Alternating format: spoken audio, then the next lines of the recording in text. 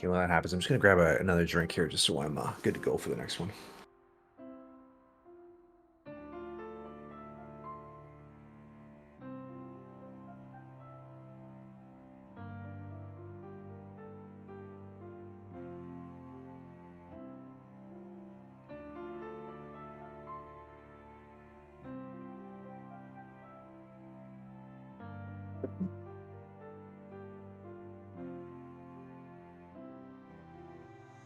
All right.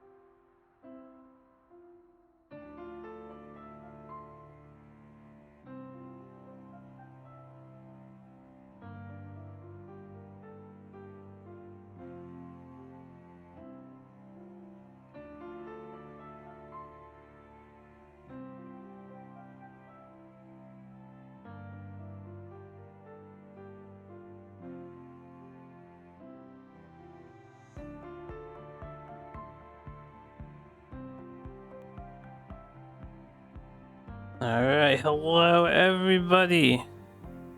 And welcome back to our Team Wars 2 cast. This evening, I am being joined by the one and only high energy Duelyst player. It is just Cosmic.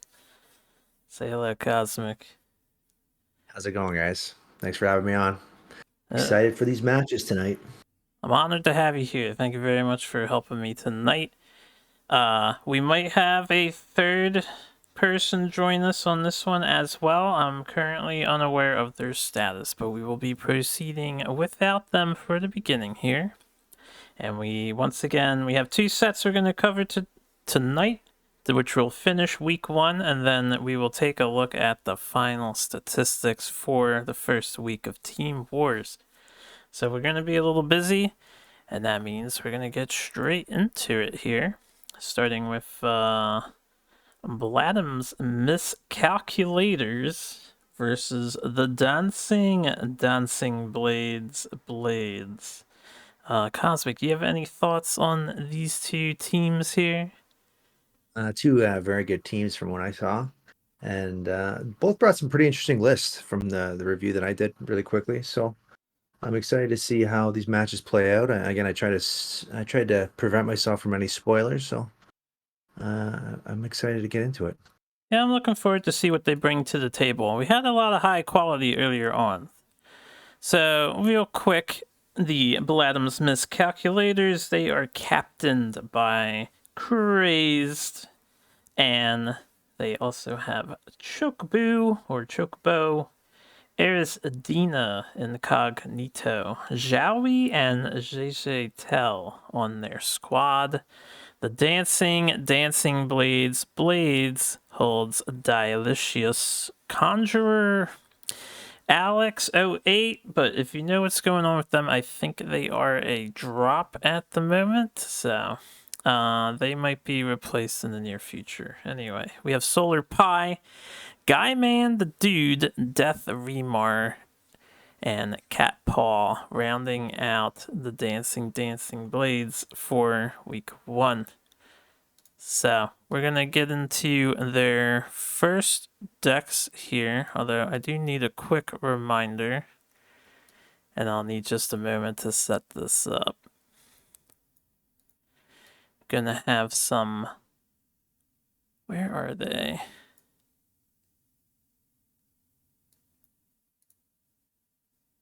Some Lionar on Abyssian action. Okay. Yeah, just one moment, guys. But what are you expecting to see from the first round now that you know? They're bringing in Bladham's Miscalculators, or bringing in the Lionar.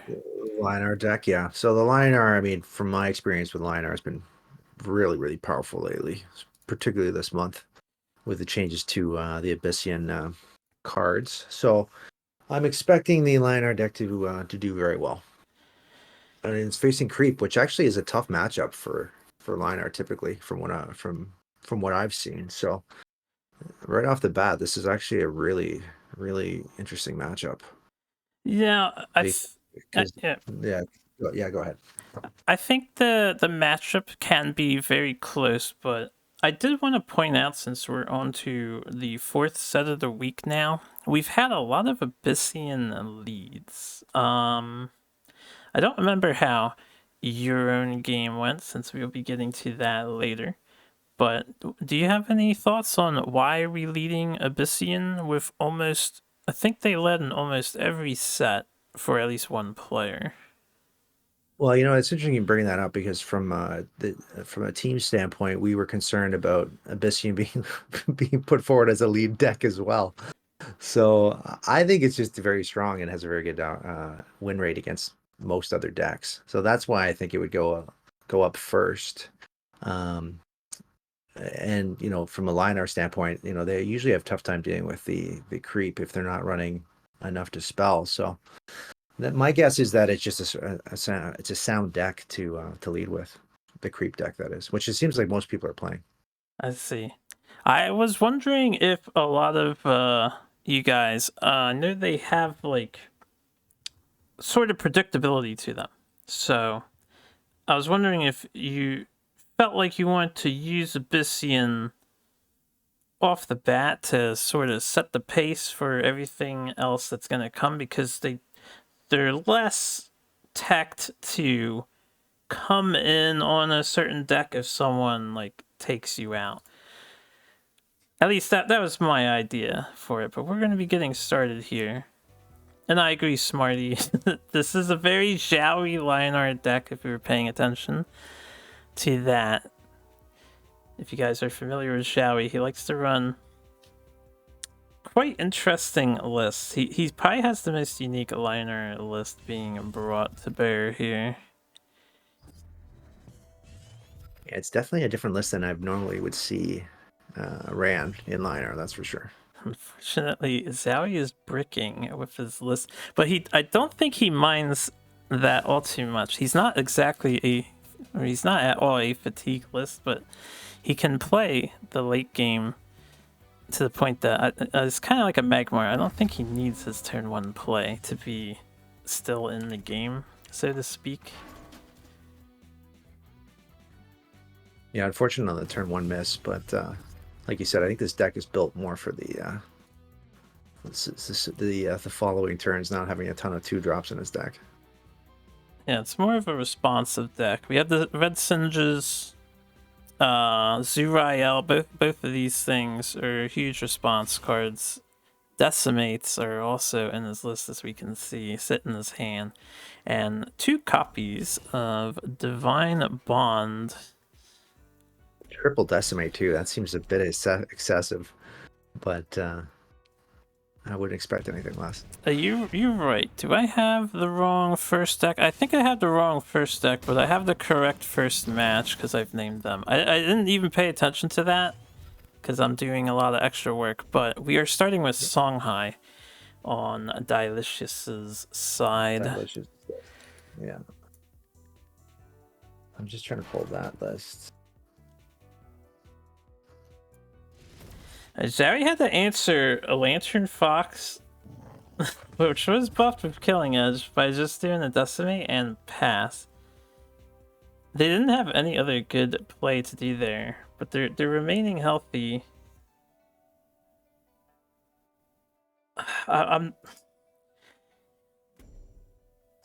He backed entirely off to the wall. And gave up contesting any of the central mana tiles, but Duelyst is also not interested in utilizing those tiles right now. Yeah, as a Songhai player, just wants to get right in and push damage. I'm not surprised. Martyrdom with the answer. Martyrdom is a nice safe response to Kashrai Face, which is a little bit intimidating. But it's just Martyrdom and then pass, once again. Mostly because that was cost increase due to the Kashrai. I guess you couldn't really just sit there and ignore that for a turn. Yeah, taking 5 to the face, knowing that he's running Killing Edge. And without Sunrisers in Bladham's deck, he probably can't be lenient on what he clears at any given point in time. Yeah, Duelyst is just choosing to push more damage here, which makes sense. I feel like, well, this isn't really a Healing deck, right? So, but typically in the Healing deck, you feel like you're on a clock against Songhai. He's not Heliodor. He can't. Zowie can protect themselves if they can dictate when they enter. What's his name? Zir. Should they draw Zir? They're still in a pretty comfortable position, I feel like. Yeah, this has got to be a Juxt here. Knowing that, I immediately assume when I see a 3/10 Ironcliff that Divine Bond's likely to be followed up, or very can be followed up.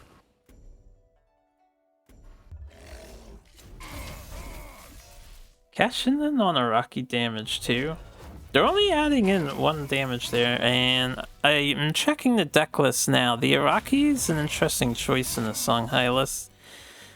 They Yeah, don't I'm not have a tremendous amount of opening of opening gambits. gambits. I'm not a fan of the tech choice, to be honest with you, but um, if you do hit on it, it can be pretty impactful. It will definitely take a look at the list post game, especially since I'll need time to load. Yeah, my thinking with that would be being able to juxt it in if you've backlined it after a couple buffs for a huge swing, but yeah, I'm not a big fan of it Poor in the Zhao Songhai is being list. rooted again, so we can explore Duelyst's Songhai deck here.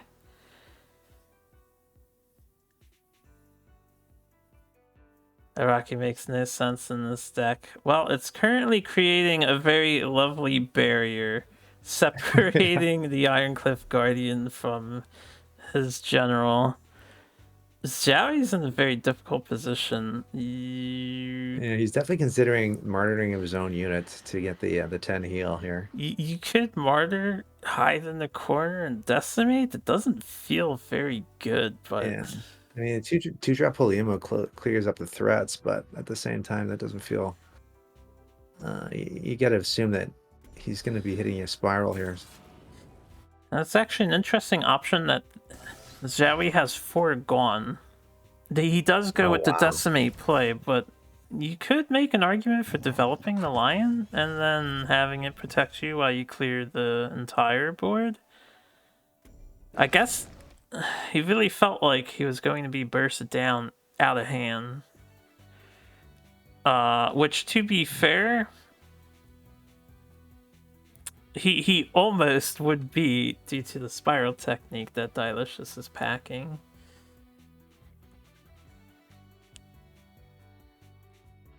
Yeah, the problem he's put himself now in the corner, so I have to assume he's going to get pinned here by Dilicious. Dilicious is going to heal the 1/1.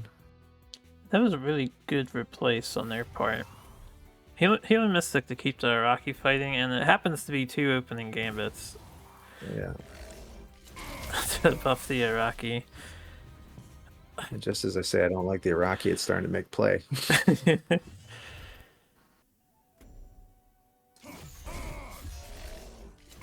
Alright, yeah. I agree with what Smarty said. So hitting, you're pushing towards lethal, yes, but you left yourself open to this situation, which was fairly likely to occur. No holy immolations have been played yet from Zhaoui. And they skipped their early turns, so the odds of them having 2 drops or Two low drop value holy. minions is pretty high. Yeah.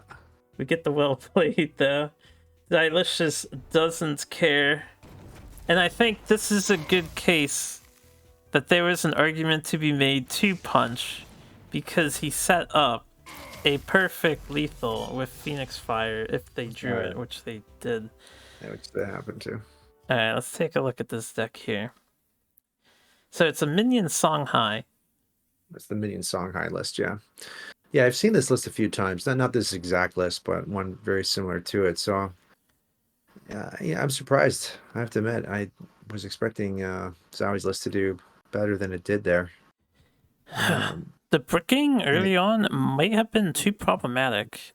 He yeah, spent 2 exactly. awkward turns doing some awkward decimates, which they just neither of them brought like a balanced level back to it or flipped things in his favor. It only kind of delayed the inevitable.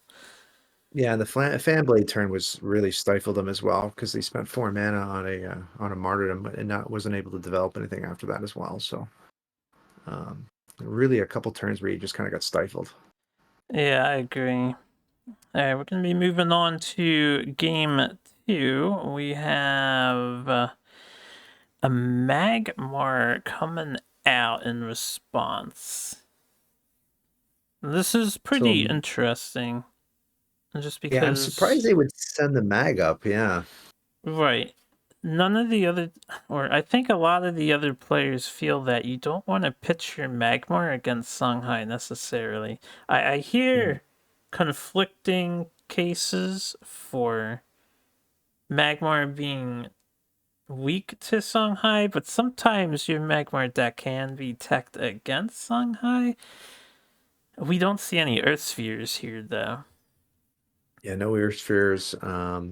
Yeah, generally speaking, I agree. I would not want to send the Magmar list up against the Songrite list.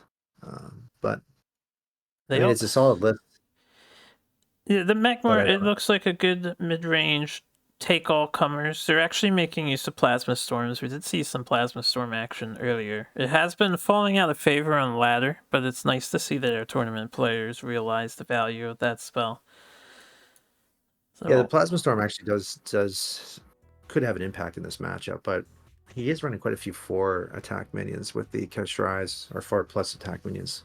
Keshrais, the healing, the 4/4 healing. So yes, the larger minions, they'll be pretty resistant to it. We also saw there were 2 Rust Crawlers in the Magmar list, but Duelyst doesn't actually have any artifacts in their list. yeah. Zay doing a Primus Fist opener.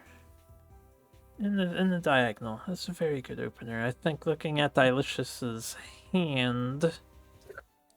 Well, at least he's gonna have a tougher place next turn, I think.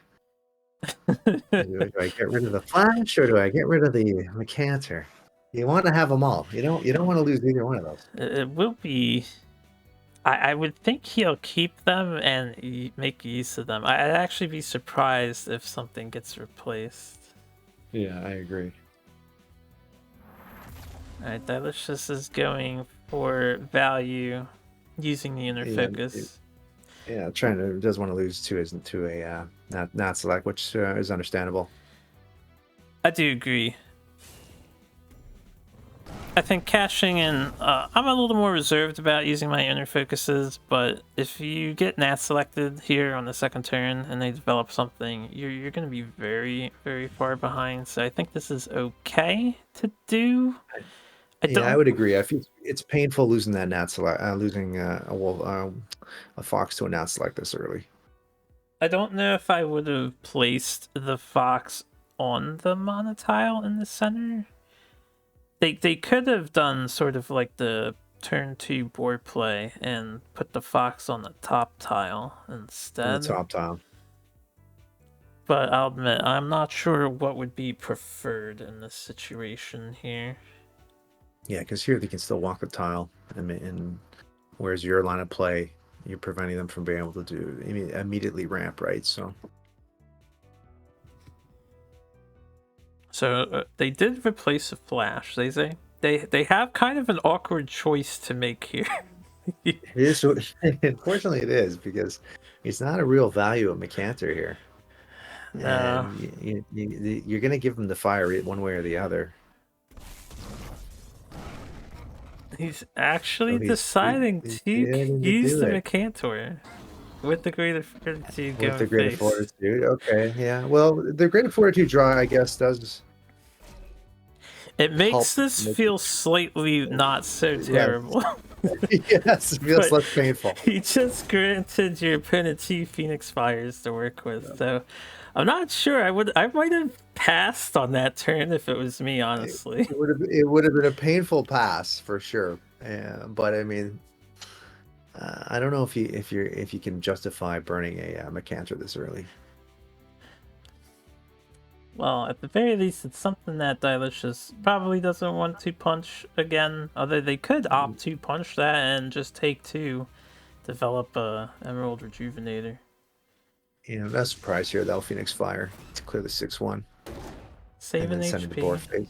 I can respect saving HP. And then going face, doing a Shanghai thing.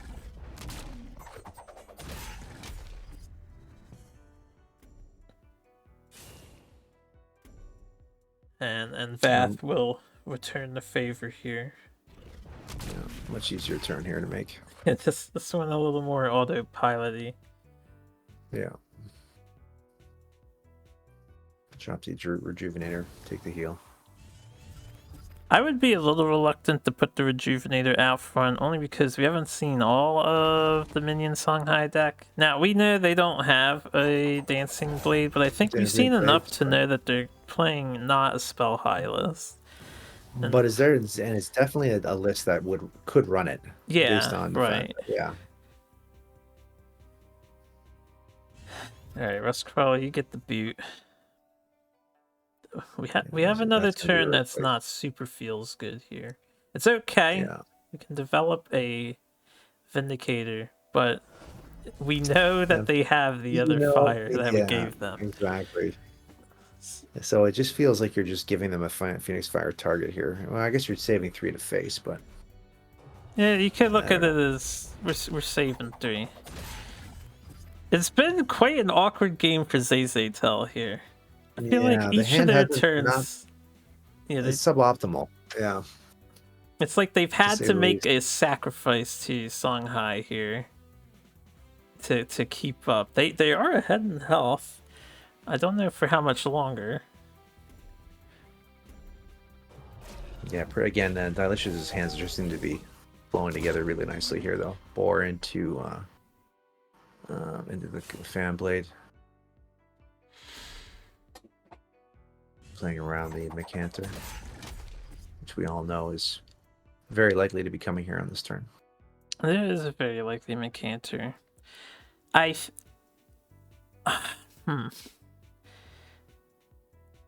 Yeah, I guess Stylicious knows their ultimate game plan because they're running spiral techniques. They're willing to risk starting to go a little low to Yeah, keep because they are. pressuring Zayzay. Yeah, because exactly the plan is to get them in the kill zone there of 10 damage, assuming you can punch face that turn, spiral and punch. They're a little ways off though.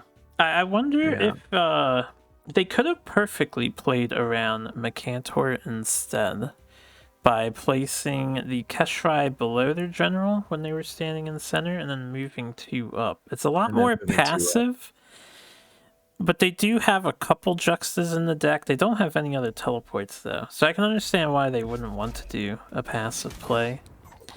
but yeah, in this case though, you're allowing the extra 4 damage to face, and it's Maybe, starting to get. they may have wanted to gamble that they already played one Mecantor early. Maybe they don't have the second Mecantor yet in hand. I also feel that the early Mancantor play kind of indicated that it was a forced play. They didn't have like they did it only because their hand was terrible, which means they may have had another Mancantor. So it's one way to look at it for sure. Yeah, that's good insight to have. I'm actually surprised that Zayzay, he backed off respecting fully the damage output that Dilicious could do, but they had pretty good merit to actually stay near and keep pressuring. Keep the pressure, yeah. Zayzay has another Vindicator in his deck. He has another Mecantor. I I have to suppose admit, outside of those two, he doesn't have a lot of burst in the deck. I don't like the pre-buffing of the Killing Edge here either, because you're just inviting another Nat. Like you're inviting the Nat Select here. Yeah, I agree. I'm not sure I would play that Killing Edge on this turn. It doesn't really Like I understand if save they the if you minion can't, from if you can't anything. I mean, if they can't answer it, you do win the game next turn, I suppose. But Well, if it can land, yes, because they have the spiral in hand. The only other thing I can think of is they kept it alive from Punch and Harvester. oh, okay, Harvester, yeah, from Harvester or another third Mecantor, I suppose. It might have been okay in that regard, but you're playing with natural select metamorph dot factions, so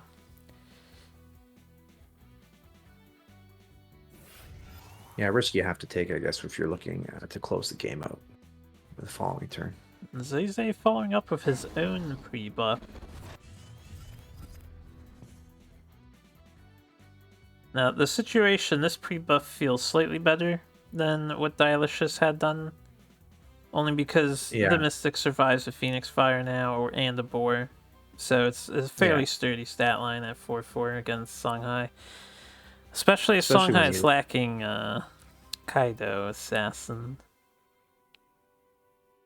Oh, they're not running the Kaidos, eh? Wow. Yes, they have no Kaidos in the deck. I imagine the Irakis replaced the Replaced Kaidos. it.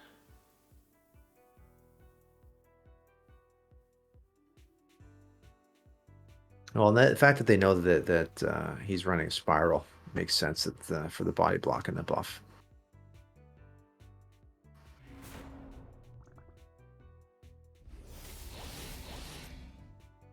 1-3 in the back for a Juxt.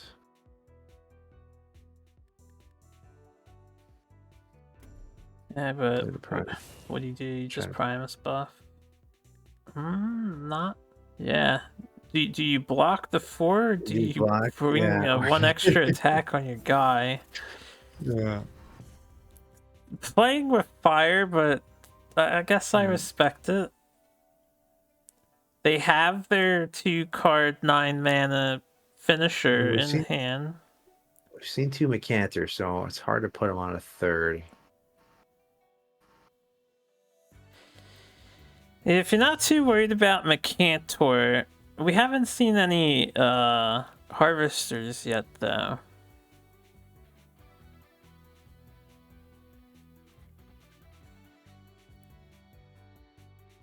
Dev team losing. I actually don't think there's any devs on Vladim's Miscalculators team. They're merely Vladim's Miscalculators, you know?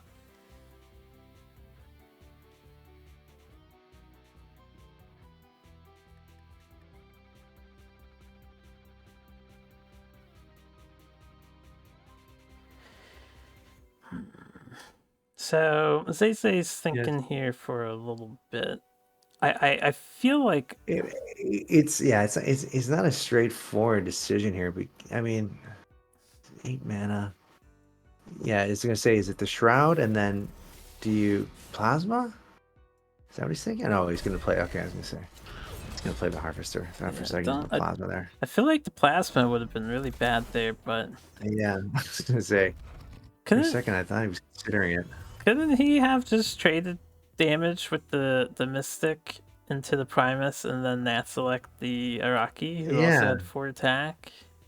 right. So we spent a Shroud as well, which But we get an extra 2/2 body, but it doesn't do a whole lot else. And the thought process, and yeah, the then thought go might be on. that yeah, I was gonna say the thought might be there aren't going to be many Shroud targets outside of the Fox, but You know yeah, what? it seems a bit. Yeah, by this point, they've seen a lot of the Songhai deck, and you might be right. Besides the Fox, there really hasn't been anything to Shroud than Iraqi. Yeah, and having something on the board is better than not having something on the board. This is actually So we see it's all over now thanks to the yeah, power rush. the Vindy rush into Harvester. So it turns out that the Shroud did make a difference. Before this final turn occurred, though, I think it was just pretty It was a bit, interesting that probably Dilicious, a little too aggressive, yeah, but Dilicious really wanted to stick on to Zay there instead of maybe backing off and developing stuff to bring in later. I'm not sure that was the right line of play to take, but that is the line of play that they took. yeah, it's funny looking at this deck now. I mean, I can see how the Magmar deck did match up a little bit better than if it was a typical Spellhide deck. It actually turned out to work better than I would have thought, even in the Minion High matchup. I look at this Magmar deck and I think if the Minion High lands the Haman or just has anything set up in the back and they can bring it in because we have multiple killing edges and Yeah, other buffing cards, I don't know. I think they could have been in trouble. they All definitely right. dodged a couple of times. Yeah, they did. We're going to be bringing in an interesting Lionheart deck. The Dancing Blades have opted for owl bonking as their Wow. strategy So against an Magmar. Arcanist Linar deck. I've seen one of my Team Wars teammates test a similar version of this deck and with mixed results. So yeah, I think you either really high roll this or it's not going to go well. Yeah, we'll have to see how this goes. Let's get this game queued up here. I don't see anything too out of the ordinary. They are actually running. That's not Aegis Barrier, right? That's RN Nexus, 2 RN Nexus, and they have the Magnetize for And the bonk. yeah, for the bonk. For the bonk special. Well, I'm not sure how I feel about it, but we'll see how this deck plays out. So it looks like a pretty Looks like a full hard replace for full both model on quads, both yeah. sides. Yeah. Alright, pretty fast replaces here. So similar open to last game, I imagine. Yeah. And holding on to the crawler, which is smart. You expect Arclight Regalia to be here. Yeah, you're not going to see that get replaced. It is funny though that this poor crawler has once again no targets to pick off in this matchup. The Dancing Blades did not pack artifacts today. An interesting tactic, so that because you feel that your opponent is basically going to waste a spot on in their hand to hold it the entire game. You know what? That is a good point. As they say, it is likely inclined to keep that Rust Crawler around, so they're essentially down a card already. Yeah. I imagine they'll have a hard time talking them into replacing it. So no hesitation, no replace to start, just going right for the Nat Select. Yeah, doing the Magmar thing that everybody loves, clearing the board and passing the turn. That's the turn. They have nothing, but neither do you. Yeah. So I don't know if Guyman minds. They have an easy Widow to develop here and some free damage to put in. But do they maybe not want to replace? Well, that's the thing, right? The Widows are kind of a key part to this deck. I feel so. I suppose if we... Yeah, you don't really need the Holy Immolation right now. I mean, yeah, it's because they have an empty board, but it could be useful. Well, seeing what they played last game, I think the Holy Immo would be the replace here. Yeah, I suppose they don't really need it. But they're definitely discussing something. Yeah. Maybe they're figuring out where they want to replace it. Because the next greatest concern is, of course, Flash Mercantor is going to shut this down. That's right. Did we play a Plasma Storm? We didn't show Plasma Storm yet, have we? I didn't see the Plasma, no. So they don't know that the Plasma exists. Alright, Mercantor is the concern on the brain. Yeah. Yeah.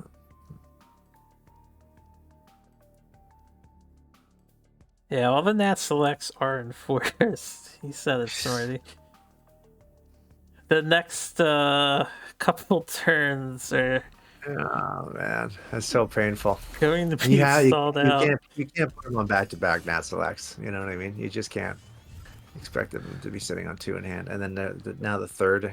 I mean, which is, I'm assuming that the same play is going to happen here. It's slightly less painful only because Zay had no follow-up for this Nat Select 2 times in a row now. Yeah. Potentially, it's going to be 3 times in a row. I'm surprised with the lag. Did I miss that? There's no replace there from ZZ Town the previous turn? I don't think they did. Yeah. So we see a White Widow again. Debating on what to throw away. I'm glad they chose the Divine Bond that they're probably not going to cast quite yet. Yeah, that's definitely a later tech that they may want to hang on to, but not certainly now.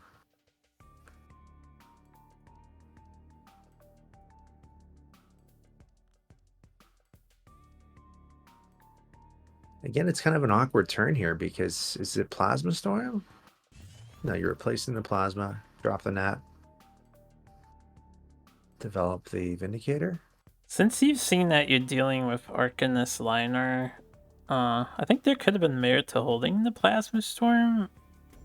And maybe even using it because you kind of want this Nat Select to deal with an You want to, owl in the future, right? yeah, that's what I was thinking. Is like, was it worth just going with the plasma and hanging the last nat? Now they know they've dodged all. They've gone through all three.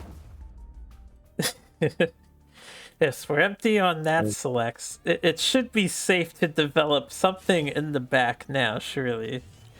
yeah. So now you have the third White Widow you can drop.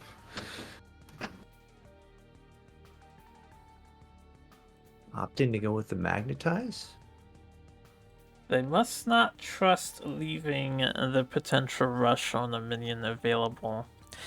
They haven't revealed any minions larger than a Spirit Harvester currently. So they don't know what exactly can be rushed out. And looking at Zay's deck, they don't have a fantastic thing to throw at their opponent except for Elder. Yeah, like it's not like you're gonna see some surprise rook being ran down the course here. I think it's pretty funny. A guy man, the dude opted for the RNG play and wasn't punished. Figured we're gonna drop the third White Widow and hit the Vindicator at least once. Yeah, one shot will go to the Vindy. I respect it. I respect RNG play. And unfortunately, it's a pretty straightforward play here. It's just a canter. Yeah, you don't want the White Widow to be getting any value than it already Yeah. has. Well, they've gone through all three White Widows now, so that's easy. Tell's got to feel pretty good about that part. And at this point, because you haven't seen Al and you haven't seen any other Arcanists, you actually, from my perspective, have no idea what exactly Guyman is doing. They have played a Magnetize, so it might tip off that there's a Divine Bond, but the deck is very unique so far. An interesting backlined Windblade. Huh. This is a pretty cool play right here. A Magnetize into a Holy Immo, pushing Holy 8 Mo. damage. Interesting. A little yellow spiral.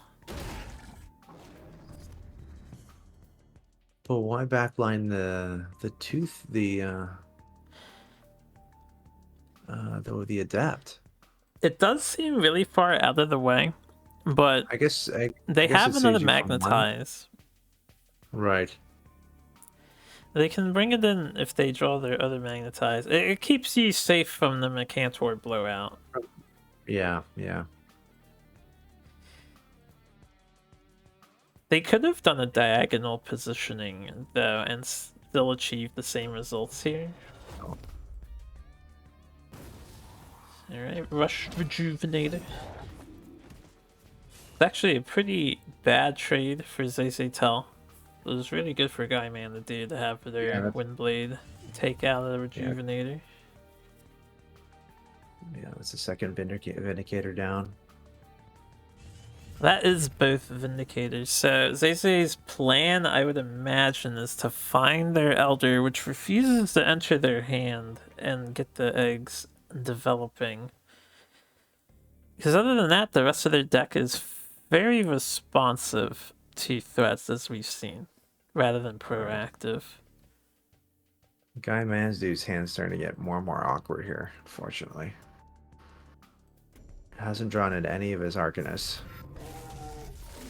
They're pushing 3 cards, so their options are expected to be limited. One Tiger down, and then just keep your hand to try and refill. It's not fantastic, but you could do worse. It's basically yeah. It's basically yeah. He's not gonna. Okay. Did think about it for a minute there. I thought about it for a second there. Yeah. I'm keeping the Windblade back.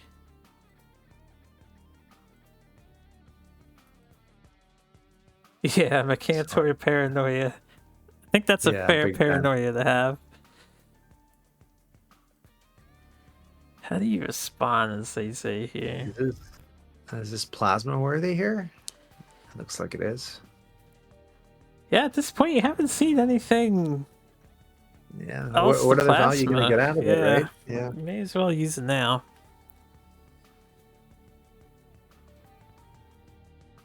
A little bit of hesitation on approaching, though.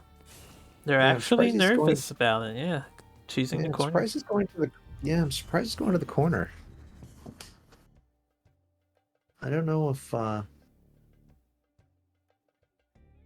14 health is that really necessary. You've seen one tiger, so you know the Lionar is capable of 7 out of hand Oh, damage, plus 2 damage. from the That's great. general. So it might be a little bit scary, but I don't know if full corner was warranted here. This looks like Last Judgment. Clear the egg. And gonna throw the second tiger in. This is exactly why I would not have liked to be in the corner. Yeah. So now we're locked in.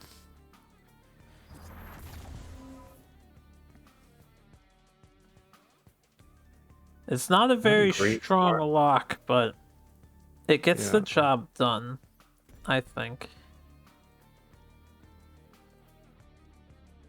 Guyman here could opt to not develop a harvester, just clear one of these two options and play a bunch of healing if they Yeah. really Seal. want to. I might even do Mystic Rejuve diagonally upright. So the two Well, Mystics would be a little weak to Holy Immo, but the Rejuve would be on the corner. yeah. I think he has to absolutely heal here.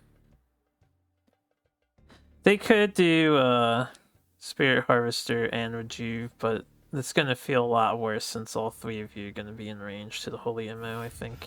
So they are opting to double Mystic at least. Double Mystic and Harvester is another And option. harvester. Yeah. Take the staircase approach. Makes sense. It gives you See. something meaty to work with here.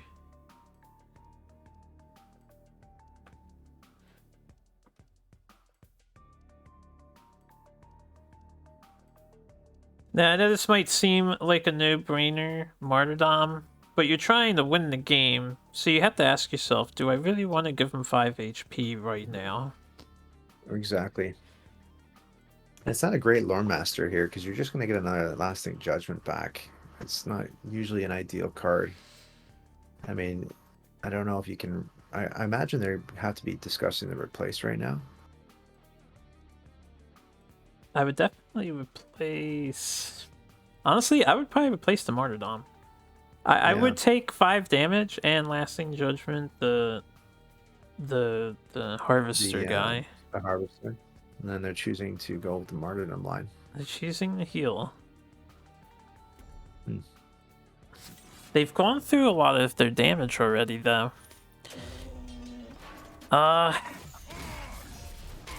Guyman is going to... Like, he's pushing 6 in now, which does bring him back down to 12. But you're essentially tapped out of burst, out of hand. Your only remaining burst is Divine Bond.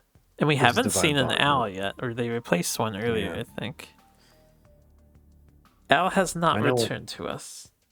I know from running Songhai Arcanist, it's painful when you don't run into your owls. Like not finding your owls can crush you in these types of matchups.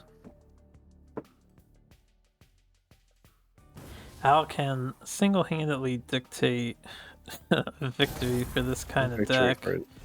Yeah. Alright, so once again, we're healing and chilling. We're actually playing the Harvester so far away. I think I would have placed these two... It's tough to say, because the Alcuin was standing where the other staircase would be. I guess this play is fine, because the Alcuin was in the way.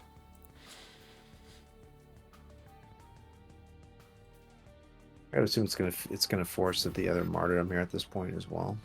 Last judgment into a martyrdom. Yeah. Unfortunately, they have the answer for the owl.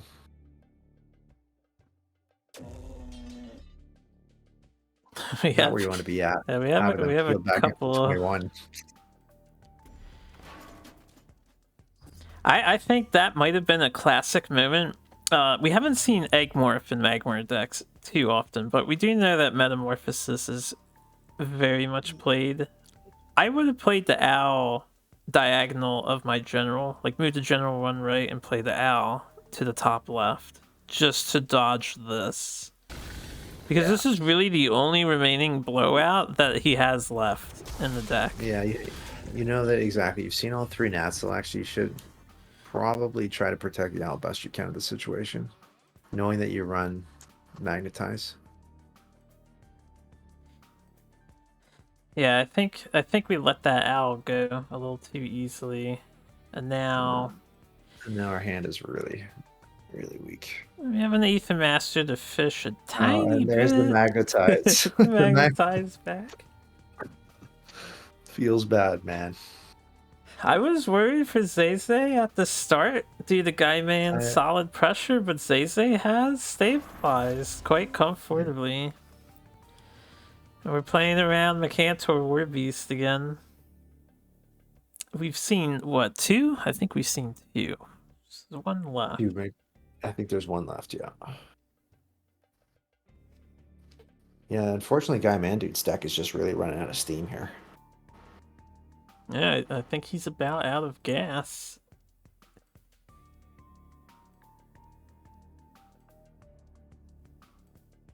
Zeze could hold off on Elder as there's no pressing need if he wants to avoid more removal.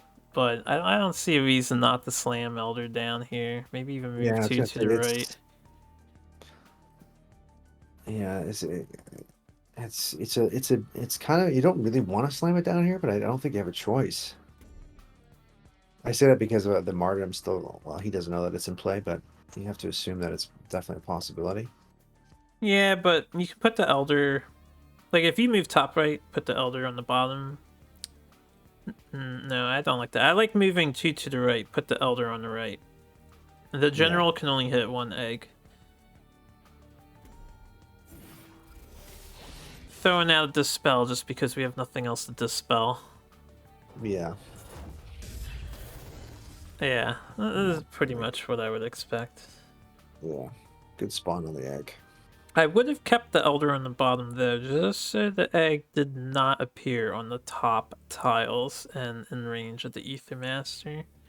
Right.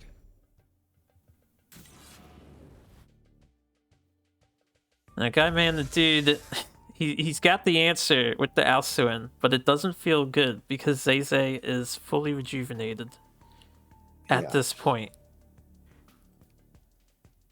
We still have owls. We still have the ability to bonk with the owls, but outside of that, I don't know how many spells we have left to charge the owls to bonk. Well, that's the other side of it, right? The owls need to get boosted at least by some bit, but feels bad, man, having to burn an martyrdom on that egg.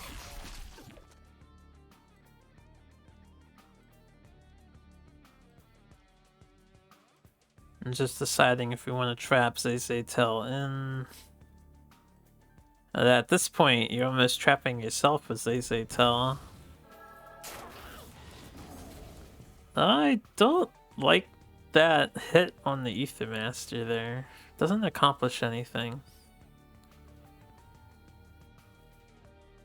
You could have just moved the Ether Master elsewhere.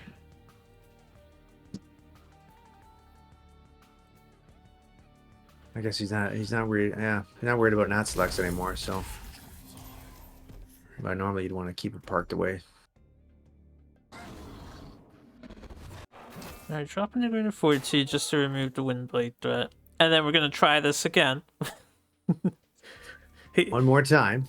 Guyman had to spend 3 cards to answer the first one. The second one will definitely stick. This time playing it, in my opinion, correctly, so the egg cannot possibly get hit. Yeah.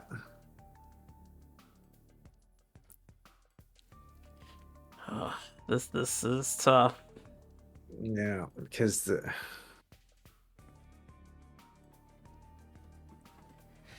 I mean, they could set up an owl and pre-buff it just to protect them Yeah. from the elder, and then maybe magnetize the egg. This is not looking good for Guy Man the Dude anymore. You want to save that magnetize for the bonk, but I don't know if he's gonna have a choice. Alright, Guy can afford a hit. They He's only running two. He's playing. Interesting. he's deciding to protect himself. We're too Yeah. afraid of dying here. I think you could have made a last ditch effort to hide the owl and maybe kill with a balk. Maybe, Yeah. depending on your Yeah. And, top decks. yeah. There's too many martyrdoms, too many heals that have been dropped though. And then he's just gonna get probably meted here again, I imagine. Yeah, in reflection, I think Guyman had the potential to take this match, but they needed to spend a little more of their HP and then bring back their other removal spells instead of the martyrs. Yeah, unfortunately, the lore master targets just didn't really hit the way that I think that they needed it to.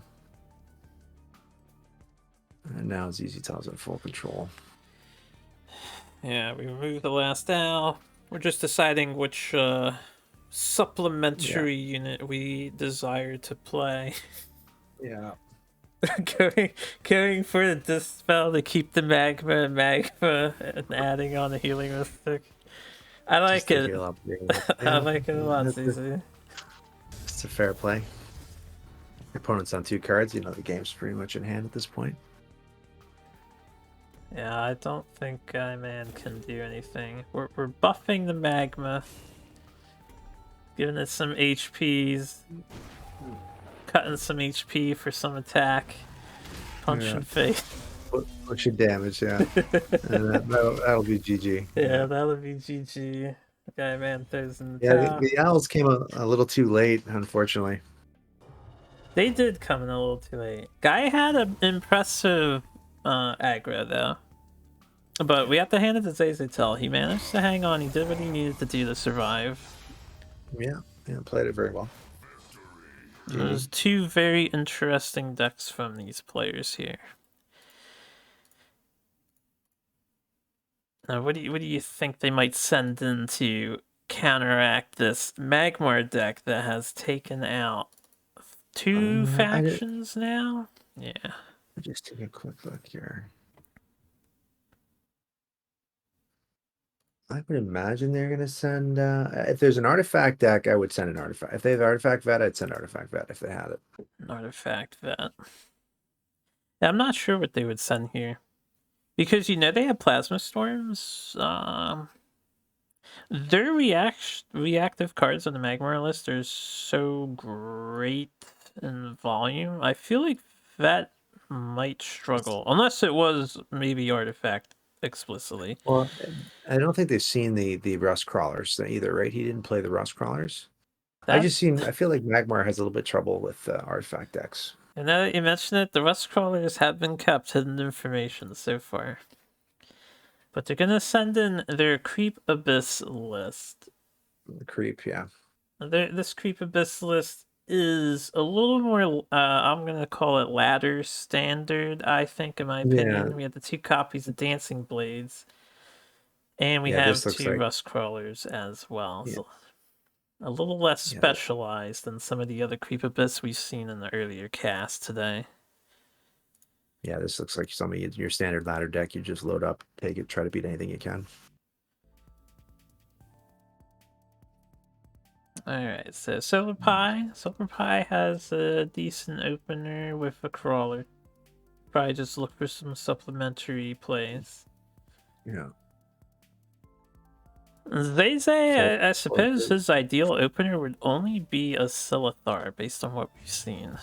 Yeah. I was going to say, keeping the lore, which would make sense. It's your only answer for any backline threats.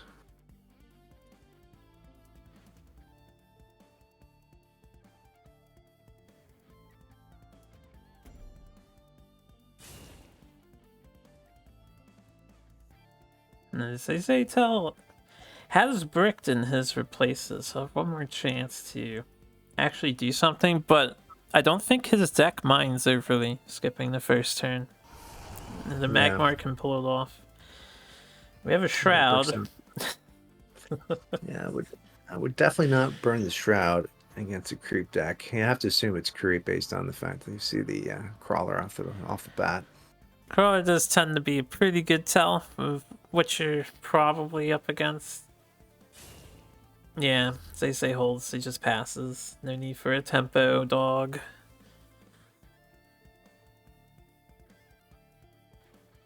And the irony of his pass is that Solaris, or Solar Pie, being Abyssian, the thing about Abyssians early game is they're also very reactive. We have two extremely reactive decks facing off against each other. Each other, yeah. Yeah, it's creepy because Cassava is the general.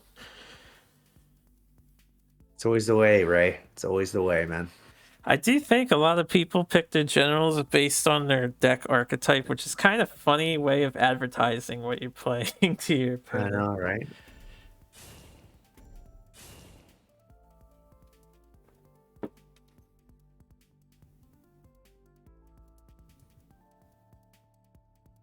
Yeah, Solar Pie doesn't have really a great turn here, unfortunately. No. She's Yeah, gonna just leave he's the mana tile open and do an aggressive position.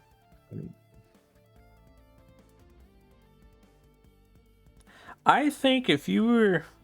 they couldn't, though, without moving the thing. I was gonna say you could try to threaten all three of the tiles, or maybe just take center and then threaten the other two rather than the other two, yeah. for the next turn. Gonna cash in a Opting to little... burn Yeah, a little the dispel Shroud action. now. Yeah. And block access to the tile. Well, Solar Pie's got a pretty clean answer here.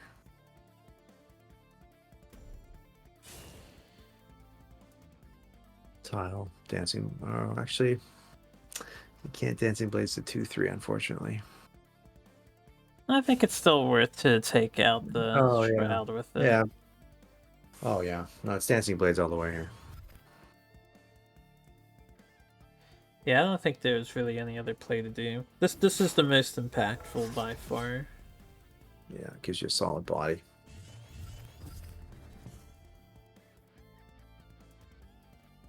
Take, yeah, unless you, yeah, I was gonna say there's no way they can not sell it.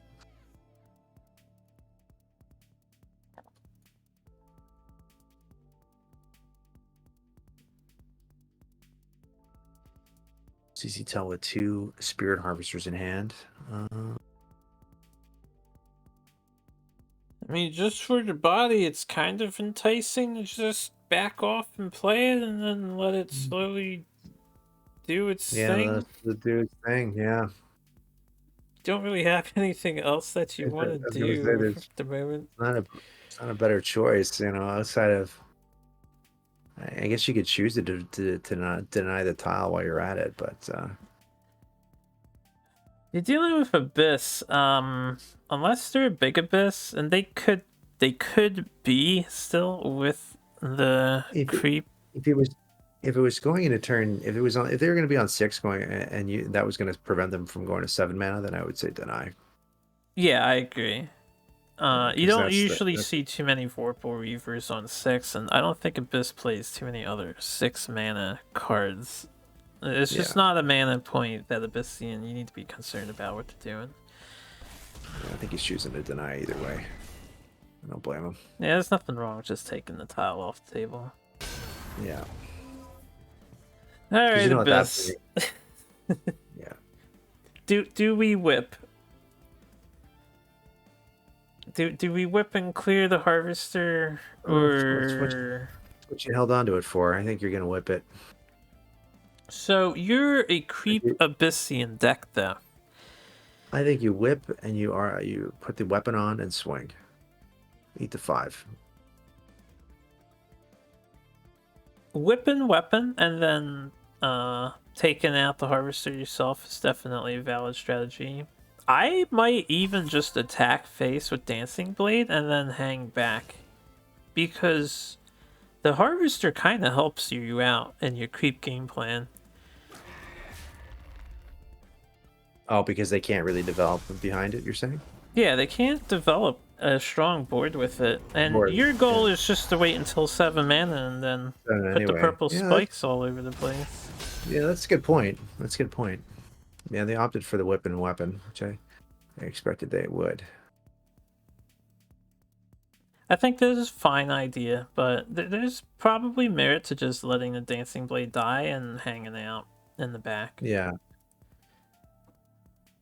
I think if he'd probably hit on at least one creep in hand, that might have changed your line of play. Yeah, what Smarty said there, Ramses. We're starting to use some duelist lingo. So, demonic lure is often lovingly referred to as whip because it looks like a lasso whip, I believe. That's all there is Oh to yeah, that. Swinging is just when you attack with your whatever they're swinging their fists. And then creep is shadow creep. yeah. Sorry, Ray, I have a tendency to speak in slang when I'm calling these games. And so this is a second opportunity to do what I was saying earlier. So Zayzay is just opting to hang out, which I think is interesting. Again, the Magmar Abyssian matchup, Magmar normally wants the Harvesters in their face because you Yeah, don't more want aggressively. to give them time to creep and do all their Well, end game. that's the problem, right? You're on a clock here against Solar Pie, knowing that they're just counting down to their creep turns. Yeah, but Solar Pie says, "Hey, I'm here to meet your challenge. I'm going to stop this harvester once again. I'm going to hit you in the face while I'm at it." I don't love this just because now we're playing into You're playing potential right into Mechantor. Mechanter. Yeah, Yeah, I was gonna say you're playing to a huge Mechanter swing here. Solar Pie could have walked away. If you really wanted to get rid of that, you could have probably played the Blood Tier and the Shroud and just dick around or something. Yeah, because you don't need the heal right now. Luckily for Solar Pie, ZZ Tail does not have the optimal answer here. I believe Grinch and Faruka were mentioning earlier that you can tell a player's true skill based on how hard they replace into the things they need. Indeed, yeah. I think Zay is lacking a little bit of Magmar skill here, jokingly, of course. Mhm. I know the pain of not finding a Mechanter, I'll tell you that much. The Unbelievable. woes, the Magmarians. Yeah. It's a skill difference, that's for sure. Mm. The good ones know how to find their Mechathers.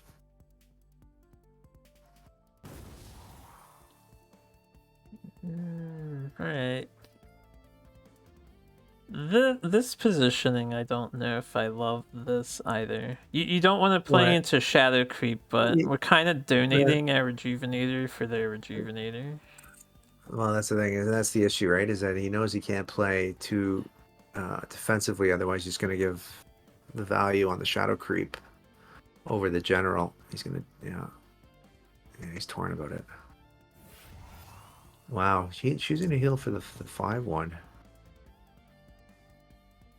That I think kind your of life is. just hard persuades the, We're actually Shadow Novering this. I might have Shadow Novaed face here. Yeah, that's what I thought he was going to do. I was expecting a Shadow Nova face. I think... I don't know. I might be a bit of a risk taker sometimes, but because you have a Revenant in hand, and you have a Grasp, you can clean up a remaining minion, and then you can just trade your Rejuvenator in for whichever one of those you don't want hitting you. Right. And start pushing face damage. But this will preserve Solar Pie's HP. Now, since they're doing this sort of play, are they going to back off entirely and make Yeah, Zay like, come to them?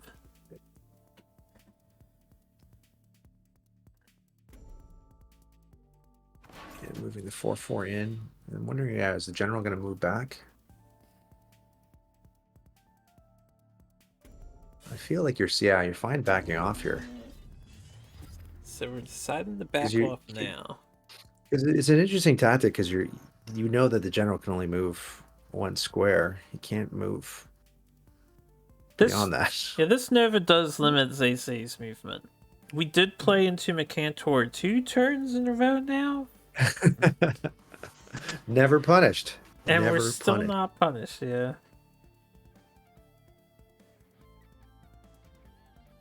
And we still will not be punished. That's so good, yeah.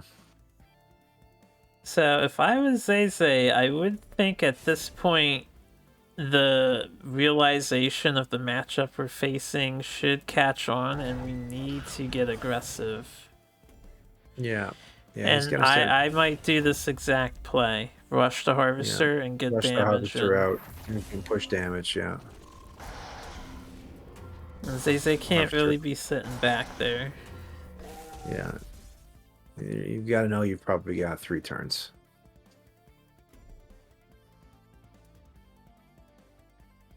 Plays around. Well, it doesn't matter. The grasp won't matter at this point because of everything's going to die on board. Besides the harvester. Yeah, the Harvester will clear up everything. Yeah.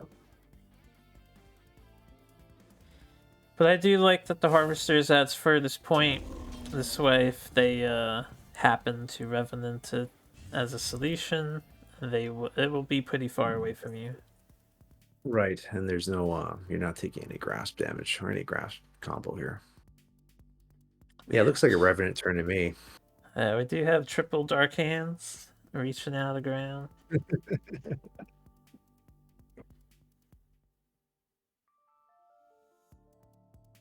Yeah, Spectral Revenant, the Harvester.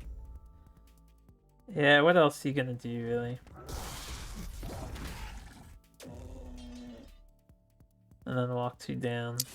Walk 2 down onto your own creep, forcing him toward your creep. Yeah. It's pretty expected and the right thing to do for the most part. And then Magmar, so we have a couple textbook turns here, I feel like. Yeah. Gonna zap your thing. That deleted my thing. I still think Zay should be approaching, even if it plays into a Nova here. Like now is the time to close this out. Yeah, you have to, exactly. He's gonna just try to place around the Nova best he can. I'm actually a little bit surprised that they moved down and left one instead of to the left by 2. 2, yeah. I was expecting a left by 2 movement there. This movement keeps you further away. You're not going to walk onto that on the next turn, more than likely. Yeah. We're actually opting to tempo out a crawler. Tempo out the crawler, just because you know you have to push as much damage as possible. Oh, there's the Mercantor finally.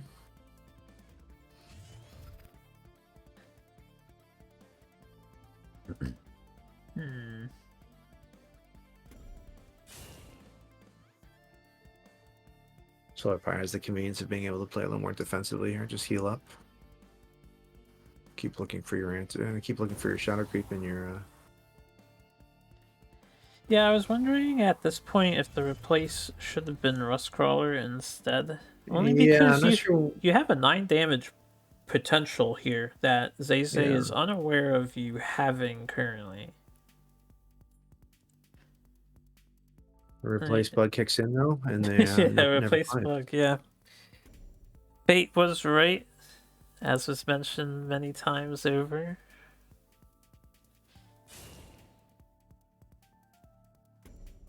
Easy Mercantor here. Yeah, I don't think it matters which one you choose. Well, if you chose the bottom one, you could have poked for 1, maybe. It's hard to say if that would be a truly significant difference, but it's something. Yeah.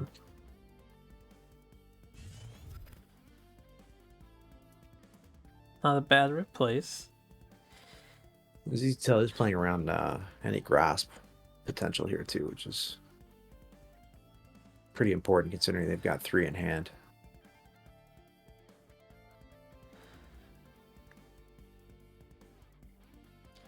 Yeah, I think Solar Pie just continues to do what's happening right here. We just keep backing up and waiting Yeah, till yeah, we just we keep draw our stalling end until you. game.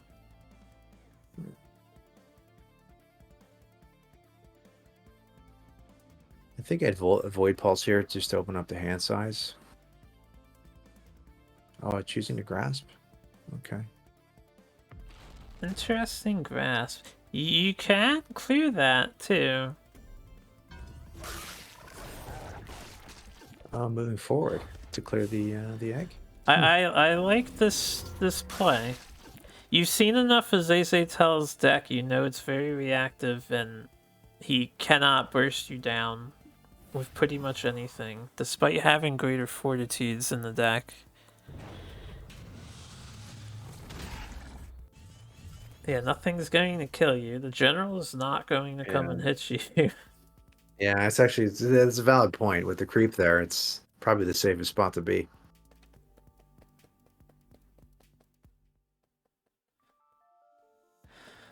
And now we have a bit of an awkward hand from Zay. And Yeah, it's awkward because everything is essentially answers and healing. choosing with the plasma. It's an okay plasma. Well, it's not bad. Yeah, probably the best you're gonna get in this matchup. Yeah, it's just as well the time you may as well use that. Do a little healing. We're backing off again. He can't really approach. You know, this creep placement earlier, I would have preferred face, but this zoning that the tiles are The doing zoning is has, worked out very well yeah, it's for him. been very impactful in this game. Yeah, yeah, exactly.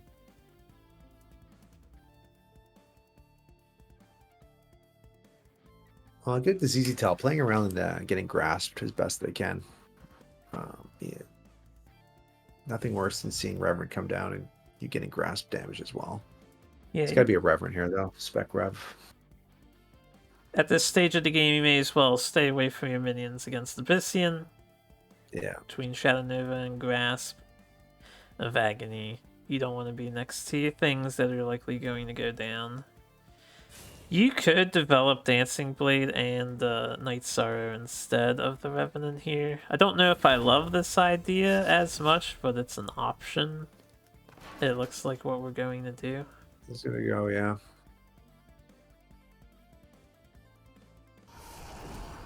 yeah. I guess it gets you two minions down rather than the one, and it's more stats, I suppose. The Reverend's going to come down regardless, right? So What does Zay do at this point? Do we bet it all on Silithar Elder? But there is nowhere for the egg to spawn that will be yeah, safe. that's going to be safe. No, it's not looking good here, but I think I mean, yeah, there's no line of play here that's going to be that's going to make you feel good. Sending in the assassin's kind of nice since it's protecting the other two from the natural selection. Yeah, yeah. I think it's still going to be Elder and just a YOLO. Not much you can do. I mean, otherwise, what you're gonna plasma natural select? It's just there's nothing here that feels good. You could metamorph You in know, that select, I metamorphosis in that suppose. select. I And know, then yeah, that's maybe toss on a dispelled dog. So one of them yeah, stays as a magma. yeah. I think they're trying to mull over the positioning here, yeah, and then drop the 8/8. Yeah. Egg's got Oh, an they either can, way. and then the net cell, yeah. Alright, well, if this is your gamble, pretty decent spawn considering two spikes are right next to it. Exactly. Pretty Why? fortunate. Yeah, why put the Elder there though? Yeah, I because you're not preventing any face damage. It's just gonna But die to the Dancing Blades and the Rejuvenator. yeah, All he needs is one anything to kill the second egg. hmm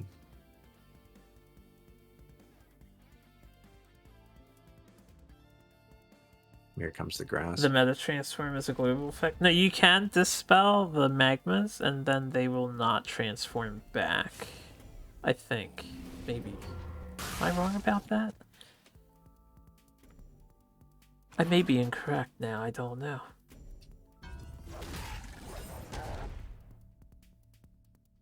Yeah, actually just went face, right, because we have a Night Sorrow. Yeah, nice arrow. Yeah. Oh, as they say, you're in a tough position here. I mean, they played into Mccanter, but I don't think it matters much at this point. It, mm, it could maybe be a mildly impactful thing. It is a pretty painful Mccantor. Mm-hmm. Not entirely shifting the balance of this match, but there probably was a way Solar Pie could have did the same turn, but not play into Mccantor as much. I wasn't entirely focused on the board state there. Yeah, there might be a slightly different position it could take, but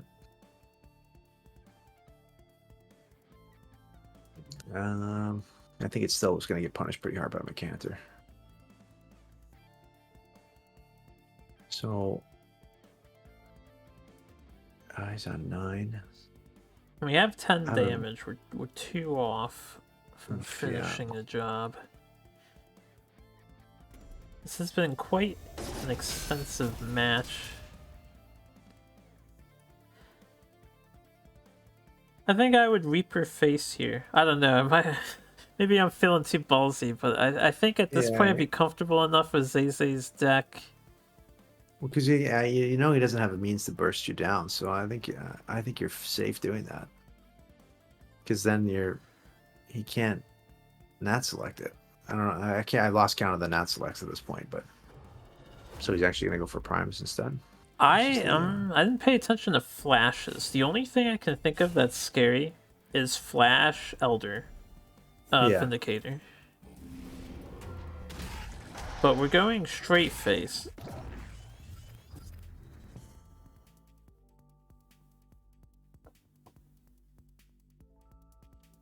yeah, because you're right. Actually, Flash Vindy Elder would be lethal, right? I think Flash Vindy Elder would have immediately shifted the game in the Zay's to win. But outside of that very specific combination of cards, we're doing a Shroud on Magma now. Yeah, there's the shroud play that we were talking about. Unfortunately, these are pre-recorded, so I can't hover over that to see if it's going to transform or not. And Zay is going to Unfortunate. die. So well. Yeah, he had outs though at the end there. You're right with the Flash Vindicator Mccanter or not Mccanter Elder play. Yeah, there were a couple outs, but Yeah, but I mean, you would have needed a pretty incredible hand there. that one Nova, I think we spent about the half hour that match took in the corner, just Yeah, not able to move out of there comfortably. and he was actually able to dodge to the 2 other creeps. So I mean, he did get 2 spec revs out though. So All Shadow right, Novas, I mean. I hid the wrong icon. Don't mind me, guys.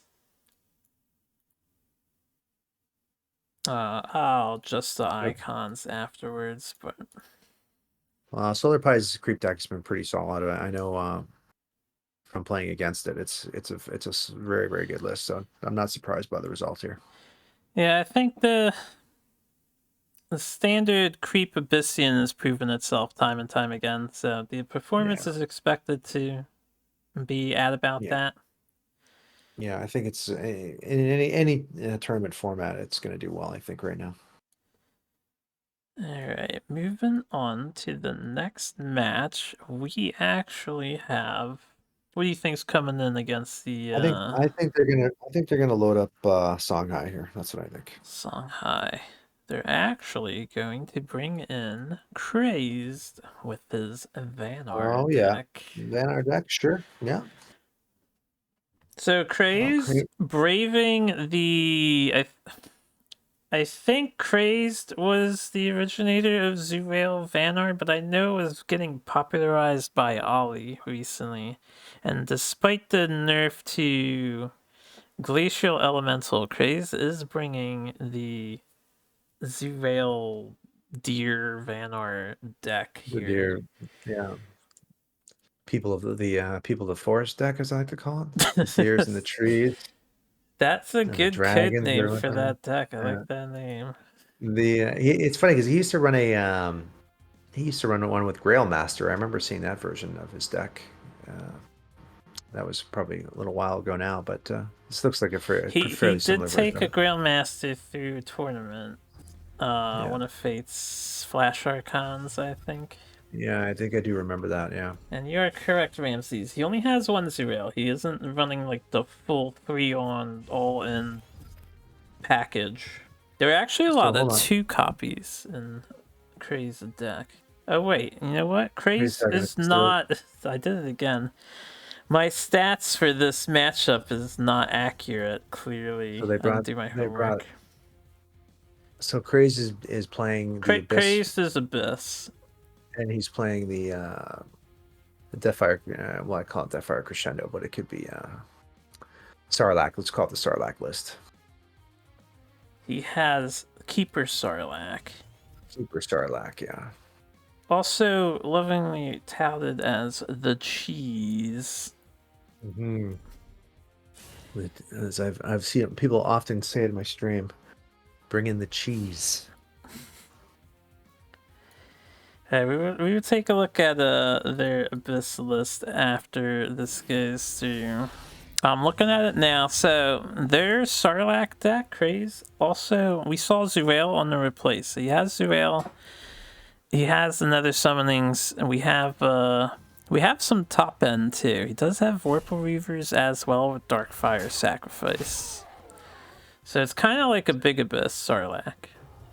Yeah. Well, I like this deck list. I think it's another like really strong version of Abyss. So I'm not sure who would you consider to be the favorite in this matchup. I was The actually creep about to versus ask the you that one too. yeah. I haven't seen it go head to head like this very often. I think that Craze list is slightly favored if the Sarlacc engine gets going, and it's mostly Yeah. because the other Abyssian deck is hyper reactive, but Craze list is hyper proactive. They have the Yeah, Blood I Moon feel Priestesses, they have. So he's got a mix of Swarm and Sarlacc and Big, sort of. yeah, I feel the Sarlacc list. Yeah, if he can start to get another summoning off, then they're going to be like the favorite to win.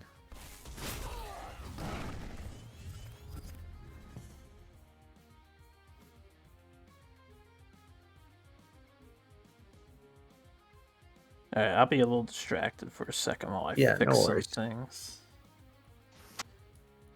So Craze was replacing the Zuriel, which makes sense. It discounted Shadow Dancer is nice here.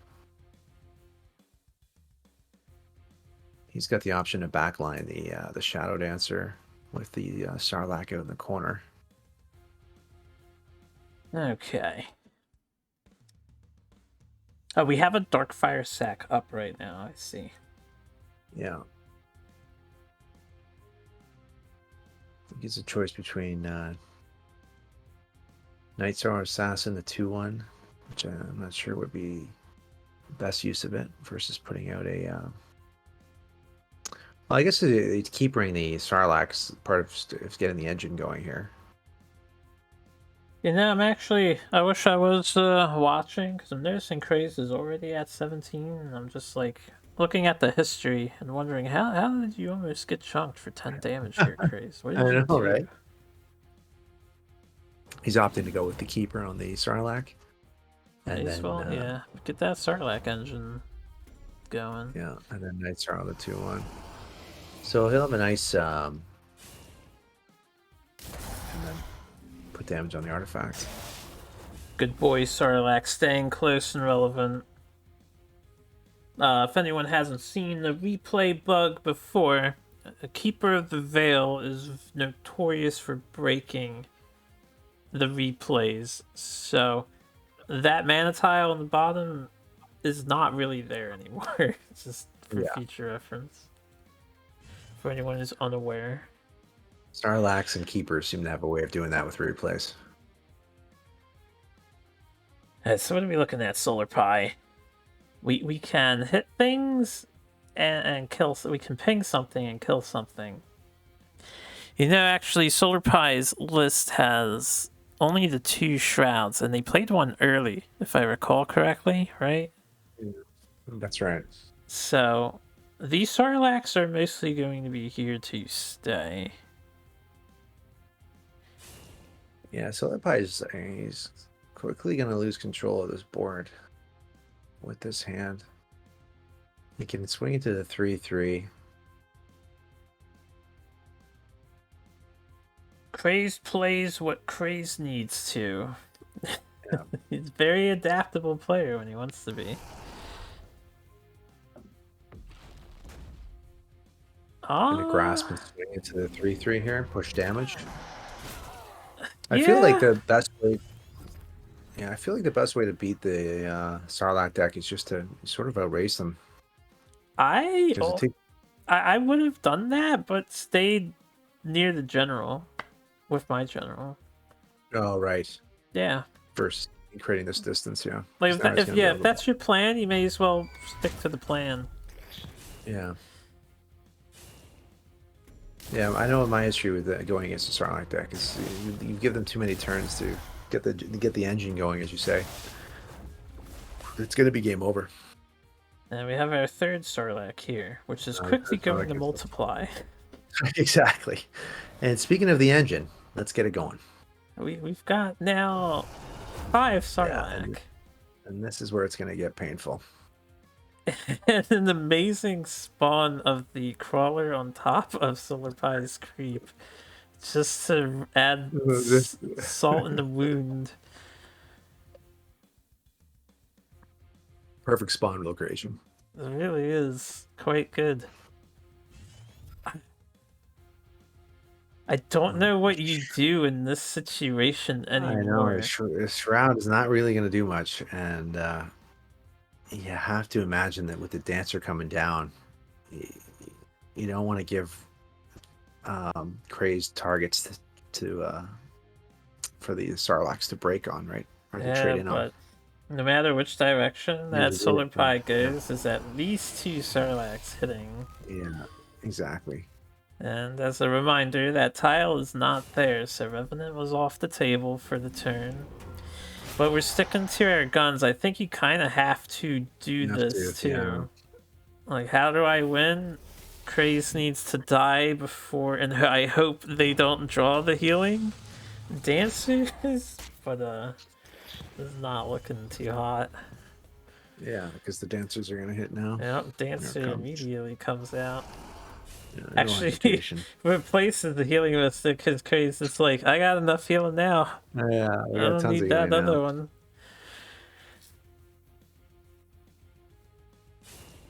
See what kind of RNG he gets on these spawns. Oh, the one was the spell, so at least one Sarlacc is gone now.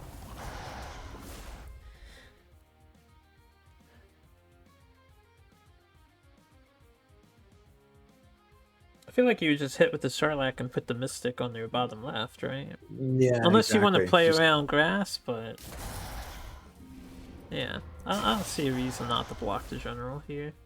Yeah, spotty block. Yeah. So our other Sarlaccs did kind of go to the bottom left corner. The Solar Pie, undeterred, is ready to join them. Looks like you're moving in to the army. Gonna head into the party. Yeah, he's gonna head to the Sarlacc party, eh? I don't know if I would do that. I think they didn't have a choice. Yeah. Choice. Yeah, he's gonna make the trade up for the 5/4 with the spec rev. Can't leave that unanswered, otherwise it's over. I guess what do we do with this? Just kill off the Mystic? Yeah, Night Star up, and then hit swing in. Yeah, it's about the best that we have on the Solar Yeah. Pie side. I'll replace last. Although, I don't know if they would have wanted anything else. Yeah, I think that was the line of play no matter what. Unfortunately, Yeah, another dance unfortunately, down here. we are ready to do some more dancing. Yeah. Sarlacc dance. And rip banish here to save yourself from taking any more damage. You could ritual banish, but I don't know. Abyssian Don't think it's isn't going necessary. to kill you. You're gonna heal back up to 12 or 13. I don't Yeah, think he's this is choosing to. necessary. Yeah, yeah, it's a more cautious line of play for sure. I think if they had more targets to ping off of here, it would have been an easier choice. Yeah, there's nothing wrong with playing that ritual banishing there. And you've seen enough of Solar Pie's deck now that there's nothing to ritual banish besides another Revenant or the two Dancing Blades. They didn't have anything Yeah, else greater than the Rejuvenator. unfortunately, you're probably gonna have to Nova the dancing blades here, but it's not looking good. If we Nova, where do we park ourselves? Just up and right. Oh, up and right, yeah.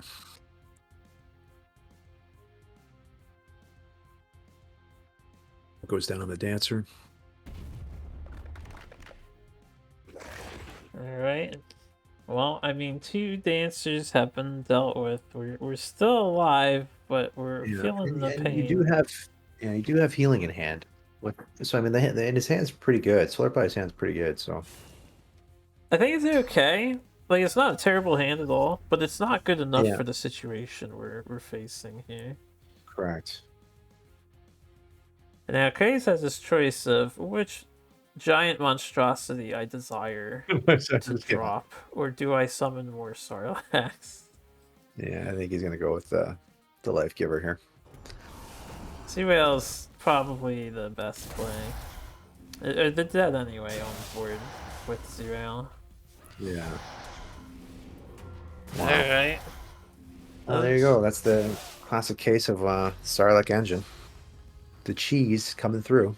Yes, the cheese. Cray showing the power of the Sarlacc deck. He had it going right from the get go. Even though he was down about 10 HP, didn't matter. It was just too overwhelming. Yeah, I've been told that creep, or not the creep deck, but the Sarlacc deck is pretty tough to pilot from other people I've spoken to. But Crazed did a number with it. Yeah, I've heard that it is a decently challenging pilot. But people enjoy that creep deck. Hmm. Certainly, people don't enjoy playing against it. That's much, not much I know. It's always one sided, right? Yeah, exactly.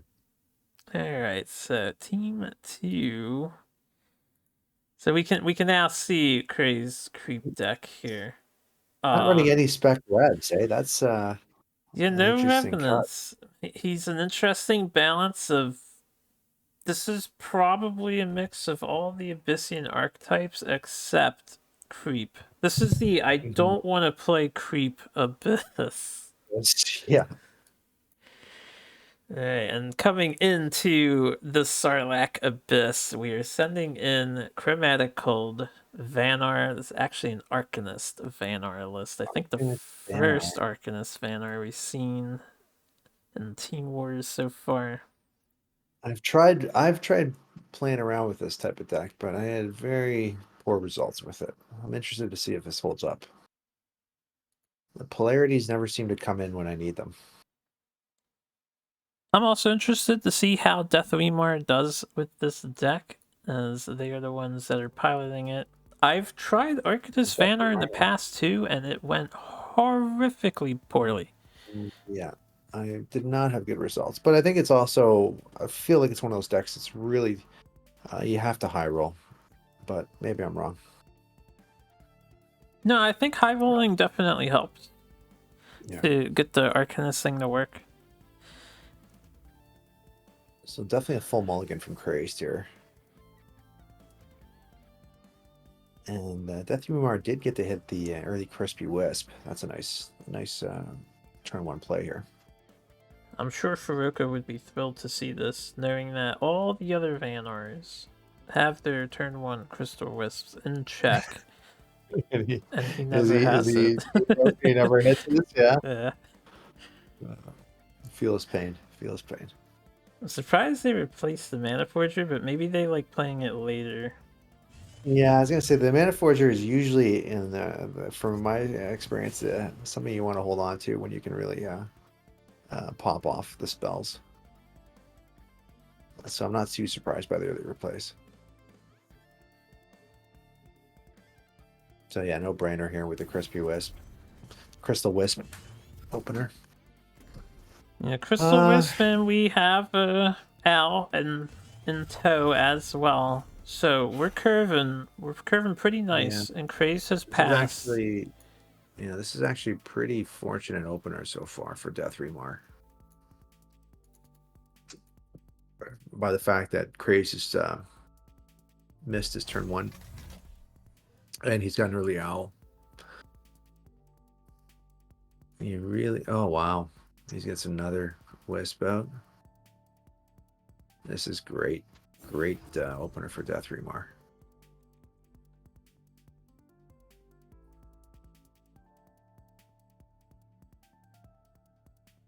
So Crazy's got a pretty tough situation here with the 2 Crystal Wisp on board.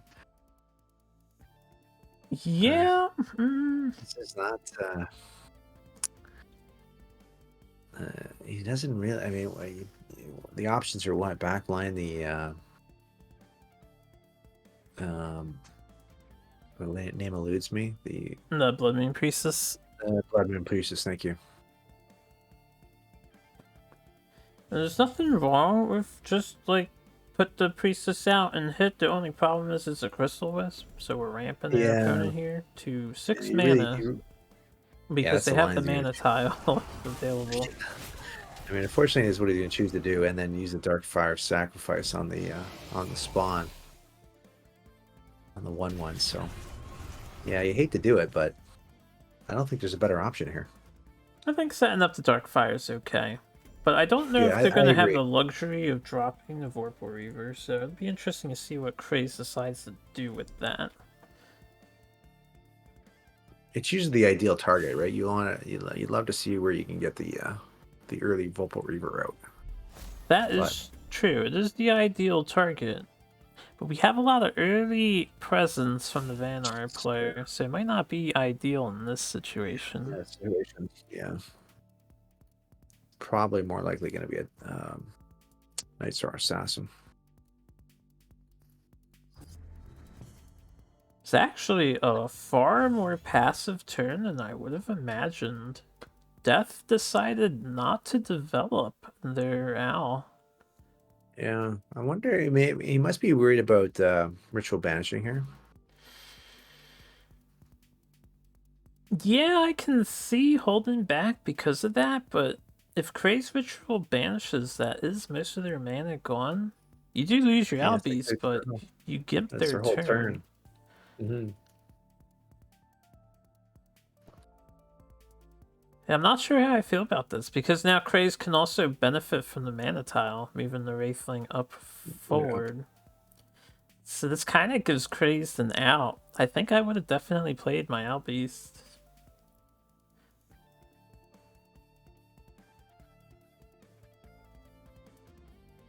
Opting to go for the lure here.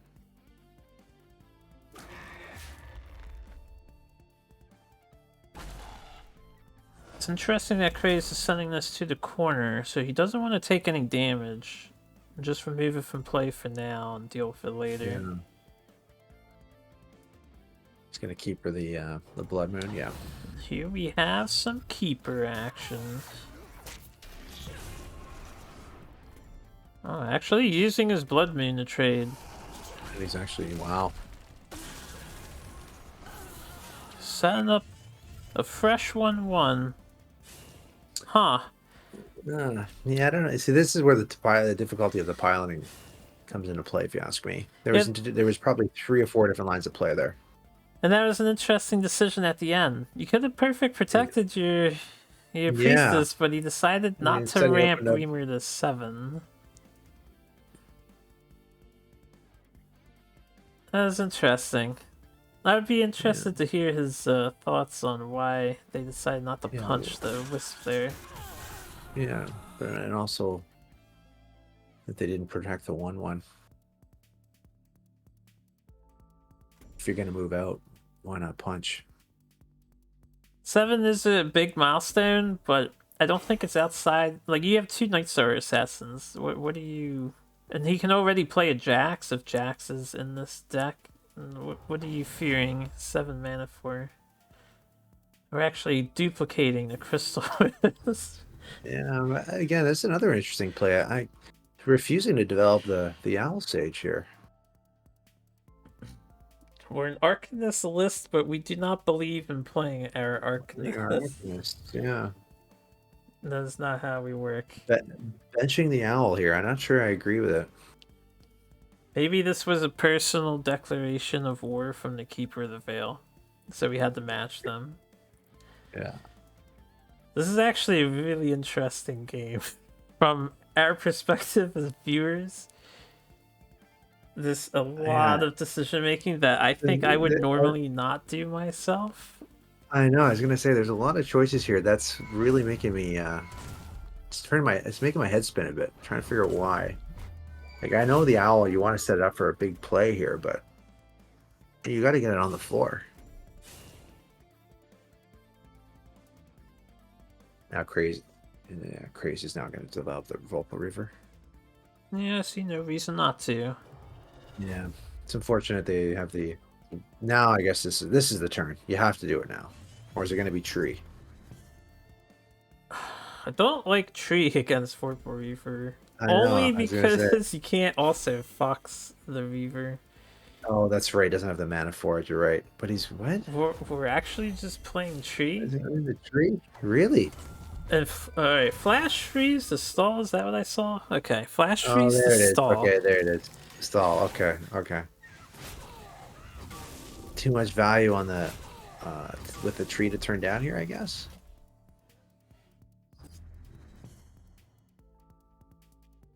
Okay, next turn it's going to be Owl. It has to be.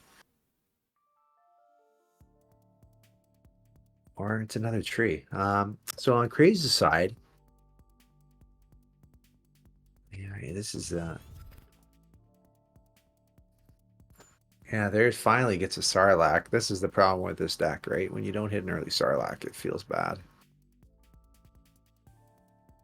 Yeah, the Sarlaccs are definitely... What is it, high rolly? You want to hit them Yeah, early. you need to hit them. Well, I say need that, but it really helps your odds of winning when you get your Sarlaccs going for earlier on. The thing about Craze deck, though, he doesn't entirely need to rely on the Sarlaccs. He's not 100% all in on just those. On those, yeah.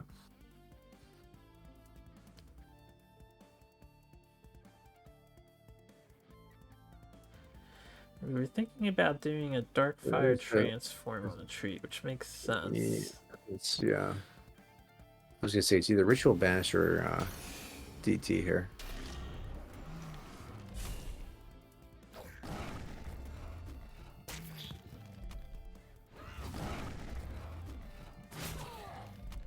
Jack's fanners do definitely tear through most things not lizard. Not always, but they do that. Yeah, Baldy, this is definitely a different list than what you normally would see from Vanar, that's for sure. Yeah, we're dealing with an arc in this Vanar. Death Beamer actually doesn't have Jax in this list. That's right. Are we finally thinking about our owl? Or are we doing tree number 2? You've seen the Dark Terminus, but you haven't seen a banishing.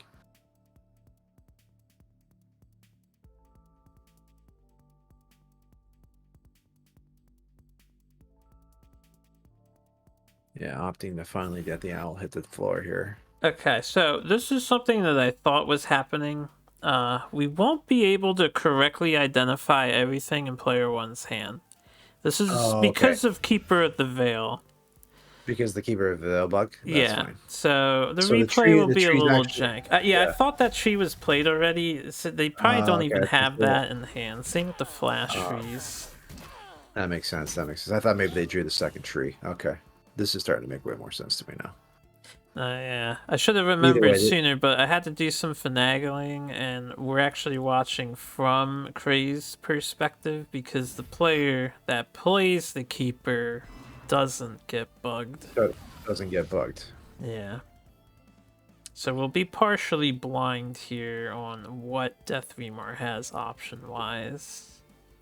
Interesting choice to use the polarity there to proc one more spell on the prismatic illusionist. I guess it gets I think they some wanted it to have 2 extra HP just in case. case, yeah. I don't know if I like the owl being polarity there, though. Yeah. I mean, at the end, it's not going to matter because I'm assuming he's going to ritual banisher. That's true. But, Oh, no, he's yeah, I not. He's just left. guess... Did we leave that up?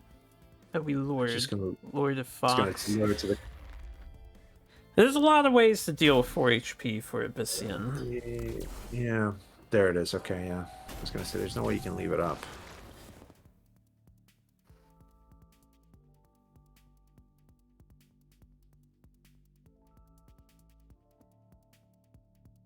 Okay, so currently, we don't know what we're dealing with Death Reamer, and we can't see their options. And now it's their turn. It's all right.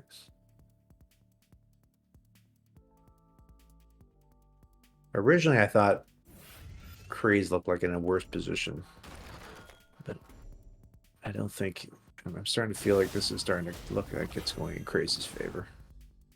Yeah, at the very start, Crazed had to make some pretty poor decisions with the Bloodmarine Priestess trade, and then leaving the other one Yeah. open. It did seem dire, but I don't think Death Reamer ever really did anything entirely threatening to Crazed. And we're already in the 9 mana turns. We're just starting to set up the Arcanist thing.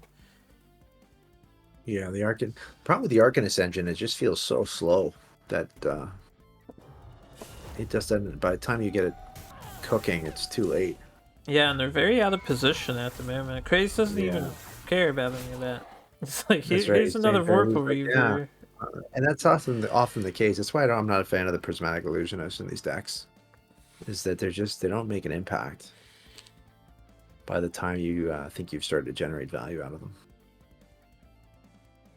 And when it comes to cards like Illusionist and, I suppose Deer is similar in execution. Because they're slow at producing their tokens and they're so low health, it is hard to get them in a relevant position. That takes a lot of good skill on the player's part to get them somewhere they're safe but useful. The only thing I like, the reason why I'm a fan of the Deer is the synergy it has with the Elemental. Yeah, Prismatic lacks that. Craze given the well played here Right. because yeah, they can just It's over. terminate Yeah. Death anymore. Didn't have the answer for it. Alright, that was a real interesting match. Yeah, Actually might there were some definitely some trio choices there that I think could have swayed the match a little bit differently for sure. yeah, I might hit up Uh, Craze later for his thoughts on like yeah, some what's of the going choices. on there. Yeah, I thought. I Okay. mean, again, the problem with that deck, the Arcanist deck, is it just didn't have a way of putting any pressure when he did have what I thought was the advantage there. Um, Yeah, they or there was never. there was a hesitation for some reason, like to not drop the owl sooner. Yeah, at the very start, they had an extremely powerful position that they kind of just let go.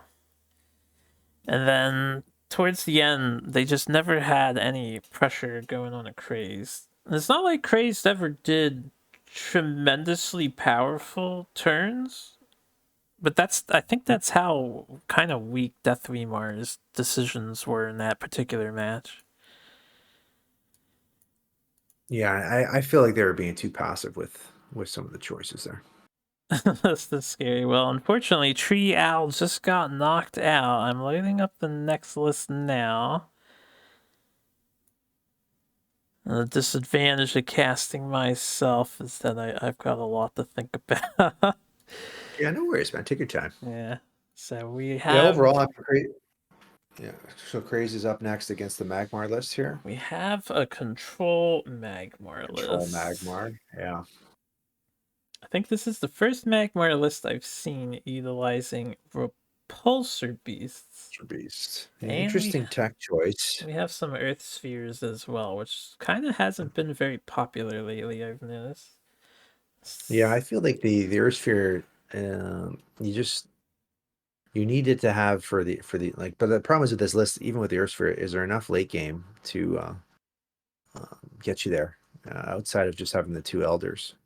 Well, Ramses, I can excitedly tell you. So if you look at the icons on the bottom, the Lionar icon, which is the far left one, is grayed out for both. They're both eliminated.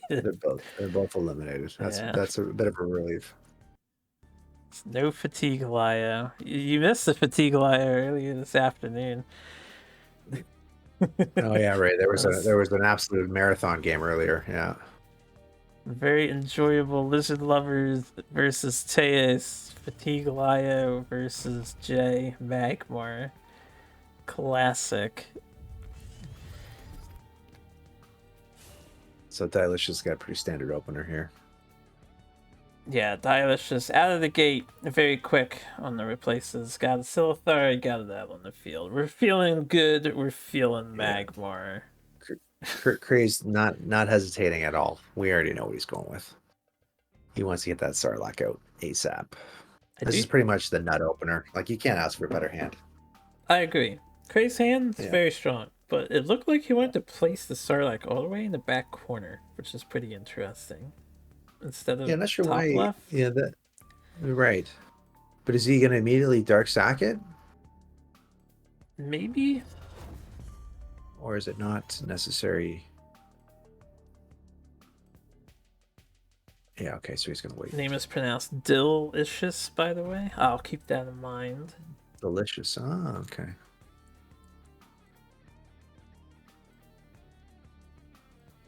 So we have a really backline Sarlacc. What are we hiding from? Potentially.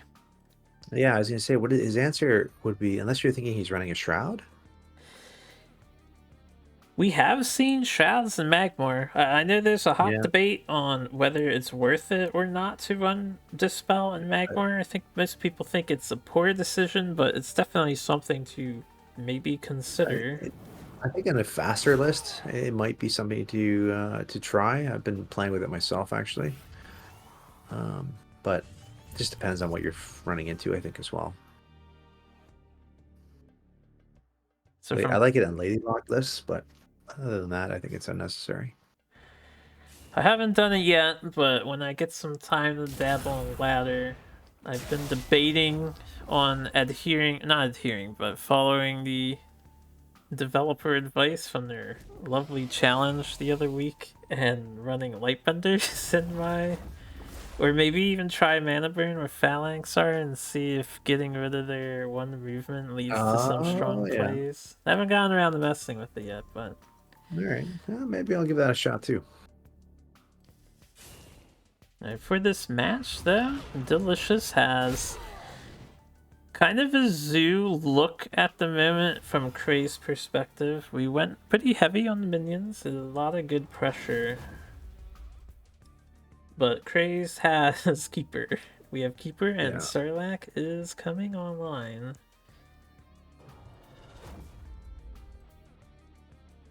So Crazy's been able to get the Sarlacc engine starting a little sooner here, which is I would say that's in his favor. But again in this matchup, he does have to contest with the Metamorphosis, which is going to be the hard counter. The only trick is, does he have enough ways of removing all the Sarlaccs on that turn? Yeah, we'll have to see. This turn is kind of awkward. Do we egg morph something? Oh, we're actually going to ramp in the Oh, he's meta. going to do it now. Wow. Can only hit one Sarlacc doing this. Yeah. And we lose our blood Seems... tier. Yeah, this was an awkward turn for sure. Yeah, Smarty, Keeper borks all of the replays. Yeah, every time I see Keeper in your guys' hands and I'm recording this, I'm saying in my head, please don't play that damn card. I'll keep that in mind for any decks that we build in the future, man. Yeah, I hope you all just bring Keeper lists.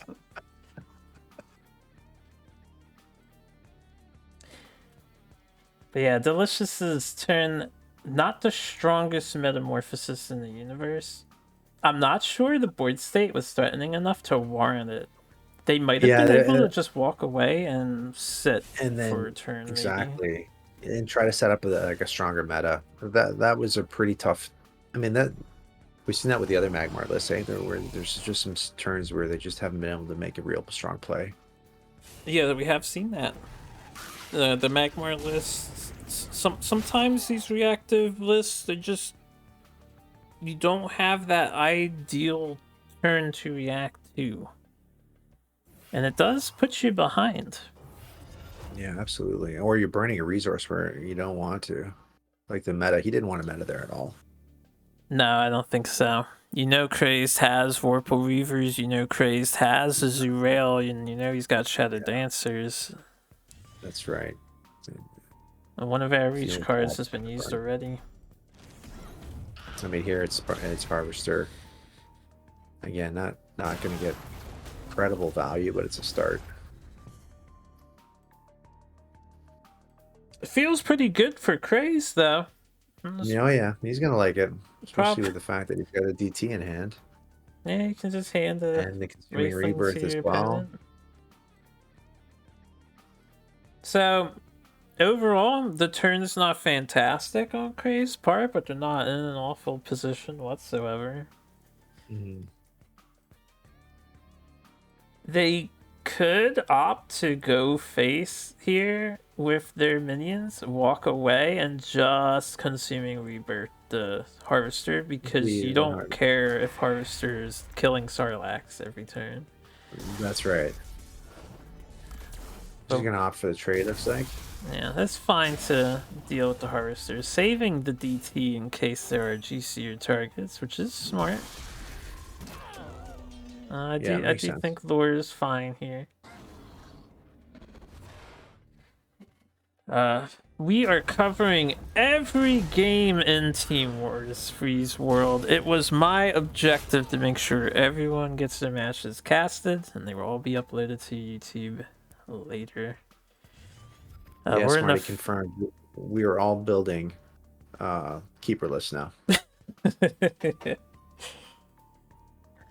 We're on the second to last set for the evening right now. And the score is currently 4-2, as we see.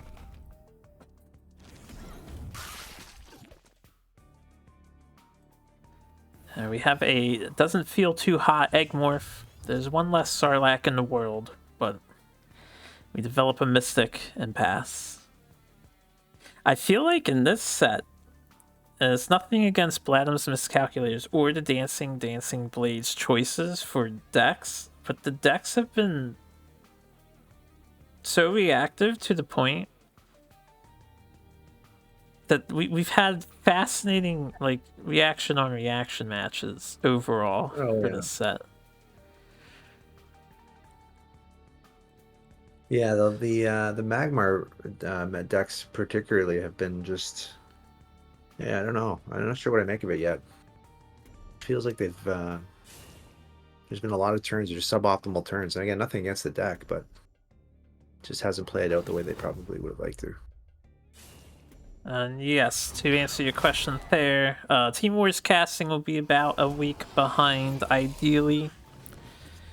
Situations may come up where it'll fall 2 weeks behind, but I'm aiming to cast every weekend on Fridays, Saturdays, or Sundays. One of those days, depending on caster availability. So next week will be week 2. And for those who are wondering, Team Wars is currently on week 2, so they'll be going into week 3.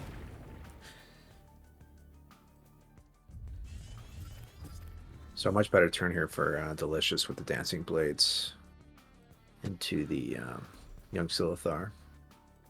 Yes, we finally have some meat on the board. It's about to be banished, but it was present. So again, Crazy is just, he's been able to just slowly develop, take his time, no real pressure. These are new. This is the first time we're casting these games. I don't like cast anything live myself. That would be way too much effort. But some of the teams, like the Lizard Lovers, have casted their matches as they play them, so you can catch some Team Wars. It's up to the players to do that, though. You know. I like the Sarlacc. The Sarlaccs are all here in tow. Next to. And where's the Metamorphosis now? Yeah. Meta now would there. still feel kind of bad, only because they don't have a way to deal with the third one. Yeah. Looks like we're going to old Macantes. Yeah. An easy Macantes here. I don't think there's a better line of play. You could. So you're not gonna die even if a Shadow Dancer comes out. That means all the Sarlaccs are 2 damage each. You could bomb the Elder in the hope they don't have another removal. They don't have the removal, yeah. 3 cards in hand, it'd be tough to put it on them, but of course we all know the answer right now. Yeah, this is fine too though. You deal a little face damage and get a Mystic out.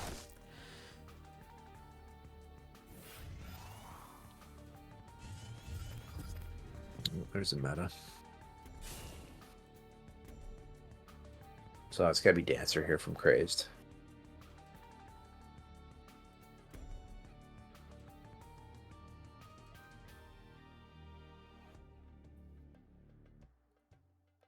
Fortunately, not selected. This is almost useless outside of when you're gonna drop an egg or the meta, I guess.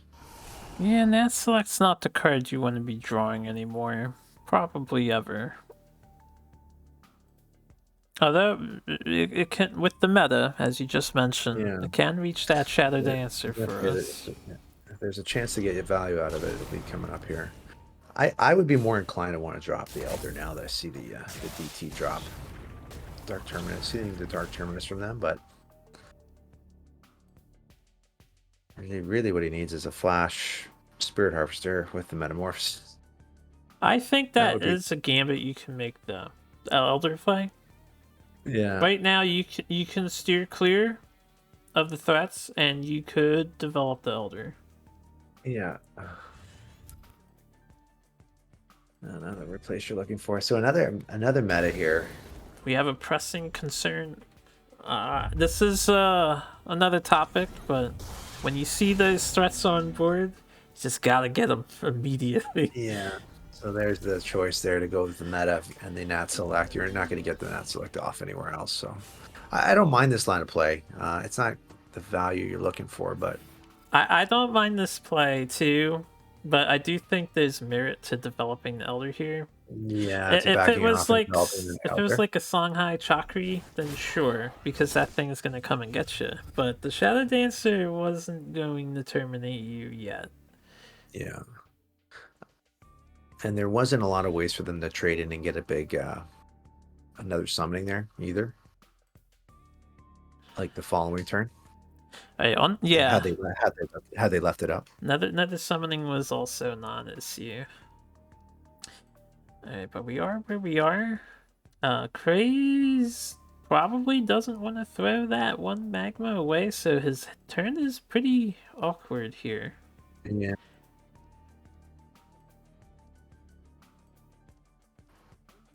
I'm guessing he's gonna go back with another Dancer in the corner.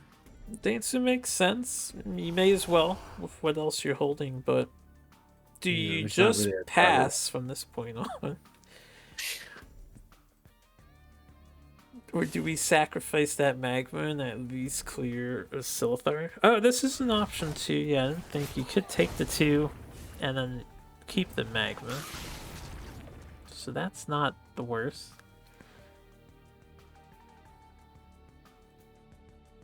You're counting the removal cards and too nervous to play Elder. And it does make sense. I do understand. You know that they do still have removal left. I just think that was, now that you've seen the, was it Dark Terminus or whatever it's called, that was probably the best opportunity to go for it. Although, as we saw from Kray's draw, they did draw Ritual Banishing, so it might not Yeah, have been the right play. Yeah, but we have I think the yeah we Omniscience. exactly. I think the positioning of the Sarlacc would have also warranted putting it down because you probably could get it. It was fairly likely you could have got down safely, but at the same time, uh, it was a risk all the same. I think you have to decide at what point are you willing to take that gamble. So interesting, Kray's replaced the Reaper there.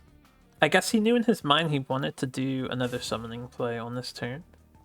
And he wasn't going to play the Reaper at all. And he's going to get this Keeper back to...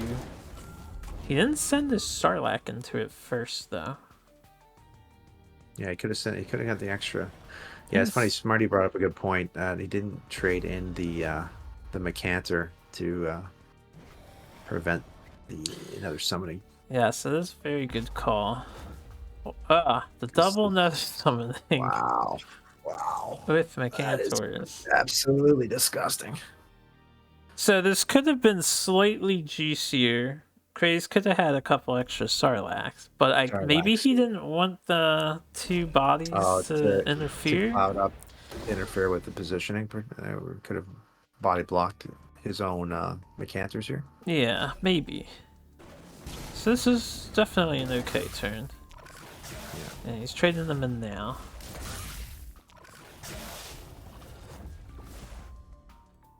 Alright, delicious. How do we escape?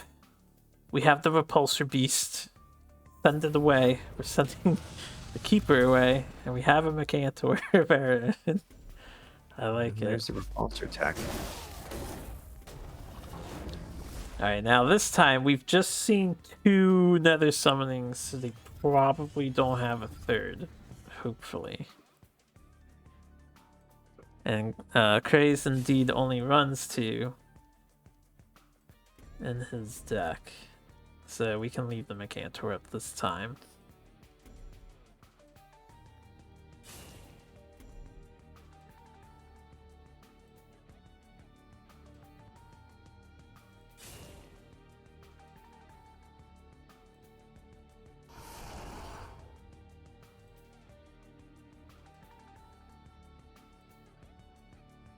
Blood Moon Priestess.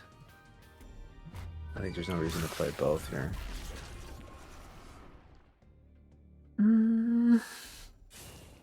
You get kind of blown out by a plasma storm if they happen to have it. They have it, exactly. And Delicious does happen to have a one of a plasma storm. I haven't seen him draw it.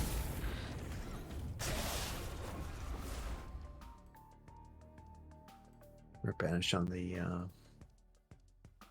Mecantor here.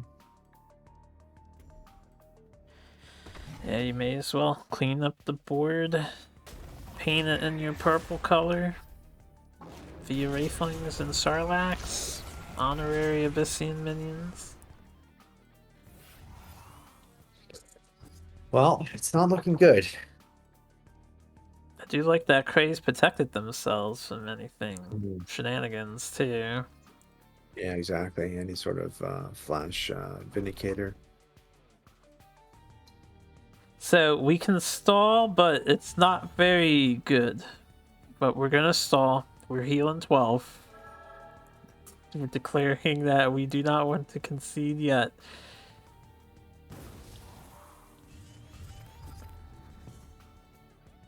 Alright, and we did draw the Plasma Storm. Might be the most relevant card to get at this moment. If we survive.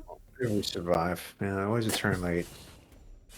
Yeah, Gotta get that bug fixed too. Still needs EMP. He needs to tap into old one draw and get EMP.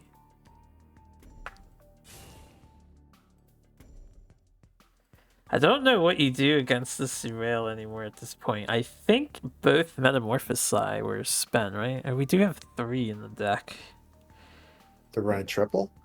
They are running triple. Wow. Yeah, and 2 were played. An Eggmorph would also work. Yeah, delicious. You played 2 for sure. That I recall. Yeah, because I think Derail just drops here. There's no reason for it not to. Oh, like in the deck there's only 2. Okay. Oh, in the deck there's only 2. I'm seeing 3 on this list, I think. The image just zoomed out for me, so I might be seeing incorrectly. We'll see in a moment when the match comes to its conclusion. There's a lot of stuff on the board. That's a lot. That's a lot of stuff. Oh my god. Almost filled every tile with stuff. Well, I'll give it to Crazed. Done a very good job. But look out. It's not over yet. Alright, we got it. And Plasma, the one of Plasma. Plasma value. Too bad the Sarlaccs are preventing from the Sarlaccs have come closer. They didn't like that very much. And unfortunately, we have a giant flaming chicken that some people tout. The Zurael. Yeah. Chicken looking to fly in for the finisher here. Yeah, we're not quite dead. Not quite dead, but it's not looking good either. Do you think developing the veteran is the best we can do there? Yeah, that's pretty much all. I think that's the only option. Send the now you gotta send the bird in for face damage here. Yeah, and Craze could hold back and pretty much not do anything, or you could throw in all your 4 Sarlaccs and for style points summon the Zurail now and just get 4 more Sarlaccs. And a bunch of Wraithlings again. Craze is like, Often hey, go man. with the Blood Moon Bruises though. Yeah. I must be concerned about the another meta then, because I do think that would have been fine just trading in the. I agree. Just get another 9/7 on the board. Craze is just like, I worked hard building my army. It's kind of funny Yeah, that 3 of the Sarlaccs are next to the Blood Moon. But I'm gonna rebuild my army now. And we'll top it off with a crawler for good measure. Crawler. Yeah, just to make sure. Oh, this is tough. That's not looking good. Yeah. Alright, to be fair, you have it doesn't help with the Zurail, but there was the Blood Tier and Harvester would deal with the Swarm. And we do need Eggmorph for Zurail. Yeah, so unfortunately Swarm is just resummoned. But the Blood Tier would have been nice there. Yeah.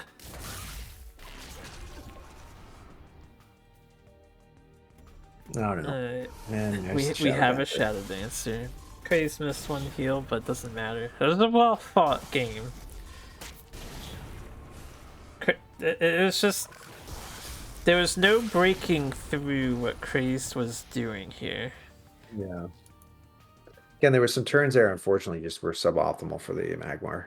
And, you know, it just, it's a good deck. Yeah, once the Sarlacc train starts going, it's tough to come back from it. Yeah. So the Dancing Blades are down to their last hope, Vitruvian. I will bring that deck up in a moment. There we go. It's This is actually a the Mechazor a mech deck. Vitruvian.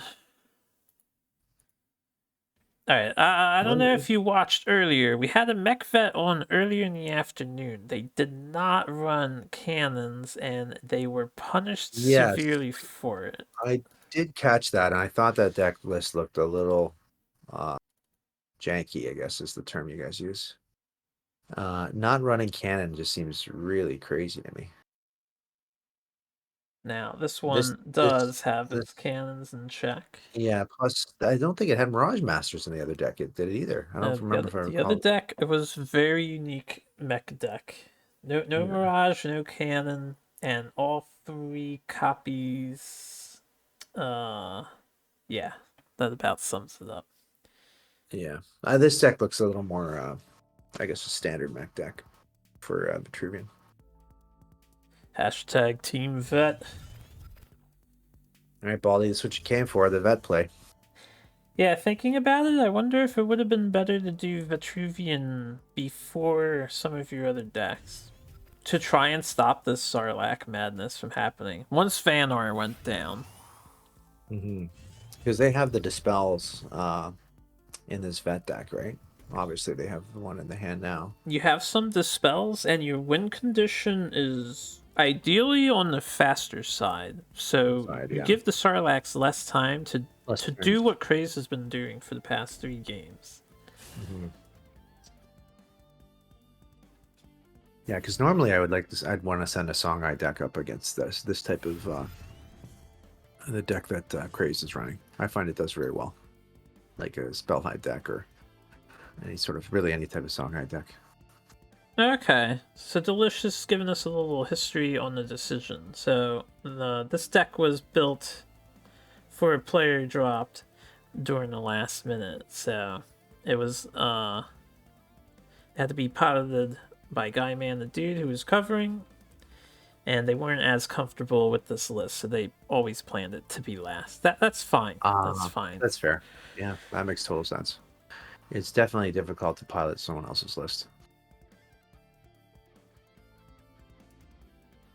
That could be an interesting idea if Sarlacc came back as a token instead of as himself. But I don't think Sarlacc really needs a nerf like that, personally. But maybe in the future some other card can kind of do that effect, Zeran. Sounds like a true Sarlacc player. And this match, I forgot to open the previous cards thing. I think I might open that later. Hopefully, Past Me is on top of that at some point.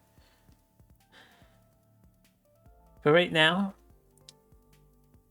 Kraze is doing a decent job keeping the board clear. We have 20% Mechazor at the moment. Not a fantastic second turn from Guy Man the dude. Craze will. So this is an interesting position, right? Because Craze wants to get his Sarlaccs out, but he knows, unfortunately, he's going to have to deal with the Dispel. So do you wait till you can multiply it, or do you just slam it on the board this turn? That is a good question. Because you're running stuff like Nether Summoning, I would probably slam Sarlacc, but defensively where it can't be killed by a General Punch.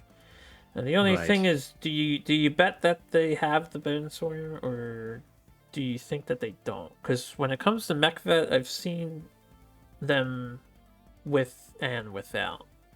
Right, as well. I've seen both options.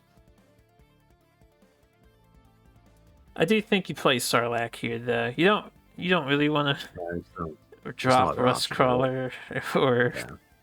yeah, or White Prophet or White I feel like it's the Palm. first time we've seen the Prophet in his hand. I don't think I've even seen him draw it up to this point. Yeah, I'm not. I didn't even realize the Prophet was rolling around in this deck. Honestly, I don't think we've seen it at all. Yeah, slams the siphon. No question there. Siphon, and for good measure, we're gonna delete that. Yeah, Spend we don't their want any Ashes. chance of you resurrecting that. So goodbye.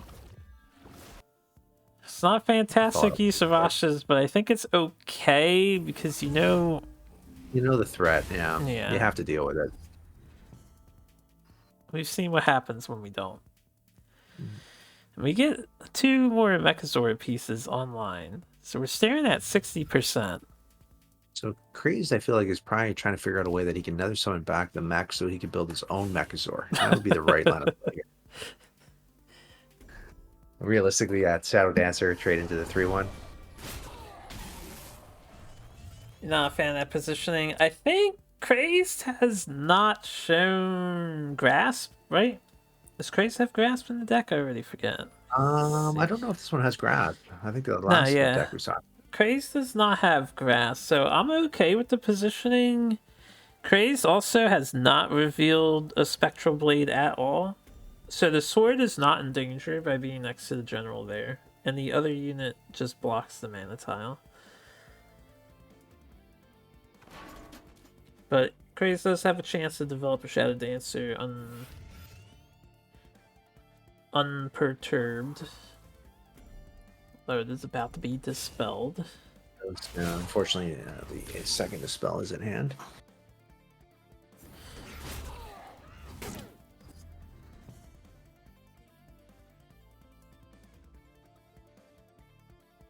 That did get dispelled, right? Did I see that correctly? Yeah, I think it got dispelled, and I think he drew the 3rd Oh, it did. dispel from Wow, yeah. This seems like a Oasis. true Vitruvian player, drawing all 3 siphons. This is what I'm accustomed to seeing. Yeah, the couple days ago when I was doing a ladder stream, I was talking about how much the universe loves my Vitruvian opponent because they back to back to back dispelled 3 of my things, and I was song high, and then they killed with Entropic Decay on the 4th turn. I was just like, oh man, I can't get That anything sounds going like here. a true Songhai Vitruvian matchup that I'm accustomed to seeing. So he got the heal on that, so I don't think he did dispel it. Right? Did I see that right? That he got the ping? Maybe they Oh, did not dispel it. I did not use the spell there. Craze actually looking to sacrifice Yikes. their Yeah. Shadow Dancer. That's interesting. Wow. We're trading up a Huh. Dancer for a Reaver. The spell's definitely going to get dropped now. I think Craze realizes the threat guy is being very aggressive as he needs to be, and he's getting close. I think we're at 40% and we have 20 more or 40 more on board for a Mechazor. So time is running short.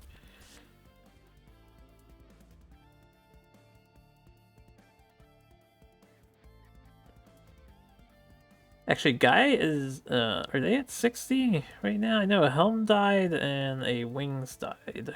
Yeah, and then they just lured the other one to the corner. Okay, yeah, so we're on 40, potentially 80. He's going to drop the Healing Mystic with the Siphon. It turns the out it's a bonus good one. thing they saved the Siphon. I think I would have left the Reaver alone here and just went face. Yeah. I know you want to get Mechazor as soon as possible, but you could also push 4 damage on the Craze and bring him down to 8. I mean, they would have gotten punished because of the Consuming Rebirth, but I know what you Well, mean. it doesn't have haste after the rebirth, so they would Right. get hit for 6, and he could rebirth it back. I think it might have been a risk worth taking, but I'm not sure. That could be dangerous too, though. Alright, good guy. Sarlacc is back on the board. And he brought a brother.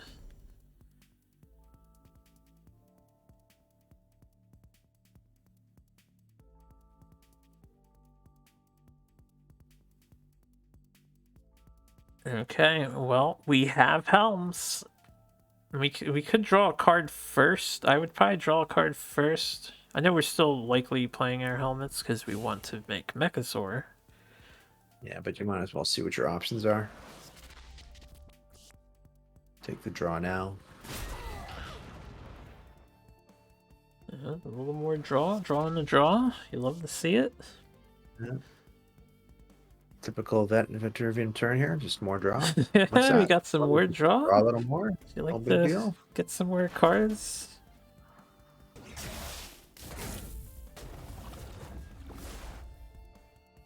And There's so a sand trap actually, here.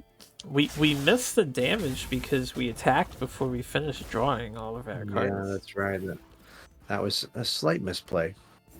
Because now If you're yeah. So you should have had one more push damage there.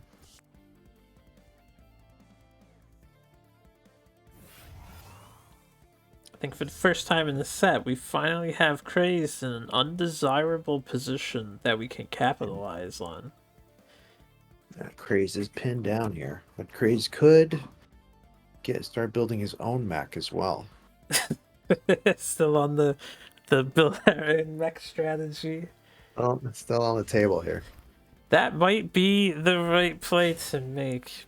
Realistically, Craze can only kill like 2 things awkwardly, maybe 3 things awkwardly. Three things. Yeah, three looks like.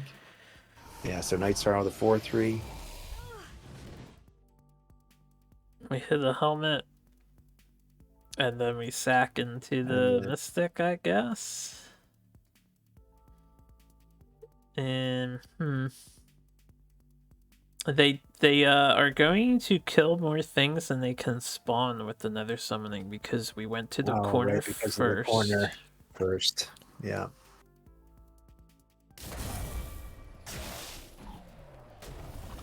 I think there could have been merit to walking down if you're So gonna he's actually delete gonna. most of the stuff and then Nether Summon all the things back. Right. But we're going Vorpal Reaver instead. We'll Reaver instead of continuing the clear with the thing. Yeah. Sand trap here. Ramses wants to know if you are streaming later. Ramsey's if this runs as late as I expected, well, it probably won't be. This set here is just about finished, but we have one more set to go afterwards, and that will take us to, I would guess, around 12-ish. Yeah, I might do like an hour stream, but it won't be long though. So we do see the mech into. Yeah, no worries, man. Mechazor into the Mirage Master combo. Yes, I like Is this- that Mirage Master arrived just on time so we can Yeah, duplicate our mech. We have the double Gundams at the ready. And Craze knows there's nothing we can do about that. They love that, yeah. And unfortunately, the sand trap on the 6/6 was perfect timing. Alright, so Mechasaur takes Mech down Sarlacc. Yeah. So Mech Vec is the answer, guys. There you go. Start building your Mech Vets. That was good. That was a good mech. The straight up Sarlacc lists aren't completely popular, but does MechVet have a good matchup against the Creep Abyss, the more popular one for the teams? Yeah, probably. That's a good question. Probably not. Yeah. Actually, I don't know. I haven't seen too much Mech Vet since I feel like it hasn't been as popular as it was when Blob won that tournament with Mech Vet. Yeah, I agree. The mech is, at least from my experience, it's not as around on the ladder space, and I know in the tournament space it's not as big of a interest. President anymore. Yeah, the artifact vet seems to be the way to go. All right, so coming up to deal with MechVet, we burn it before they build the robot, and we have based Songhai. Yeah, I like this choice. Send the Songhai up, and it should outrace this MechVet pretty well. All right, so this Songhai list, I think we've seen almost identical earlier in the week. Pretty much your standard spell high, but we've teched out a few cards. I think one mask for a Yeah, artifact hunter. yeah, interesting choice. Yeah, what do you think about that as you are a Song High player? Yeah, I'm not a big fan of the artifact hunter because I'm not a big fan of the artifact, the Blood Rage mask since it got nerfed. I mean, I still run it in mine, but it doesn't feel like maybe the deck just plays out differently without it. I would prefer Spiral Technique or even a Killing Edge, something else, something that allows you more damage. Okay. I don't mind Artifact Hunter myself, but Mhm. I do agree, if you're doing Spell High, I think Grinch is of the same mindset too. I think there's advantage to Yeah, having that finisher spell in there, at least the one I, of. I have to admit I didn't run the Spiral till recently, and I'm liking the one of Spiral. All right, But you so know, nothing wrong with with the hunter either, though. yeah, it'll be interesting to see if it pulls Mask here and does what Zay Zay wants. We have choices for Zay Yeah, Zay both players. Yeah. and Guy Man the Dude. I'm surprised we didn't replace the Bone Um, Swarm, honestly. yeah, and I'm surprised he kept the early Chakri. I find that Chakri doesn't really have a play till you have a little more mana. I could be mistaken. He just drew into the two exact cards he needs. Yeah, if you're gonna draw on the two cards, you may as well make it Mana Vortex and Heaven's Eclipse. That's so high. Yeah, it's one way to pop off the Chakri. Yeah, early born. Yeah, but you know what? The early Born Swarm would have dealt with. I'm trying to think if it would have made sense to Mm, hold. Guy Man did reveal that they have Bone Swarms. So, starting with Kaido, definitely what I would have done as well. Unless you're gonna, like, place Chakri in the back and then walk two forward and not contest the tiles. Yeah, Smarty. That's if yeah if the Songhai player maybe had bricked and just wanted to put the Chakri in to contest the tile, then yeah, you could punish him pretty hard. I don't think Zay Zay tells at the level that he'll donate a Chakri so Yeah, easily. exactly. Yeah, but this is a pretty good turn. We got a Mana Forger on there, replace. And we're going to 3 cards. We have a 2/5. It's pretty sturdy against Songhai. Yeah, so he is going to the exact combo that I didn't think he'd draw into. This is pretty decent, right? Your Oh yeah, Chakri is kind of being donated, but you're refilling your hand. You have a Kaido threat as well. Maybe there's more you no, can it's do depending on your draws. The turn's not yeah, over yet. And as we can yeah, see, it's we a get a fair very good yeah. Jux. He's gonna get an insane draw off that. Yeah, exactly, an insane, as Smarty pointed out. Yeah, I agree, Can't believe Smarty. that. I mean, you could easily go in and focus Juxt, um, and start pushing damage here. I tend to be more conservative when I'm song high. I would definitely Jux and get rid of the Mana Forger, but I don't know if I would enter focus. I might just let my Yeah, Chakri sit back there, even if it's Siphon faction. yeah, I agree. I think it just depends on how much you're pairing. Yeah, so if he's worried about the siphon, then I think this plays fine. Yeah, this plays okay too. We're Yeah, and going then you're just gonna all in. you might as well refill the hand. I agree. I think that's right. My right line of choice. Since we're racing Mechazor, this is probably the right decision to Yeah, make. And if they don't have the Siphon, how do they deal and with then it's this? insane. Exactly. Sand Trap? That's why I think this is fair. Push the six damage now while you have it. Easy siphon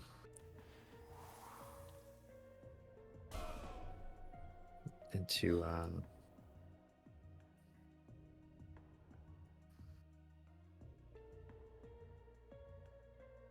I mean, they just use the jux.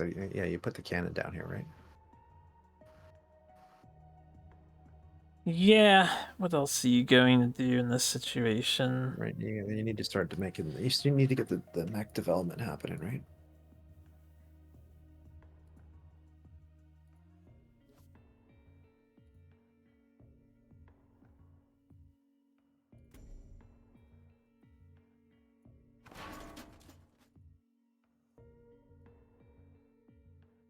I'm gonna need you to carry me for a bit as I set up Yeah, things for the next no set. worries. You got it. So I think Guy Mandy's just probably contemplating positioning here. Going with the yeah, so he's gonna protect his backside with the cannon. As easy tell, That's a lot of damage we're looking at. a lot of damage there. I'm just trying to do the math in my head right now. How much it is. I think we do the damage, right? Are we doing the There's damage? 9, 12 damage here if I'm counting correctly. 12. That's not even if he reaches his face. So let's see here. So he's swinging. He's gonna swing both in, and then he's just gonna push it all in. Do we go Trade in face or do we answer on the wing. the I would take out. cannon? Yeah, Take out the I cannon. take the cannon out. It's just there's no reason not to. It's annoying. Uh, yeah, Phoenix Fire face. Okay, looks like we're holding back a little bit from Yeah, what we could I have think done. this is fine. You've got enough. Yeah, the board's going to come back to hand if he doesn't clear, which he will.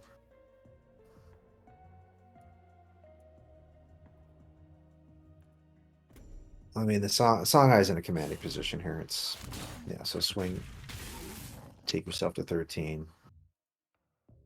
Imagining you're going to heal and put the sword down. Heal and draw.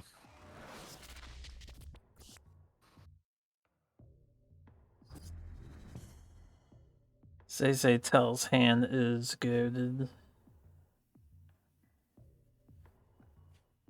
4 wins versus going with. I think it's Phoenix. I think it's Fox. It's too bad he doesn't have a juxt. Doesn't really need it, I guess.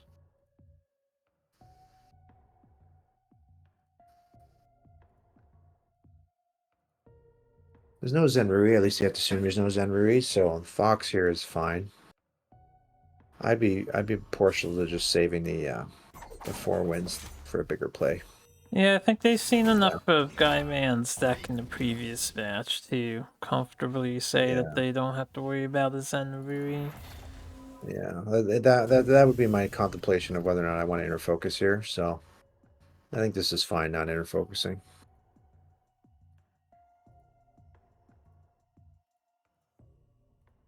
Save it for when you can get the ping off with the 4 wins.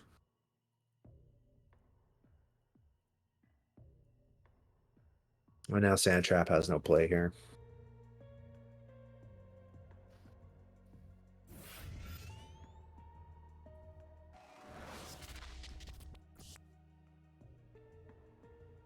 Mana Forger, start cycling. Another Mana Forger. Oh, I hate the Bone Swarm here. I don't think you have a choice, though. So since he hadn't moved yet, though, wouldn't it have been better to like go down left or Yeah. something and put the Mana Forger not next to the Kaido Assassin if you're gonna sand trap not, it? not next to the backstab minute. Yeah. I don't think it's yeah. I see your point. I don't think it's gonna matter though. This should be lethal here. Uh 6, 9, with the pings. Oh no, he's 1 mana short, I think. Staying alive. With the juxt, I'd have to let's see here. Because he can juxt his unit in. That's 4, 6, 9. Yeah, is it lethal? I think that it is.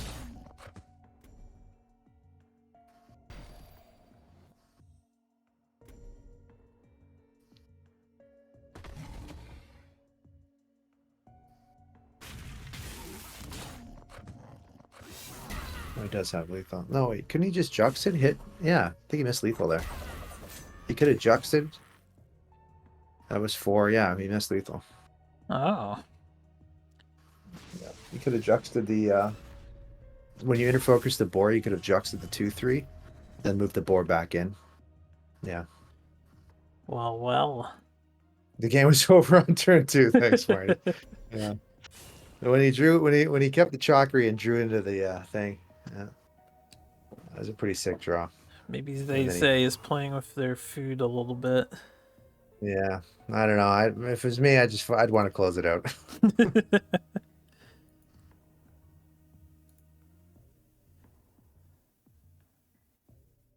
And double mask here.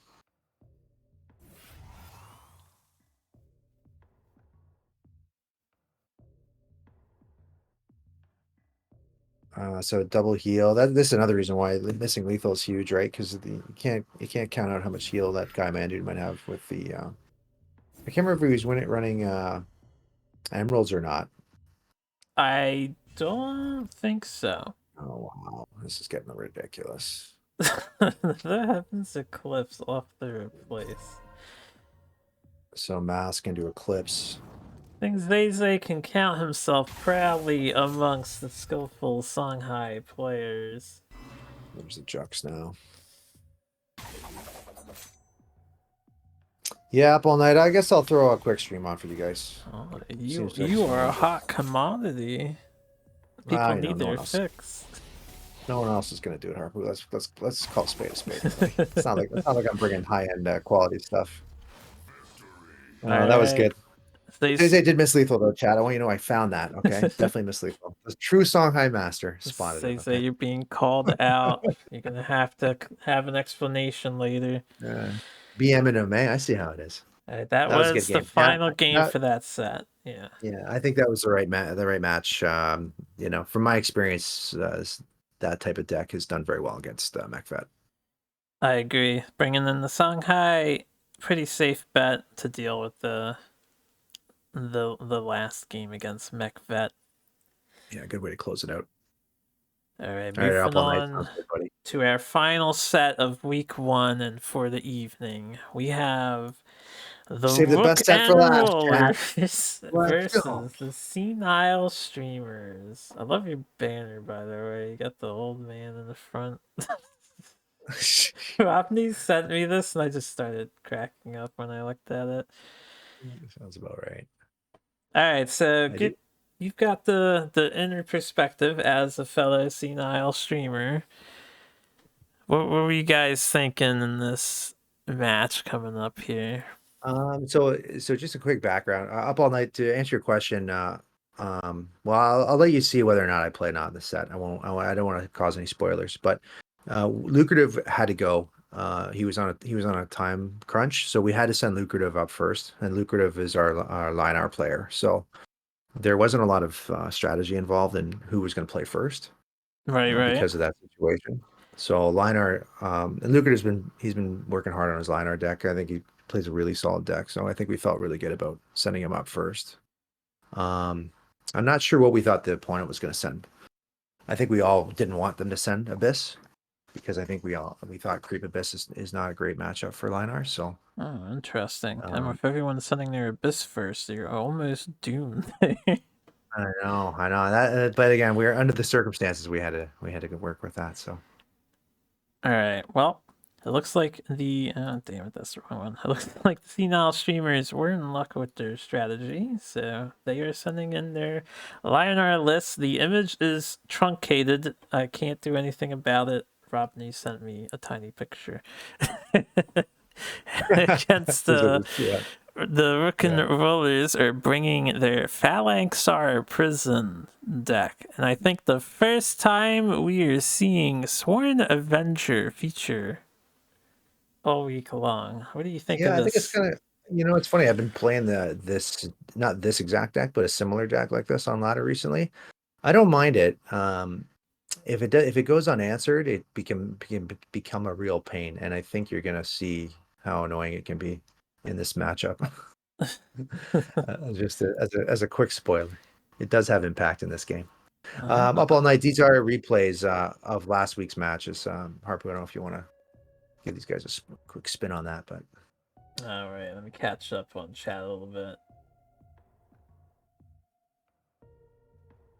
These are replays, yes. They've already happened. They're all recordings, and we're going over the final set now.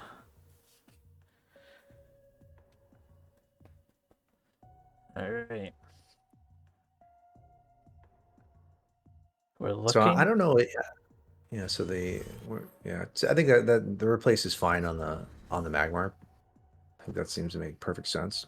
I agree.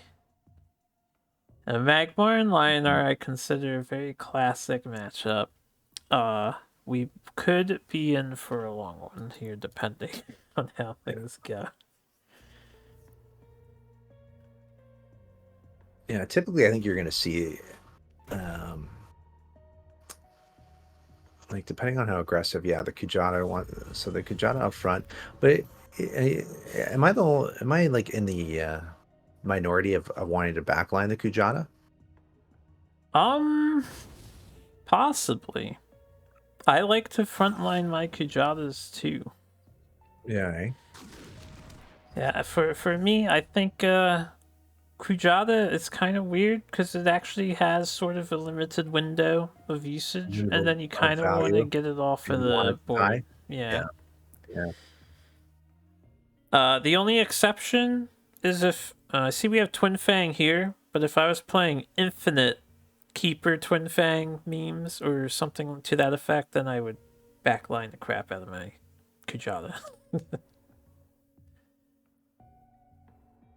Yeah, huge fan of the Rook and Rollers. We got a Rook and Roller fan here. Yeah, Guy Man the dude is curious. Why backline the Kujata there? I think it's just you know what I like playing a greedier version of Magmar. I guess that's why. So I want as much a discount as I can, but I play like a much heavier list, I guess you could say. So anyway, Monk Business is going to backline the Sworn Avenger, which unfortunately, because the Martyrdom was used on turn one for lucrative, there's no immediate answer here. Ah, yes. This game is ringing a chord with me. Chat, I think you're in for a real treat here. So This is what I'm thinking. Is this? there's an immediate regret of using the Martyrdom turn one. Yeah.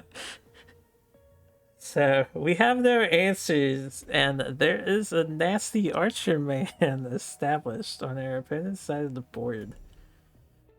Kind of deters Lucrative from doing any further pressure to Monk business at the moment.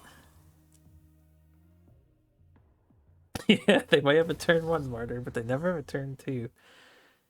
I think right here, it's a really telling strength of this Sworn Avenger has just saved Monk 4 extra HP. That's a pretty big deal right there. That's respect on Lucrative's Oh part. yeah, big time. And the again the lack of like we have no way of answering this thing, right? So Monk's going to be able to just park this thing in the back, and on top of the fact that he's got the follow up, he's buffing this thing up all day. Is this a Sworn Adventure synergy deck? That's Yeah, it's one event. He's crazy. putting in a shift here. Now I think this is it's kind of funny because the Lionar list really doesn't have any clean ways of getting to that other than a martyrdom. Yeah.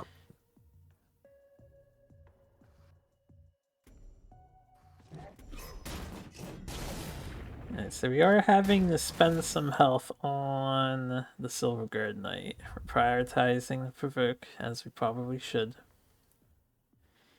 And we're developing a lot of board. So to be fair, Monk business is quite low already. Mm-hmm.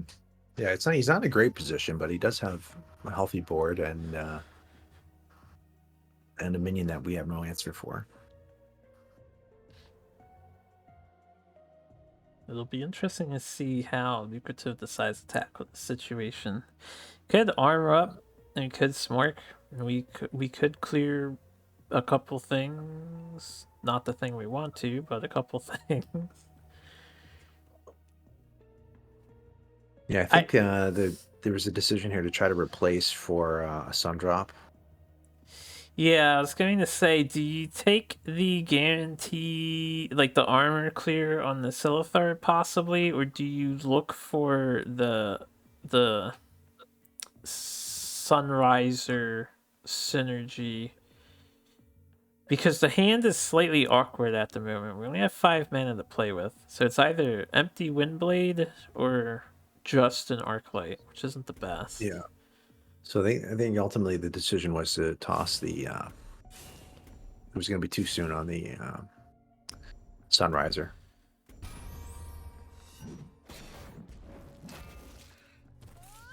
Okay. This is pretty interesting. You actually go for a full minion clear, but we leave the egg up. Yeah. I don't hate it.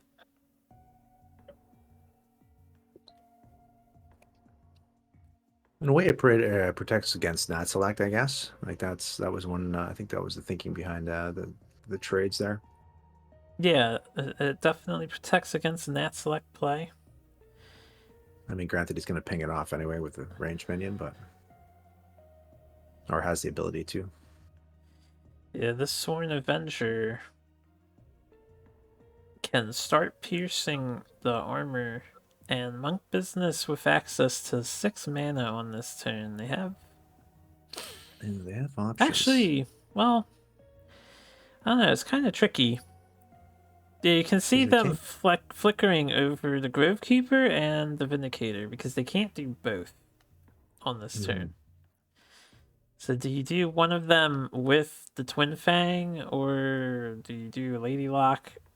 I don't think you do Lady Lock Kujata here. You could Kujata and then discount your other guys. Looks like we're giving up on the Twin Fang idea. Twin Fang idea, yeah. Tougher place here because they end up going with the Mechanictor. Mechanictor clear. This makes a lot of sense. Yeah.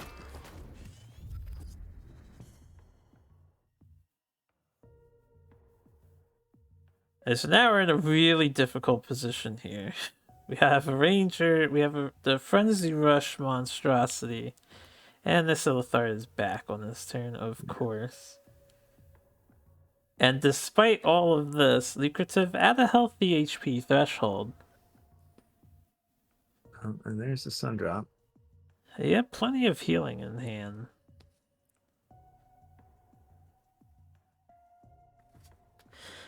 So I am really interested to see what Lucrative will do here.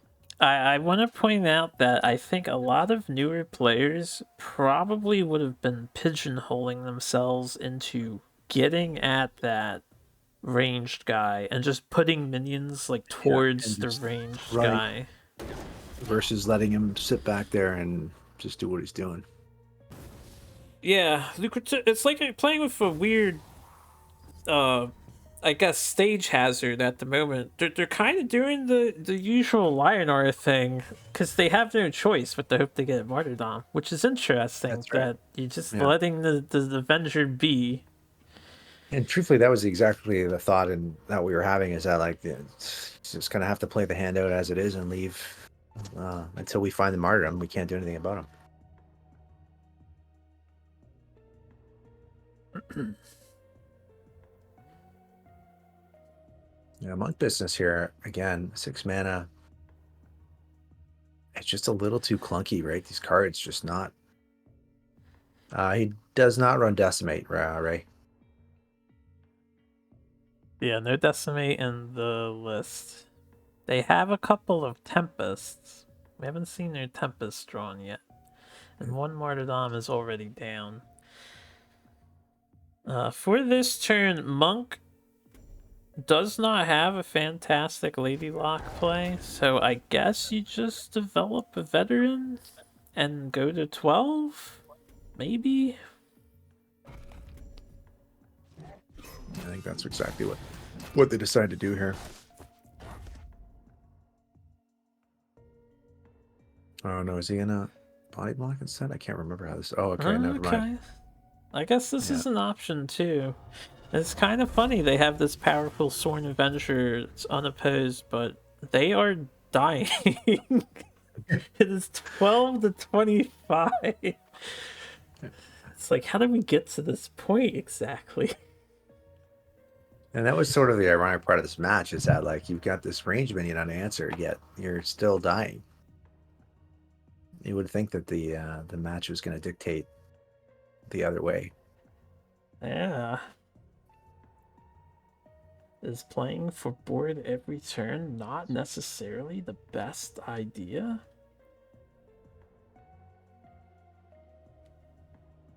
I suppose Monk did have the option earlier to get rid of this Arclight Regalia sooner, which has done tremendous work for Lucrative Work. at the moment. That's right. So here I think it's Blood Tier the egg, and then just swing on the 2/2. The Regalia's just putting a shift in. It's crazy. It really is.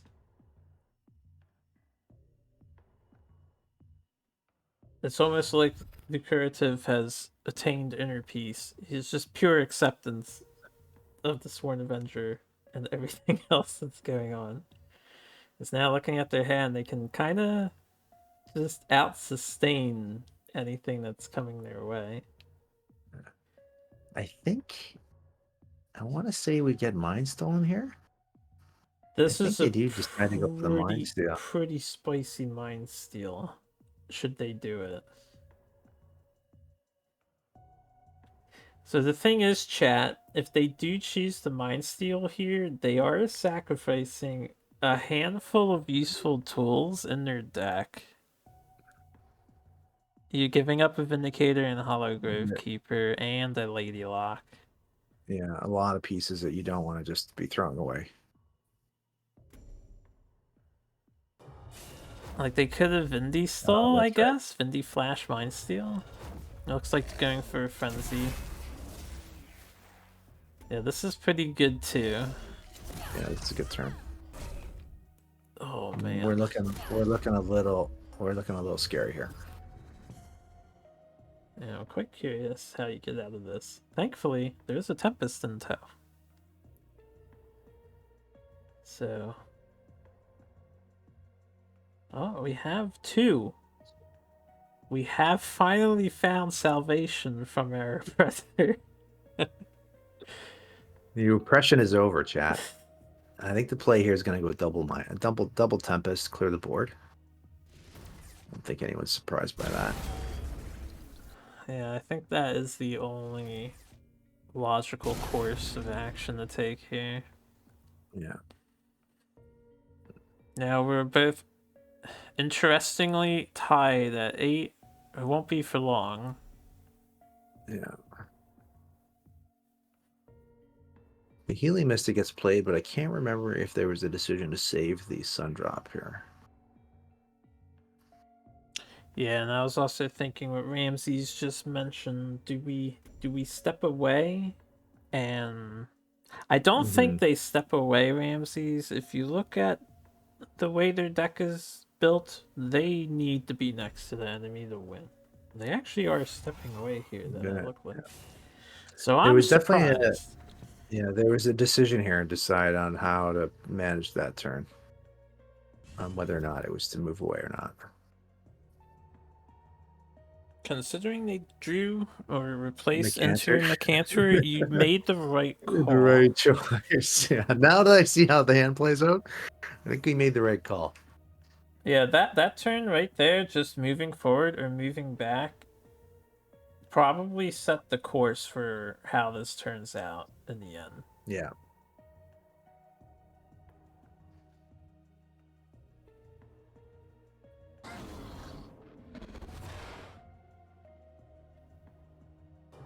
I think it's just a staircase. Staircase Lady Lock into Vet Silthar. Not bad. Not bad turn. Emophobia. An understandable phobia to have. You know, all these long-haired beauties also kind of emoing. Mine are all about that AoE damage.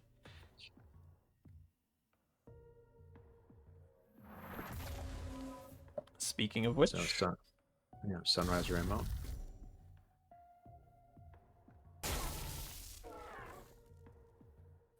to sun drop.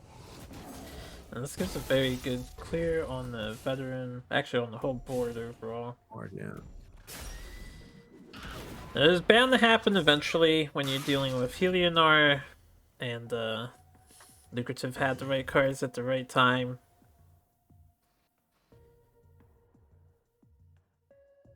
And now, we have a counter Mercantor, but it's not It's not. entirely ideal. Yeah, it's not great, but And should they decide to Mind Steal instead, it's not that great either. yeah, I think because of the number of cards played last turn, the Mind Steel wouldn't make sense here. I do agree. I would probably Mercantor here, maybe a little begrudgingly, but I think this Yeah. is the right call.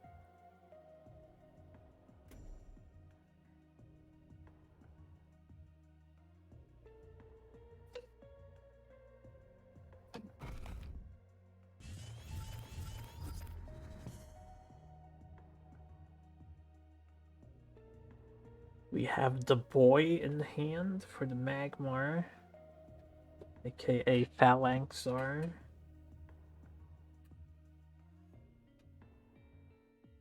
So Lucrative became a all pro replacer here. Found as another Holy Ammo. Williamo is a decent replace here, but do you really want to? I guess you revitalize your Sunriser. I think there was an interesting decision here on how to approach this one, whether or not to Holy Ammo on the Sunriser versus going to his face. You could push him down to 4, and arguably, based on what you guys have seen from this deck so far, safely use your general to trade into that Cantor. I think.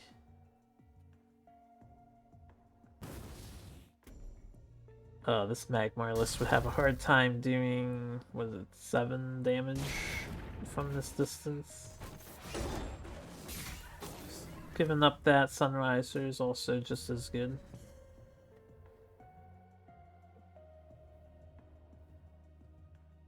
Have we seen 3 Mercantors yet, or was that only 2? Because we're still expecting Mercantor. I think that was only 2.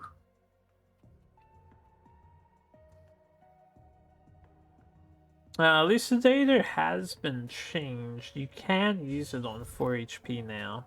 It no longer does 4 damage to you when it's played. It does 2 damage to you anytime it gets hit. So Elucidator on 4 HP does work. Well, yeah, they would die to a Tempest, yeah. In that situation.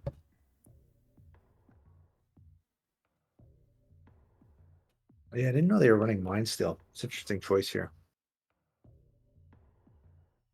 I think Mind Steel is very strong for Magmar.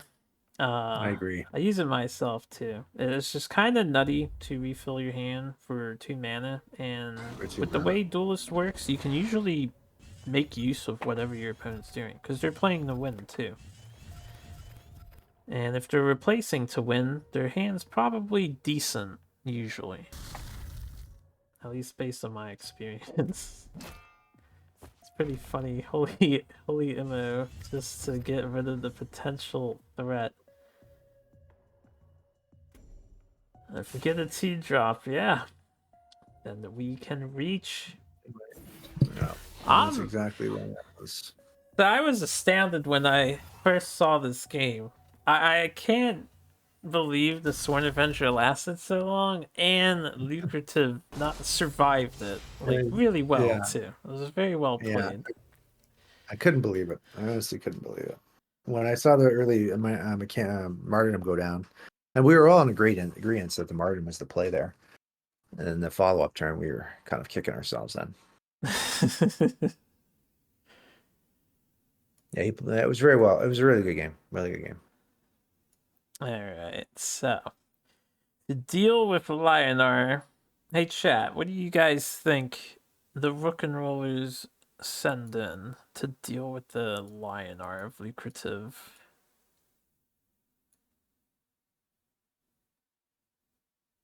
I think we thought Abyss was going to come next. Yeah. Guy man, do you think Abyss as well? Is probably okay. Like-minded. Vanar? Vanar. Interesting choices. Alright, so it turns out they're actually going for a Lionor mirror match. A declaration that they can do it better than you. What do you think of this? It's interesting. I always find this an interesting matchup. Now, mind you, their list is quite different from what we're running. But Yes, this back from the dead list. This kind of looks like a Zowie list a little bit. yeah, A little bit in execution. And we have I, some circles I in don't. there for survivability and triple Zir with Twilight Sorks and a couple Tigers as well. Yeah, it's almost like a not quite a fatigue deck, but it's got some of those elements to it, right? Yeah, a little With bit. the Twilight Sorcerers, Oh man, I just the accidentally two moved the circles. window. Yeah, I'm all confused now. Hold up. No, I'm good. I'm good. Let's get into this. I'm gonna fix my. I don't know what's considered the favored matchup in this, based on the two decks that are being brought here. All right. Honestly, Tepid Kong's list is quite bizarre. I think a little bit Yeah, bizarre. It doesn't really fall into your typical mold, so yeah. I'm not sure who would have an advantage here. Yeah, it's like a mix of, yeah, it's like I said, it's like a cross between the different types of line art lists, right? So the replace here both seem perfectly oh, we're bugging out here. Never mind. Okay. So they kept the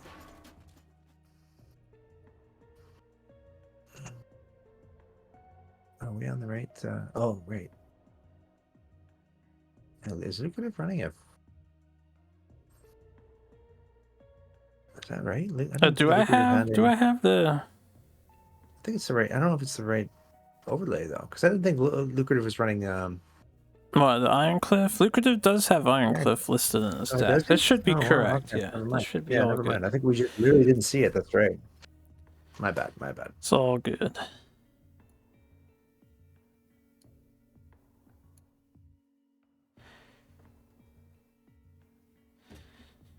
All right, so we have a lion.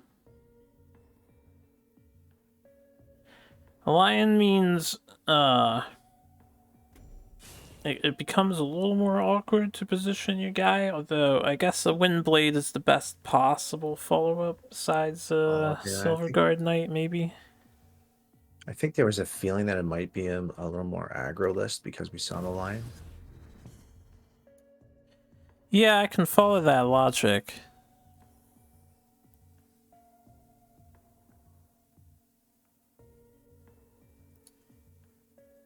Well, Tepid's list has a couple of sorcerers in it, so it's not quite all Lionar. This is mostly Lionar value.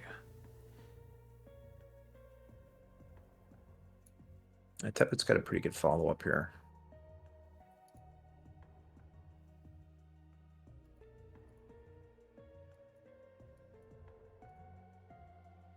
Yeah, Ball Knight. It's got some different elements to it. The Grandmaster always kind of gives that sense of fatigue when you see the two of them in a list.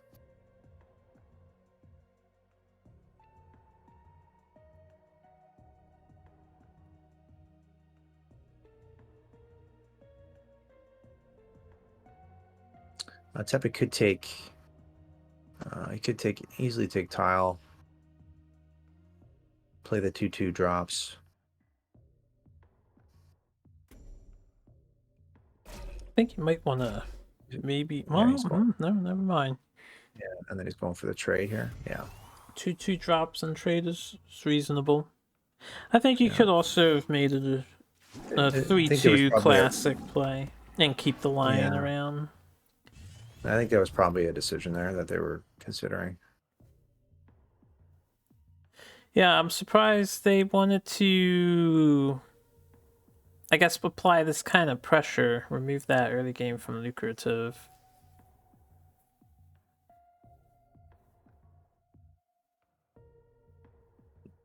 This one's kind of tough. Arclight, Yeah, not the most fantabulous thing here, just because of the buffed Mystic, but what else are you gonna do? You could set up a Sunriser, I suppose. yeah. Nothing here feels great, to be honest with you.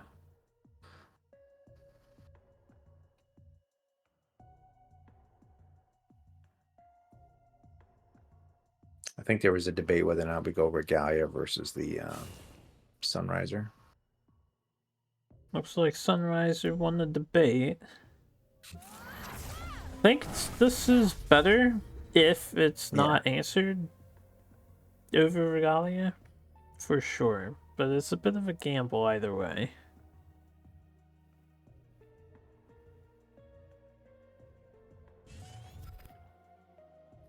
Terrible replace for Tepid. In the sense that that's not what he's looking for. Yeah, I think ideally Tepid probably just went to see another 2-drop appear to keep the pressure going. They can do a corner provoke and then just keep everything back, I suppose.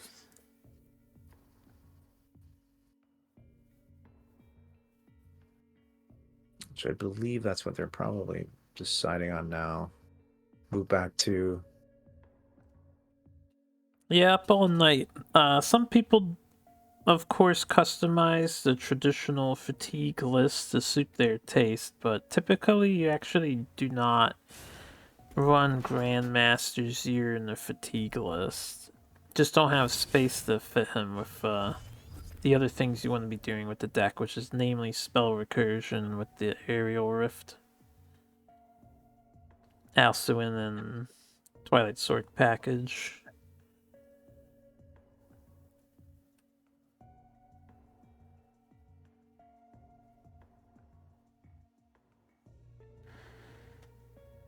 Alright, it's a fairly passive turn from Tepid Kong, but I think about the one that I would have done as well. Disadvantage to putting the Sunriser on your corner against Lionar is that you might get provoked just like this.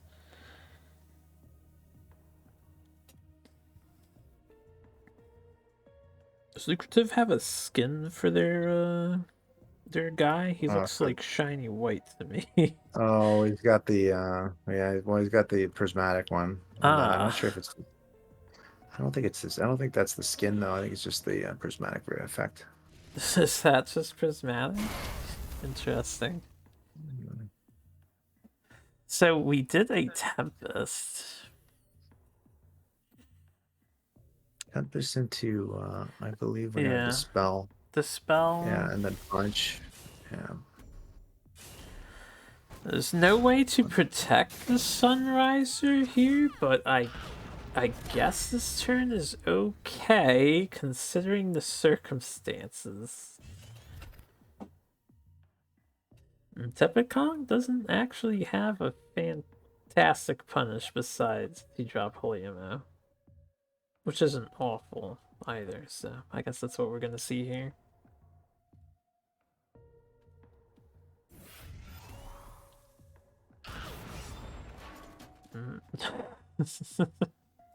Getting Bit of a full miss. value out of Holy Ammo.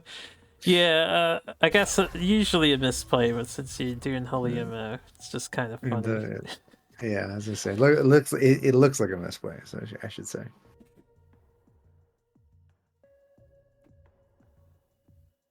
Alright, so once again, we have Lucrative down quite a handful of HP to his opponent, but can he swing things around into his favor? We'll go in armor strats, which I do like here. Now is the Yeah, time. If now's the not, time. Yeah. yeah, if not for armor, I guess Ironcliff could also have been a play, but I think now is the time. Yeah, I think the debate was that this has a more of an impact versus going, expecting to be martyrdom on the Iron Cliff.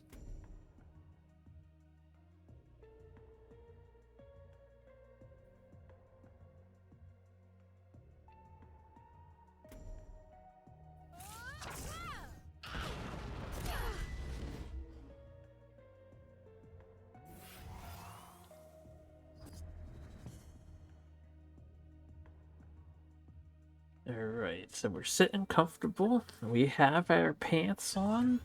Zir gets replaced here. Because we're not dying anytime soon, on Tepid's perspective. Yeah, difficult hand here. Nothing really. Yeah, you It's just don't not. want to answer that healing mystic because you don't need to. So we have a Yeah, that's Primus right. and a Tiger.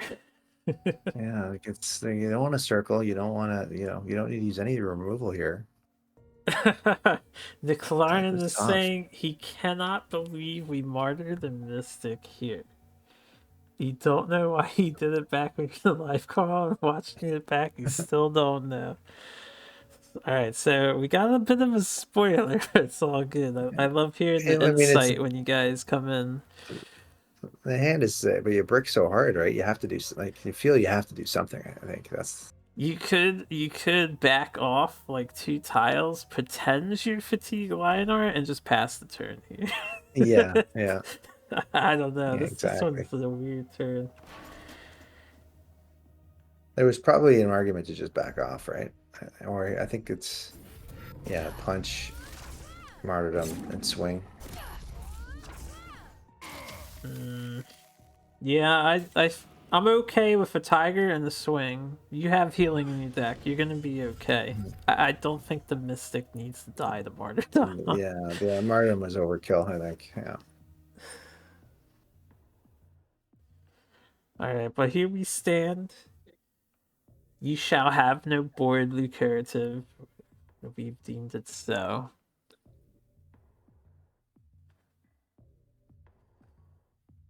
And lucrative, unlike Tepid, has plenty of decisions to make now. I'm not sure what would even be the most optimal thing to do here. I mean, obviously you want to hit. Do you just develop an Iron Cliff and call it a Well, day? after seeing the martyrdom, I feel like it was a safe play to go Iron Cliff into Healing Mystic here. Yeah, no reason not to play both of those too.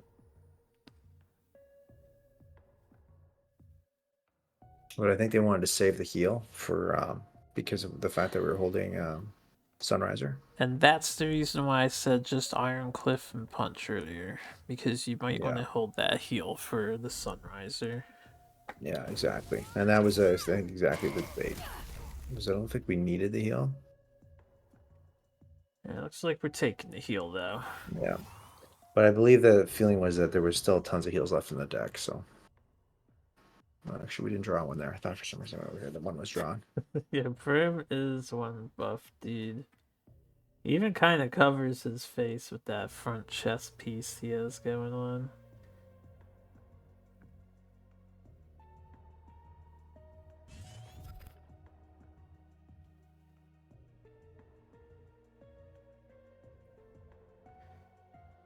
Alright, so. We do not have an answer Where's to the yeah, dreaded Ironcliff. where's the martyrdom now, eh? To be fair, they had not seen it played from Lucrative That's until right. this point, so it's coming out Uh, as a nice surprise. yeah, absolutely. I haven't been keeping track of martyrs played on Lucrative side. You could probably just develop Zir because he's big ish and it might feel Versus better going with than doing anything else. Yeah, because this doesn't feel great. You break the armor. yeah, it doesn't feel. Yeah, it's curious. I'm curious to think of Zir. The problem is I'm looking at the hand thinking Zir's the better play now, but it's not fair to say that. No, it's not. It would be really hard to justify it because you're up against Lion, or it can just be deleted. At the same Yeah, time, though, I guess this is the second best option that's on the table. Maybe slightly more preferred.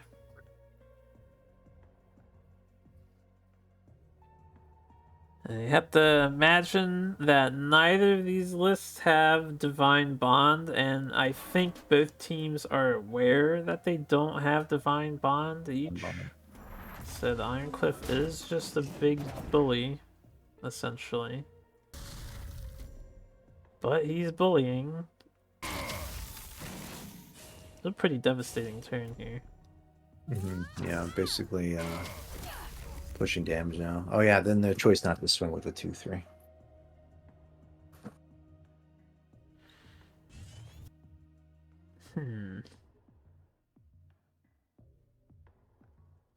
Yeah, I'm not sure if there's really a reason not to swing with the 2/3 there.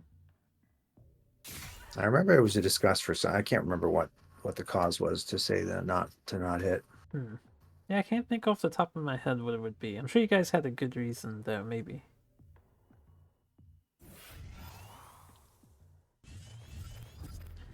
Alright, so we do a little healing. Yeah, so circle and to heal. Finally get some value on that circle. Get a decent circle, and I mean the situation's not great, but it's not dire again.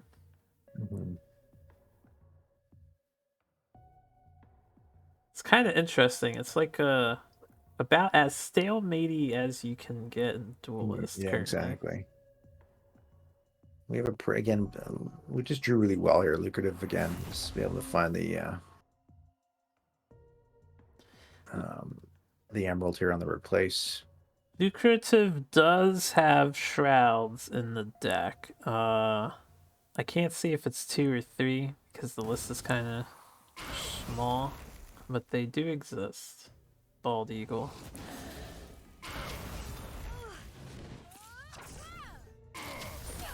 Yeah, at this point, I'm not sure what you do from here as Tepid Kong.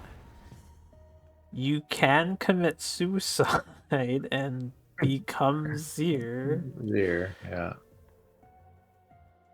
but there's lethal on board for Zir. So, like, you don't accomplish a whole lot. Well, this is not technically lethal on board. I guess there's 9 damage on board. 10, 11, 12. Yeah, it's lethal on board for Zir. No matter where he goes. Could Yeah, not a gamble with good. the sorcerer, but I don't know what you get back at this point. Yeah, a circle or a martyrdom. For sure, those two have been played, but is it worth chancing? And what difference does it make? Well, I mean, with Martyrdom, you can make sure that Lucrative goes back-to-back perfect games at 25 HP. Right? The Grandmaster does come down. Yeah, double Grandmaster, easy. Okay, this was an option too. You play Grandmaster, but you don't go into it immediately. It saves you 1 hit. Unfortunately, there's a Red Sinja. Probably the Fortunately, perfect the answer answer here. is there. Yeah. And that is going to be the end of this. So, Lucrative coming out on top, meeting the challenge of the Rook and Rollers, Lionar. The martyrdom there was definitely the difference maker. The burn like Nick mentioned on the 2/3 big game. That changed the direction of the game there. That No was, doubt. yeah. They had nothing to deal with that Iron Cliff, Yeah, and because the Iron Cliff came down, and then it was just couldn't be answered from there. there was a rock fall that would not cease. All right, so we are going Oh, to the line are see. down. Yeah, you guys are up 2-0. It's pretty good. They're going to be tagging out the Lio, and they're bringing in. Oh, no, that's the wrong list. They already did that one. So someone mentioned Vanar or Abyssian earlier. Now it is the time for Jax Vanar, or Tree Jax, as this deck is called. So I'm curious, Cosmic, just earlier, Grinch was talking a little bit about Aspect of the Mountain, and he's not a fan of that card. What do you think about Aspect of the Mountains without Well, walls? without walls? Oh, this is without walls. Oh, if it's without walls, I'm less of a fan of it. Yeah. I Less mean, of a fan. in Gauntlet, I love it. I think it's been great in Gauntlet, but in Constructed, I don't know, man. Yeah, without walls, it definitely hurts its impact, right? Because you need those targets. Yeah, I do think I agree. And oh, and it's also not running it with Snow Chaser. Yeah, you need like one drop mountains is a awesome combo, if you ask me. But you need like the Snow Chasers or something else, especially if the Chaser's been giving you some value. You don't mind trading it in for a 5 damage AOE. It is expensive at 7, but yeah, I also think if I'm running Aspect, I want to be running a 1-drop, and it's probably Snow Chaser So as the yeah, premium like 1-drop. yeah, I think in a Vesper list, you can make the argument for it. Another interesting deck choice from Henry Cater. They're actually making use of the new Mesmerize card. We have not seen too many Vanars adopt it yet. A lot of people think it just doesn't do enough currently. Yeah, funny. I thought when it first dropped on the patch, I thought it was going to be really good, but it turns out it hasn't been made the impact that at least I thought it would have. Yeah, I'm indifferent to it at the moment. I haven't messed with the card myself, and from what I've seen, I've been unimpressed currently, but I think the card is fine. It just probably needs synergy from other cards in the future to really shine. Yeah, Alright, so we have a Healing Mystic opener. Lucrative is feeling good. They've got their early game. Henry Cater has the War Master ready to drop. I know in this matchup that Lucrative was pretty insistent on trying to find the Tempest. We were worried about Jax for sure. A fair worry to have. Jax terrorizes all. Actually, I want to look back at that deck list real quick because that is a huge deal. There are no prophets of the White Palm in this deck. Now, you guys don't know that at the moment. The senile streamers don't know that at the moment, but Jax is very vulnerable to Tempest. They do not have protection from it. Yeah, I'm surprised by that choice because it feels like that's um, I don't know. It's not like an auto include, but it would certainly protect you from the obvious answers when you throw down your Jax. Yeah, I agree. So we're playing the Fenrir safe. I've heard some interesting remarks from Jay recently that they like to play their Fenrir in this matchup, I believe, to the back diagonal row of the general on the same side as the enemy minion to deal with it if it takes the tile, just for extra Oh, I see. protection. What do you think So of? you, so you go rear, and then that way, if they take the low tile in this case, you can move forward to then trade. Yeah, Yeah, that makes sense. Well, Fenrir, but particularly the Fenrir because of the stat line on the Fenrir. yeah. So then I also think it's just to protect it from a turn of dispel and stuff. They can be really bad against Silverguard Knight. That's true. I'm not sure what matchups Jay liked doing that in, but I remember they were Yeah, talking about it a little bit. I'm wondering. Yeah, that's the other part. Matchup. It's got to be matchup dependent for that type of placement. So I think in the first for this whole series, since Lucrative is going as player one, they have the luxury of being aggressive with their deck rather than reactive to things. Again, pretty solid opener here, or turn two, I should say. It's a So nice there's the change of pace to mesmerize. see. It's actual mesmerized value happening. It's pretty rad. Now, do we trade our War Master into the Windblade, or do we go face first and then let Lucrative dictate trades later? It looks like we don't want to get hit by 5 potentially.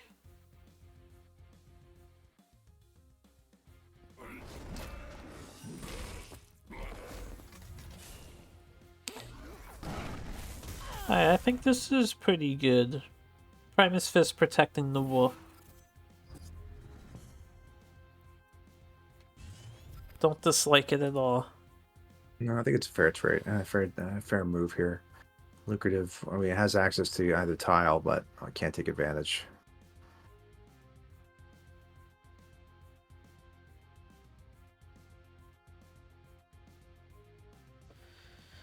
I just realized I have the team names and decks on the opposite side as on the recording here, and that bothers me personally, but it's not a big deal.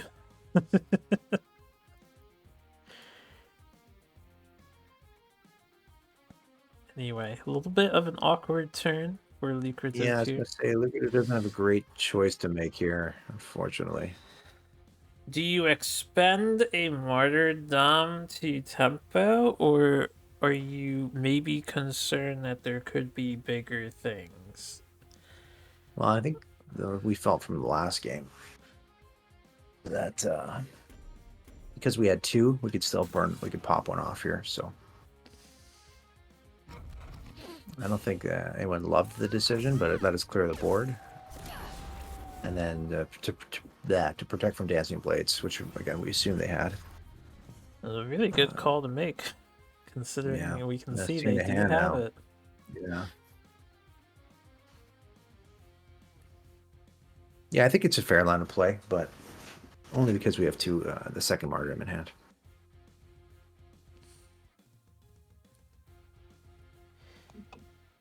Alright. So it was a very simple turn on Lucrative's part. Maybe not the best, but Henry Cater also doesn't really have a great response. It's kind of funny. They're in the same situation. I mean, they could Yeah. drop a Naked Dancing Blade for stats, but otherwise you're dropping a Primus Fist. I think I'm gonna say it's probably Dancing Blades here. After seeing the martyrdom get burned. And for sure, you probably want the stats of Dancing Blade. You could hold it and keep the effect for later, but I don't know if you're developing enough presence if we're just dropping a Primus. Yeah, Well, because otherwise, what you're dropping a Primus, and it's I don't know. So I think I'm fine with this line of play. Get the stats online. yeah, I'm definitely okay with this line of play as well. I'm not sure about. Well, I guess the positioning is fine too. Yeah, because you want to block the bottom of the Plays tile. This is all fine. yeah. Today, we came to a conclusion of the first stream. The stream was done in 2 parts, and then I took about an hour, 2-hour break, and now we're finishing the final 2 sets. We're on the last set right now. So we've only been going for about 3 hours and 40 minutes here. So we're gonna see the second martyrdom dropped here. This is a more cleaner line of play.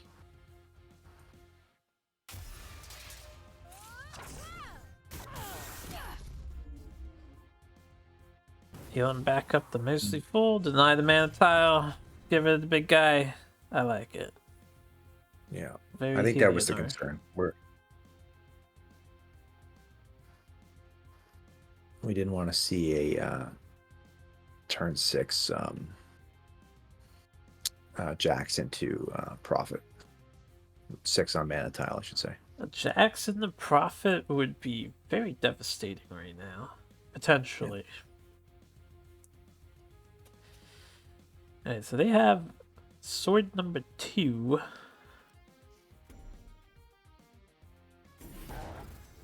This is okay. And it gets the job done. A little dirty, but it works. This gives Lucrative a bit of a lead, although there's a huge body on the board. You have a good one, Yeah. Nicolarin. Got to take the value on the Dancing Blades when I was there. It's a good play.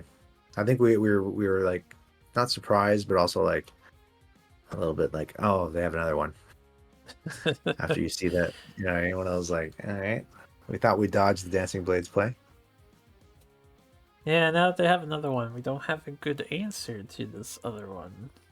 Can only do 4 damage, maybe. Well, we can't quite mana out 5. We could do 5 damage to it if you really wanted to. I might go face here if it was me. Yeah, just start pushing damage. I think that's what I might do. Interested to see what Lucrative does. Looks like we're going Sunriser face. Yeah. I was thinking armor in my head, but I think Sunriser face is also pretty good. It gives you some more board presence, which is definitely appreciated. Yeah, I like the choice, sir. I don't know what skin that is. Do you know what skin that is, Cosmic, on the Sunriser? I don't know the exact name of it. They're delicious. I do agree, though. It's a fine-looking sprite. I do like that skin a Yeah, lot. it's a pretty cool skin, man. If you play Linar, pick that skin up.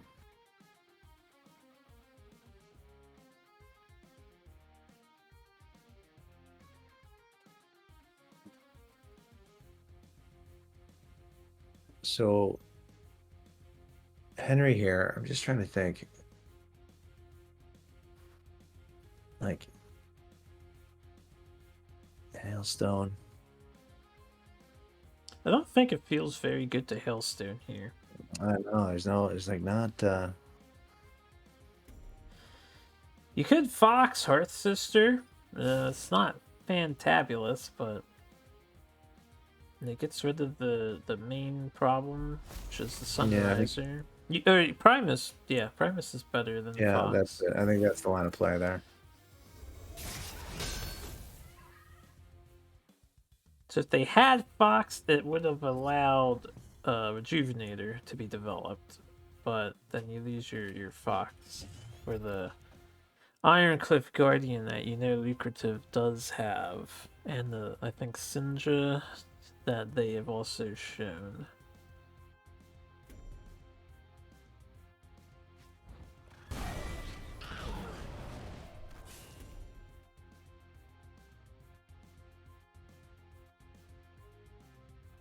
So Blood Tier ping trade the 2/3 in.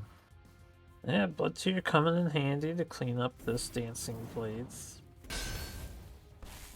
And we're armored up against Vanar. Vanar, board-based faction, having no board, has a very hard time removing this armor unless they're touting the Snowpiercer. Which we are not touting the Snowpiercer. So all this removal in hand and this Crystal Wisp not looking too hot right now. You think you're going to see more decks running Snowpiercer in these tourneys to counter the artifact? I feel like it's a good choice. I like Snowpiercer a lot personally.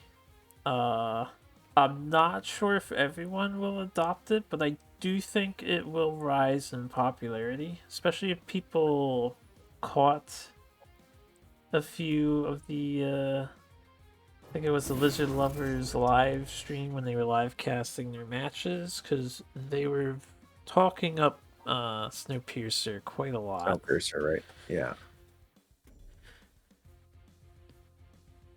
It doesn't surprise me. It's an excellent card. Yeah, I think with the way Vanar is going to be shifting, and their performance in Team Wars so far has not been the strongest. Vanar has been underperforming, I think. So they've been hurt quite bad from the recent nerfs. Yeah, what do you think about not hailstoning your own jacks here? I feel like that would have been a fair play I think that could because have they've been seen a the really good Tempest idea. Yeah. because they've seen the Tempest played in the previous matches. You draw one less card if you do that. I don't know if that's a major factor to them. Maybe they just didn't consider it, or they wanted to Yeah, uh save it for your big things, but there's definitely an idea to hailstone your main body back just so you can replay jacks.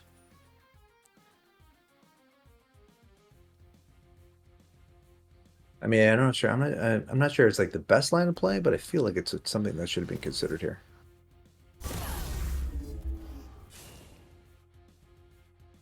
The only thing I can see against it is if this nightmare scenario happens, which it just did, you're not really in a position to play jacks again Yeah, if you you're brought it back to at your hand. this health total, you're not, right? Yeah.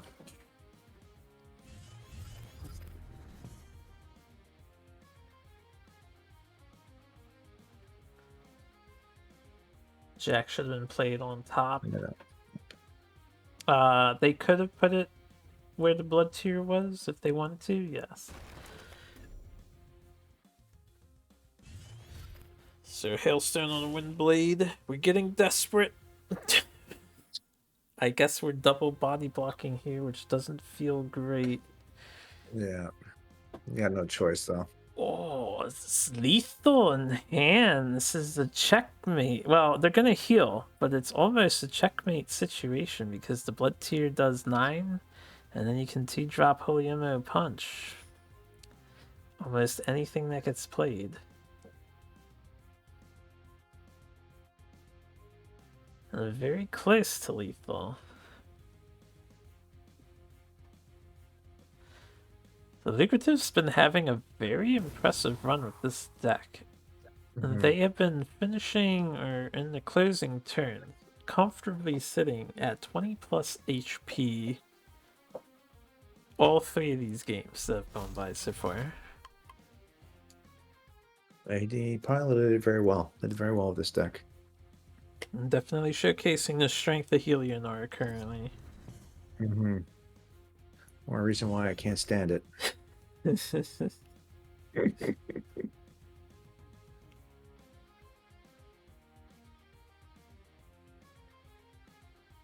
Yeah, well, I think based on the situation with their health total, it didn't matter. They weren't going to be able to play it again. Yeah, there's an argument So to be made for hailstorming the main Jack's body to get it back, but they don't have the luxury to really make that work. yeah, So, based on their board, yeah, I don't think based it on mattered. positioning and health total. Yeah. Yeah, so we see the two drop holy ammo play.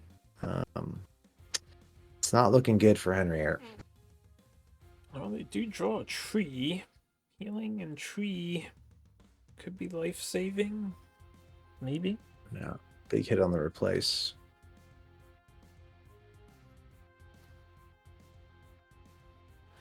Do we heal with tree and bet it all on that, or are we so afraid that we hailstone again with tree? That is the question. Yeah, I think he had a healing tree here. If they do hailstone and tree, you can walk 2 to the right, so you're not likely to get holy emoed again, because they would need 2 more 2-drops, or a 2 and a 3. Yeah, I think they choose to go with the hail, like your choice. You're allowed to play here, hailstone and tree. Yeah, I can see why they would do this rather than heal and tree. Healing tree.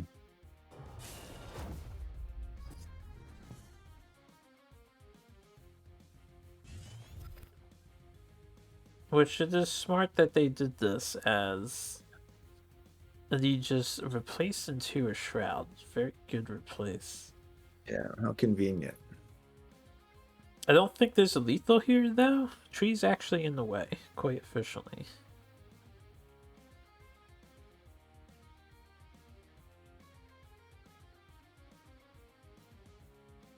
Heal tree and trade for the extra provoke. Trade? Trade what? That's There's not no their. trade there. That's not their blood tier. That's Lucrative's blood tier, Alchemist.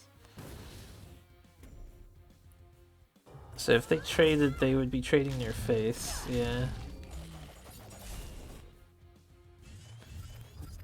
It's I'm all still good. alive.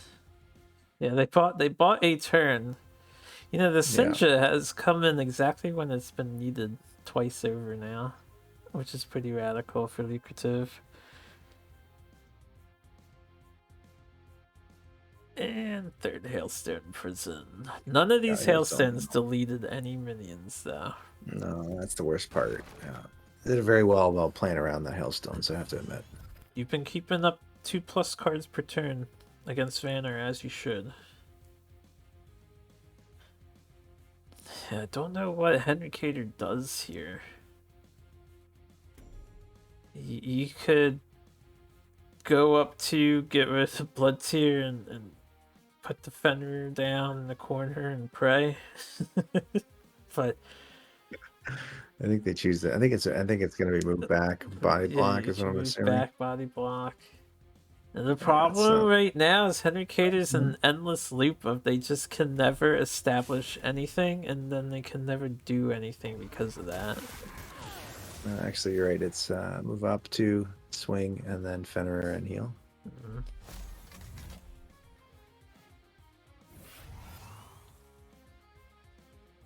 Yeah, the Wisps are a curious inclusion. I mean, they are running Tree and Jax, but they're not really running too much else that you absolutely imperatively want to ramp into. Ramp, yeah.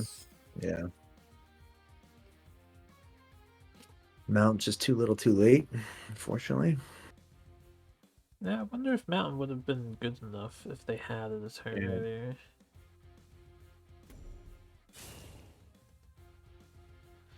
And Sinja's back with the Shroud for the lethal. Very strong play from Lucrative. We are 3-0 for the Senile streamers. Very impressive. Alright.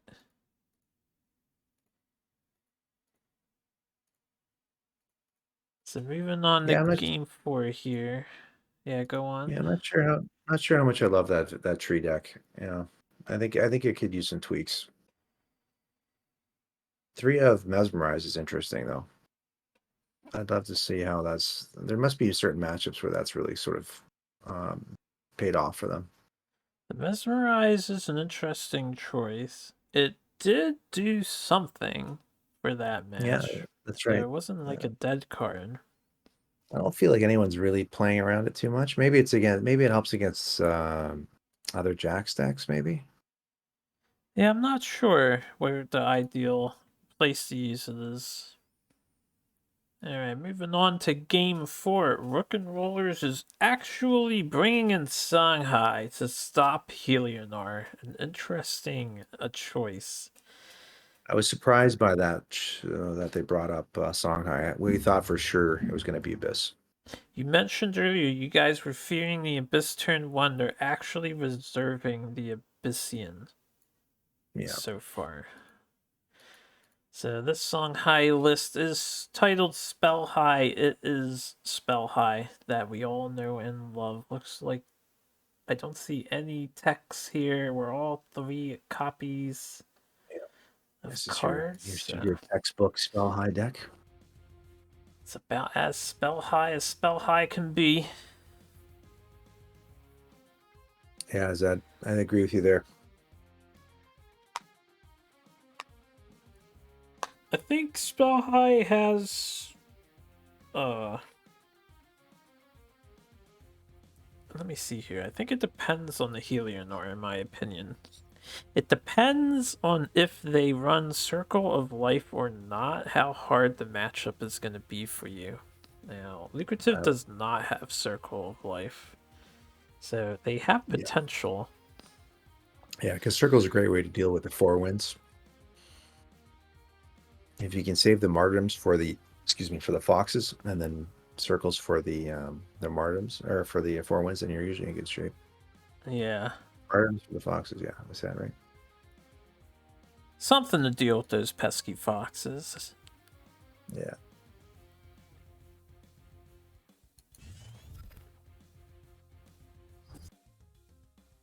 Alright, we're getting started here. We have Chakri. Backline Backline chakra Chakri. here. Juxta was Oh, in look, hand, so I think that's a fine play. another skilled song I drew into the Vortex Eclipse combo. Nothing but skilled song highs. They weren't skilled enough to dodge the Tempest, though. Yeah. They're not quite as skilled as other song high players. The Tempest is not atrocious, though. They still have momentum. It's a pretty solid replace as well. Really good follow up here with the Fox and Heartseeker.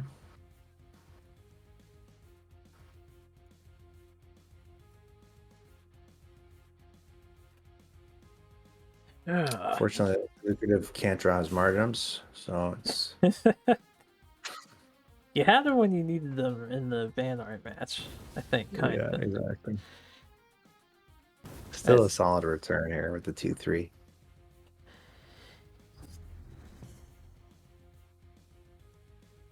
So, no punch on the Fox beforehand.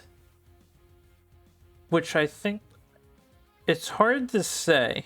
You know what? I'm not sure what I would have preferred there. You don't want him to just have the Phoenix Fire in hand, I suppose, at first. But you're probably giving him that second one later on. Yeah, exactly. I guess there could be a concern of having well, I guess it doesn't matter if you punch or not. If he killing edges, he killing edges. A Killing Edge would have been pretty, maybe not completely dire, but pretty Yeah. bad here.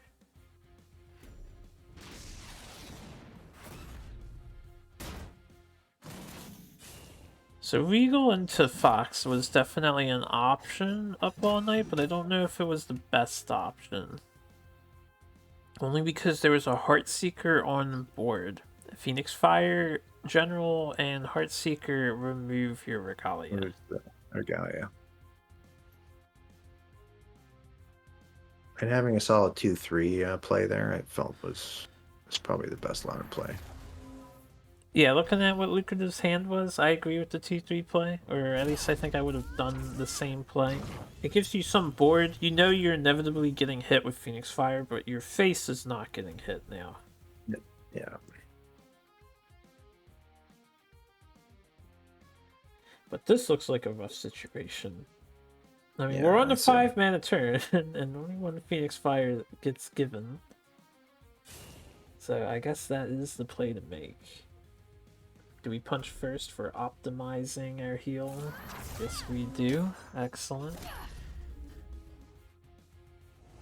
Yeah, you're gonna give him one way or the other, really. So you might as well make this play. Still pretty solid value for the Foxes. Yeah, you're looking at a full hand of fire and the mask in tow. Yeah, it's not great. Oh my, for, what a good place. for Lucrative here. We have a clean clear on Sunriser now. Now, Naglara down 10 HP, so they're feeling the hurt. I think I still make this clear. Yeah, can't leave it up. You can make this clear, equip mask, and then Phoenix Fire face, I guess. And then hope mask sticks, and you can do a lot of damage afterwards. And then you let him up the next turn, yeah. Low energy cost casting, yeah. Hey, how's it going, man? Okay, this is a play too, I suppose, instead of Phoenix firing face. I don't know if I like this as much as Saber Spining the thing. And then Phoenix firing face.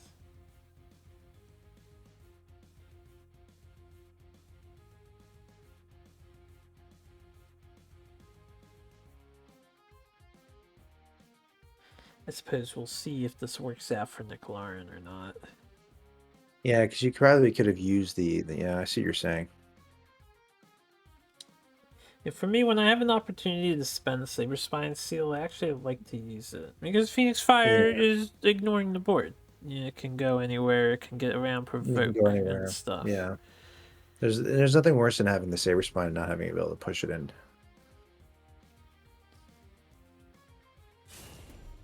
Is a lucrative Martyr this Heartseeker? Or do we just heal? Looks like we're just healing.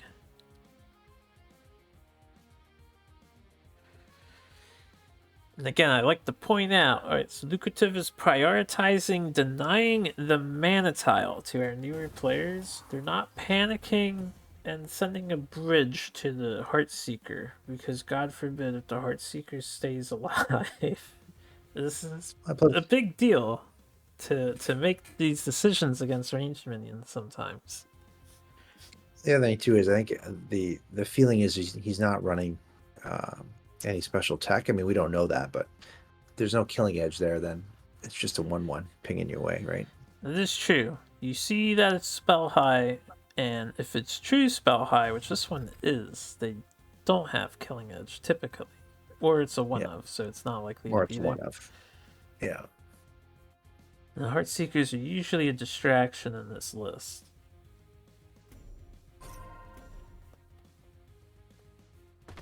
Holding on to the Saber Spine is paying off on this turn. On this turn here. I feel like it's been a long time since I've seen two masks equipped at the same time. I know, right? Doing some pinging. They still could have cleared with the Kaido and the inner focus on the 4/4, but either way. I think this works too. They know their objective, and Kaido's a little sturdier at standing. Had they burned the saber spine seal, I mean, at least they had right. And Yeah, they had a backup if they did Saber Spine on the previous turn. So this turn is kind of precarious now.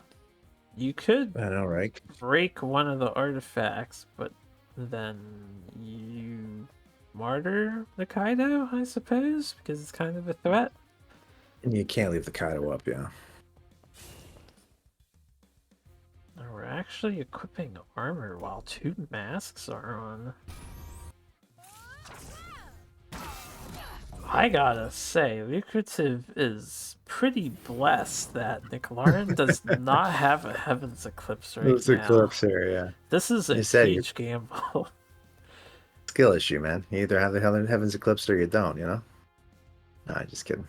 But yeah, pretty lucky that we dodged the Eclipse play here. I would say Assassin in front of the Songhai General would not have been as good. You wanted to cash in on that damage, because you know you're dealing with Heliodor. You don't want to give him time to heal. You want the burst where you can, take the burst when you can get it. Yeah.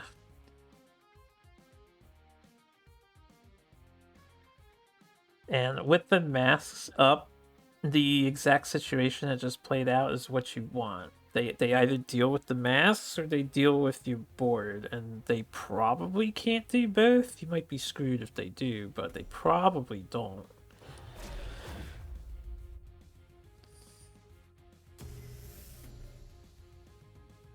Yeah, so a little fancy positioning here just to get the extra ping in with the Jux. Yeah. Huh.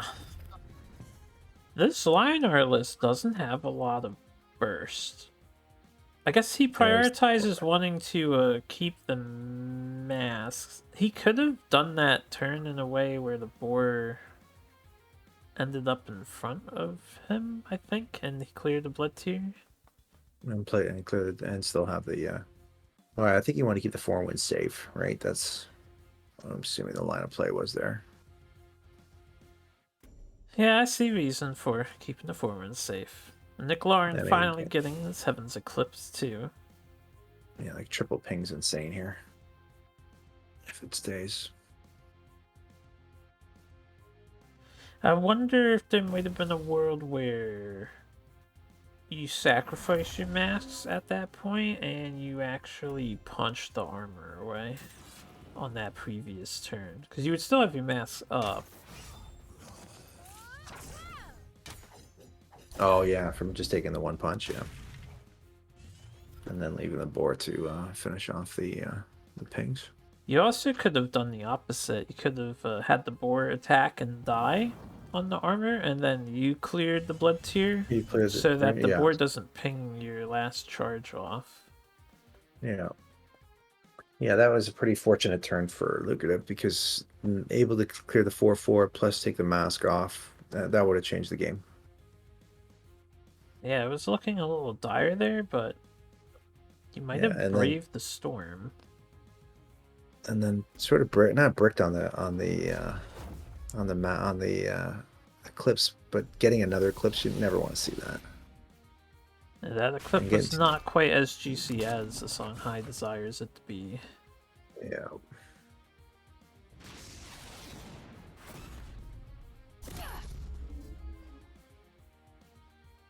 Very close to death once more. So blood tier, holy immo, 5 damage, 1 off lethal.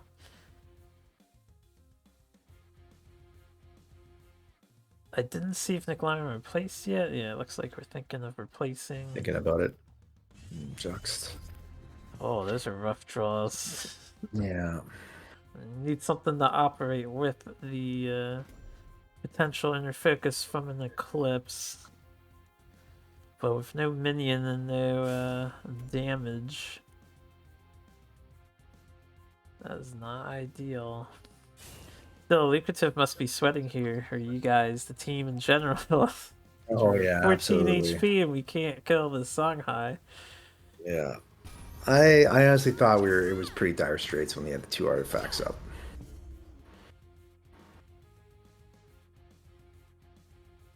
Yeah, Bald Eagle. Overall, this match, I think it's been kind of like a seesaw over close. They definitely switched from strong to weak to strong again.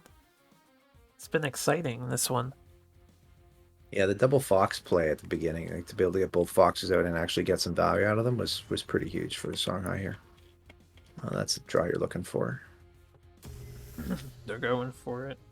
I don't know if Wow. they actually can finish you off with an armor on, though.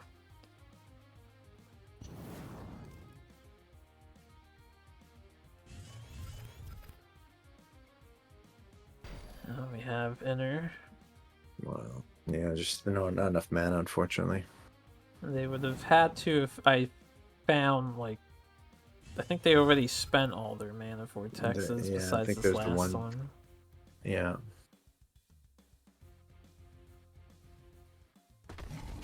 Yeah, if the artifact was one of the artifacts was still up, then it would have been game. But Damn, all that powering up, and then they just go and pummel the Forest Sunrise.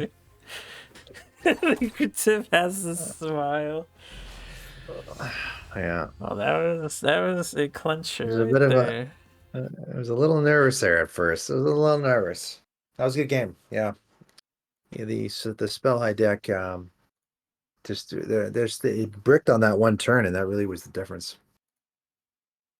Yeah, that one Yeah, turn set them back, and they had some scary stuff, but Lucrative was able to stay strong and pretty much stop anything from going down beyond the point of yeah, no return there. yeah. I think if there was an eclipse in the one turn there when he had the 2 artifacts up, it would have been a different game. All right, so we have that's team one. So it is currently 4-0. The Rook and Rollers need to find a deck to stop this Lionar before it is too late, and we are going to now try Creep Abyssian, or I guess this Creep is the kind of best. standard-ish Abyss. I say ish because there are keepers in this list, but no Sarlaccs. I'm not sure what we want to keeper. More healing? Keeper of the Heels or Keeper of the Night Sorrows, Yeah. maybe, There's also possibly. 2 Breath of the Unborns. That's pretty uncommon to see. There was another deck earlier that had Breath of the Unborn as well, so interesting to see. Yeah, Keeper Blades. It just doesn't seem like the strongest use of Keeper, but definitely a Yeah. use of Keeper. I think I've seen a list like this on Ladder, and they Keeper of the Heels, if I recall correctly, the times that I've run Interesting. into it. Yeah, yeah. Having an extra 4 HP for rejuvenators is quite nice-ish. Yeah. All right, so another strong start from Henry Cater. I forget what happened there, but there's a reason why that went down. All will be well, though. So Lucra's got a pretty standard opener here. Yeah, pretty strong opener. Nice follow-up. They can do a 2-3, or just 3 if they really want. Maybe even 4 for Regalia. Now, I think, Abyssian, I think the standard problem with Abyssian currently, weak early game, most people agree. yeah. They tend to have very reactive cards, so their turn 1 plays feel atrocious Well, unless it's a Rocky. right. Yeah, certainly a decision to be made here. I think if it's me, I don't waste a whip on that. I just develop a blood tier and a slow opener. Yeah. I don't think you can. Yeah, I mean, I'm trying to think what other targets you'd have for the lure, but I think the main targets would be any big taunts. You know that Lucrative is playing them, so might as well save it.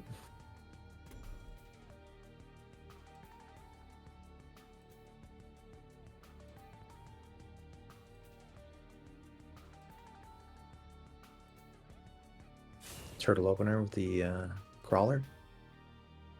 Turtle opener with crawler. Oh, And he's gonna lure, use the anyway. lure. Right. There's nothing wrong with stopping the early ramp. Yeah. I've mentioned this many times before. When it comes to me, I actually hold onto cards for greater value. How do you link Duelyst to Twitch? I'm not 100% sure what you're trying to achieve. Can you elaborate on that, Matthiosic? I don't think Duelist links to Twitch, or do you just mean how do you stream Duelist on Twitch?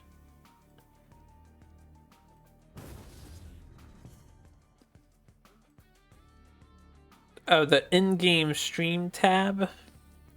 You have to send a request to Duelist help email and ask them to put you on that watch tab. I believe that's how that works. That is correct. And if you guys are streamers and you don't have to be like a huge streamer or anything, but you do have to reach out to the developers help email and say, hey, I'm interested in streaming on the Duelist category. You know, what can we do with that?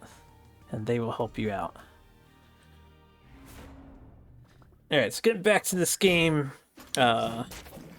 we did the 3 expected, and now we have Iraqi and trading into Rocky into the Silverguard. Night Sorrow. Yep. Standard stuff.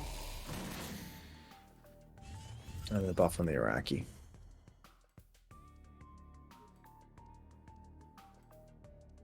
It's about Yeah, so as good of Lucrative. a turn as you're gonna get here.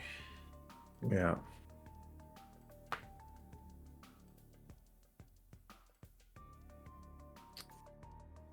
Problem is, we know we're running creep against creep here, so I'm not sure what Lucrative's thoughts are on the shroud. If this is a worthy target, or if it's time to, or let's see, I see the wind, yeah, the wind blade adept. It's a good thought to have, considering where your shroud goes in this matchup.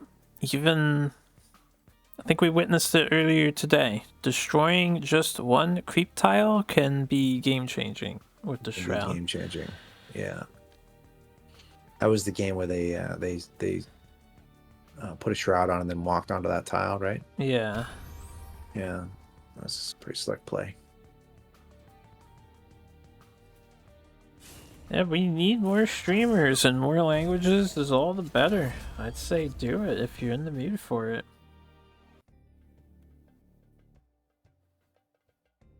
So I don't love the Arclight Regalia here, and there wasn't too much else to do, and you probably want to kill the Iraqi. You just lose your armor on board though. Yeah, that was I think that was the debate, but the other lines of play didn't feel great either. Mm.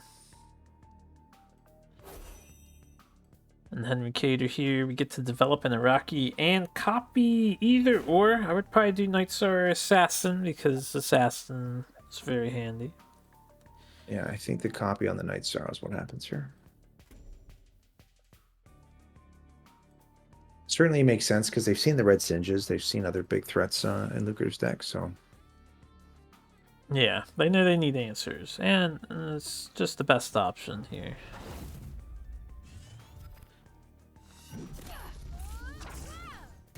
And we clear the armor, we block the mana tile. We're looking pretty strong against Lucrative at the moment, except in the hand size. Lucrative is stocked up. They're not without options here.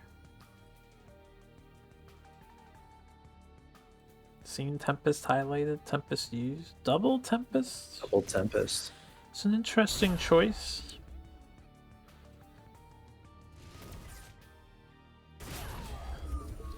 Now, does Lucrative preserve the Sundrop Elixir for later? I think the decision is to wait. I think you're inclined to want to wait and use the and save it. When you're running Sunrises, yeah. I think you usually want to save it unless it's an emergency. And that is what they do.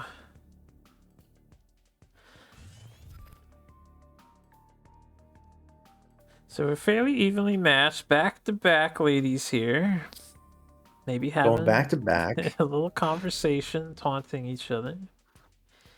This is kind of nasty. So the double Tempest play left nothing except their face to get punched by a Revenant. That's pretty rough. And we don't have a good solution to this in hand at the moment. And we did not replace into a good solution. We're 1 mana off from a double heal and 7. Yeah. Lucrative in a bit of trouble here. They're gonna have to take another 6. Which they can make it 1 and go down to 10 with the heal, but That's it doesn't feel good, that's for sure. Yeah, that was a pretty huge turn for Henry here. And then the next thing you have to worry about is that Shadow Nova follow-up. So ideally we're gonna play around it. Can either go 2 left. Yeah, we do 2 left or 2 down to run away from the enemy general. Either or. Yeah. No choice here to punch, otherwise the punch and heal. Feels bad, man.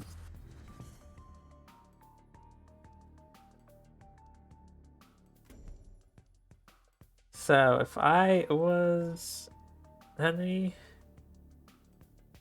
I think I just go face, yeah. The Sunrise is very out of position where it's placed, so you have no concerns.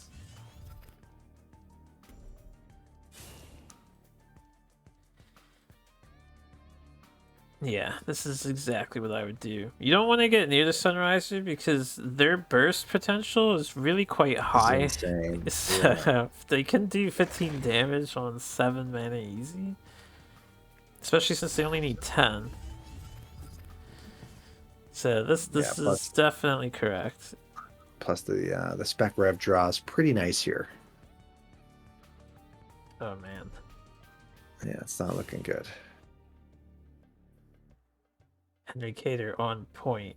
A skillful Abyssian player, no doubt. Have only 1 of your 7 mana cards in hand at a time. So it's not too many, but get them every single turn. Yeah. Sunriser's got to take the long way around, unfortunately, so it's not going to have any impact here. Checking out the fine scenery of the gravel steps and sand. Lucrative does have the double heal and is able to protect from a full um, Nova here, which is nice. Yeah. So that would be 8 damage. Nova alone doesn't kill you. Nova Void Pulse also does not kill you.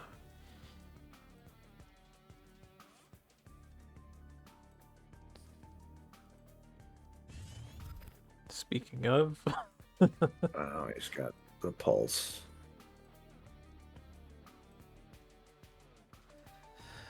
Is it just grasp and spec rev here? I think Grasp Rev is pretty safe. Again, you're still not in a hurry as the Abyssian player. You can just do things rather leisurely. You can still do this in a way that the Sunriser doesn't hit the Revenant or you.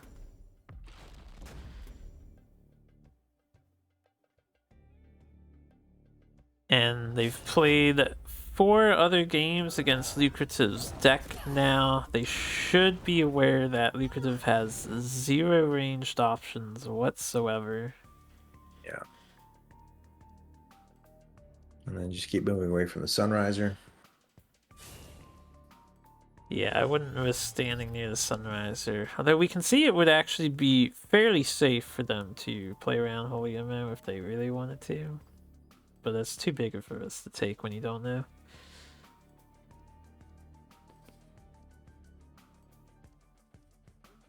What do you think about Iron Cliffing and Holy and Martyrdom, your own troop to heal up?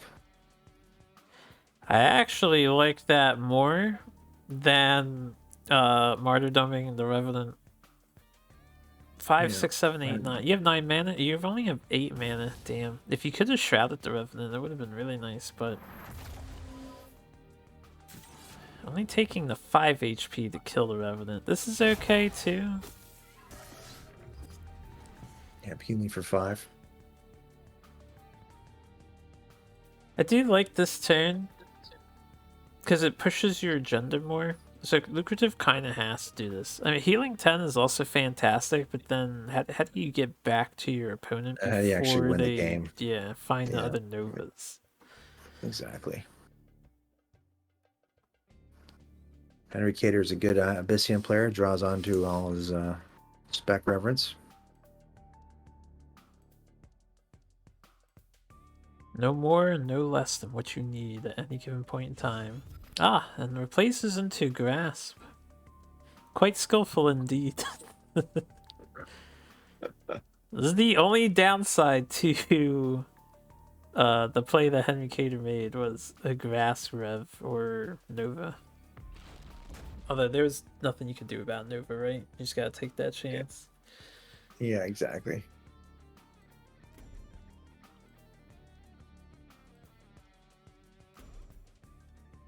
I know real reason to move down here, is there? I think it's okay to get out of the corner. Yeah. I don't know if it matters whether it was down or to the right, but I would get out of the corner at least. Yeah, I think to the right though, you protect yourself a little bit from he can't move up too directly to engage you. I would have preferred to the right as well. It gives you more room to work with, and if things go south for some reason, you have a lot more flexibility getting back in the center of the board than staying on the edge. Yeah. You also have your creep around there to work with.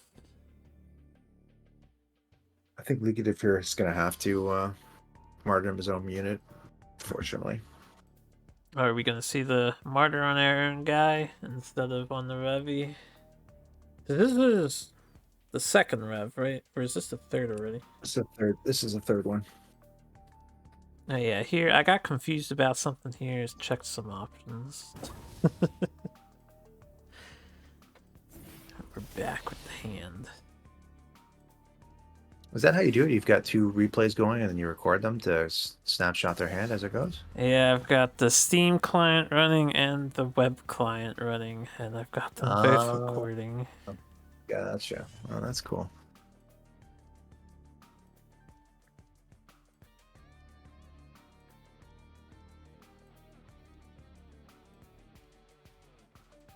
Yeah, so the shroud on the reverend, and then no choice but to heal for 10 there. I mean, I respect the 10 HP recovery.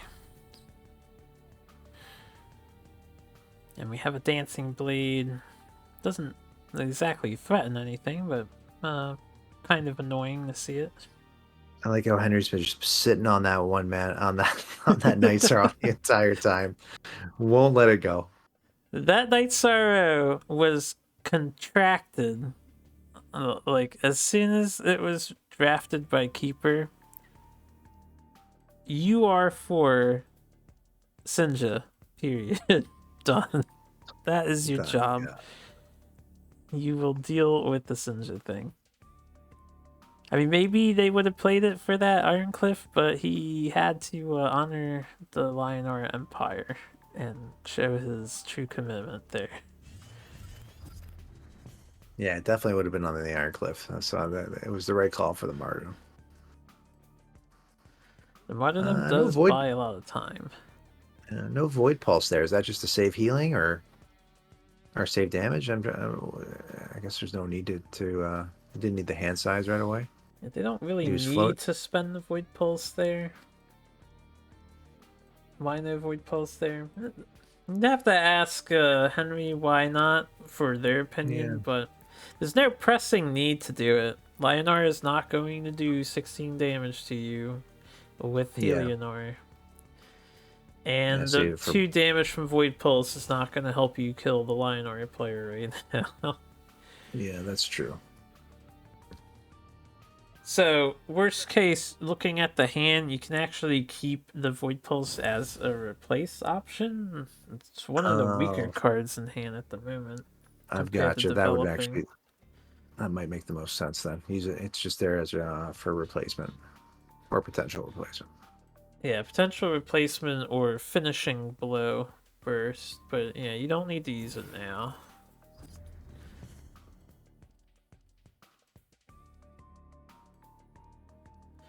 This is a tough situation for lucrative, but kind of a necessary thing that they have to do. They need to get close. It's the only way they win. You It's the gotta only make way to win. something happen, so we're Yeah, trying I can't something say out that. here. Yeah. So see a blood tear into a Night Sorrow for sure.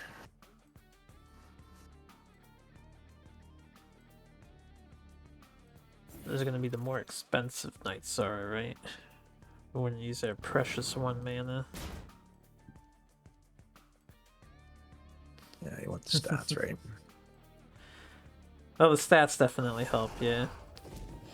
But just keeping that 1 mana option available if you draw a 7 mana bomb card again. Yeah. And now we head back up.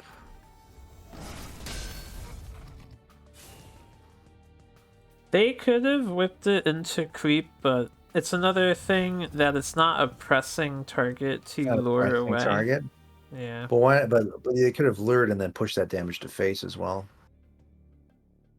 They could have gone face there a little bit. But they backed off. So Henry Cater does respect potential burst from Lucrative's deck. Right. See, Abyssian, when you're playing Creep Abyssian like this, chat, you don't have to go face. Your opponent has to come to you.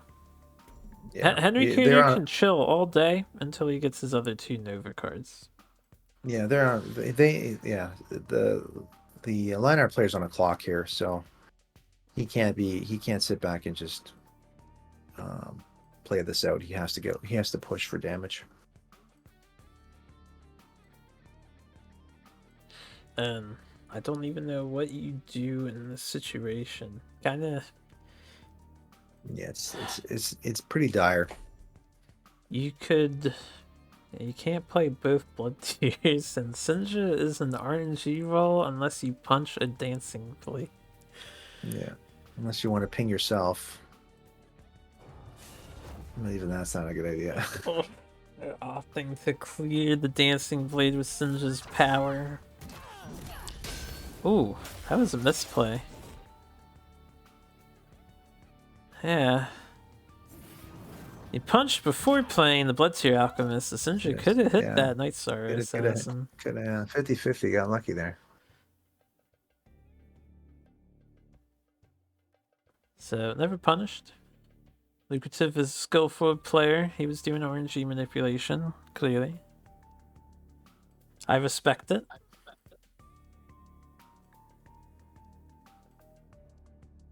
An player never punished. Never punished, buddy. I don't know. I think Lucrative is getting a little punished. Henry's got options here. I mean, at the very worst, Henry can whip it away and not think about it ever again.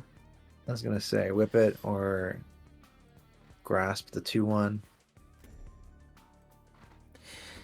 You could whip it into the creep tiles and then grasp the 2/1 to kill it.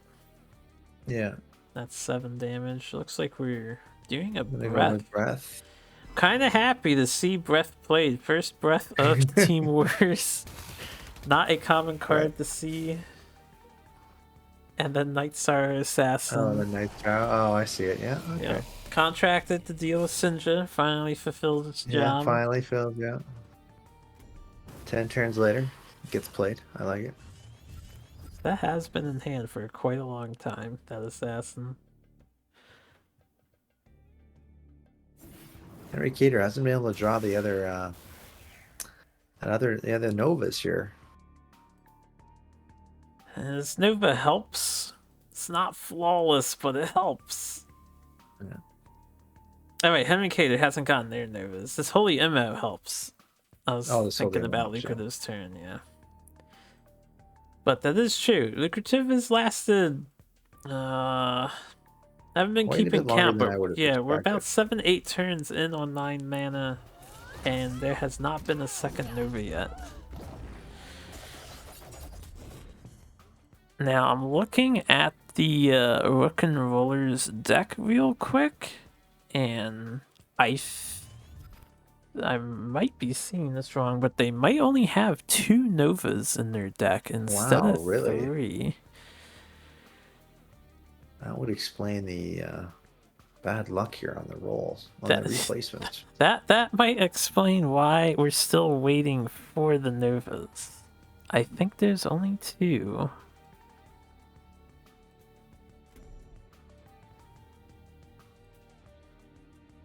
Well, Henry Cater's got options again to deal with this other Sinja. This is the last Sinja as well. To the Night Sorrow again. Oh, there you go. Keeper Night Sorrow seems to be a pretty good combo.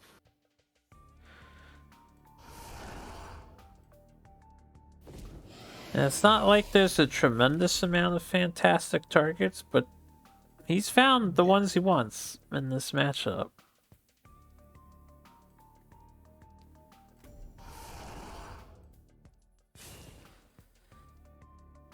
We are boxed in for the first time on Lucrative's side. It was not looking good. There's an Ironcliff MO play. We are doing the Ironcliff MO play. Makes sense.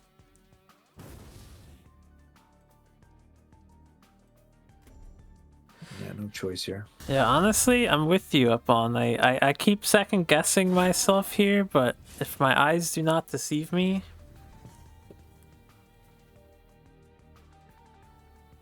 I can't tell because the thing is so small on my screen. There might be 3 Novas, but it looks like a 2.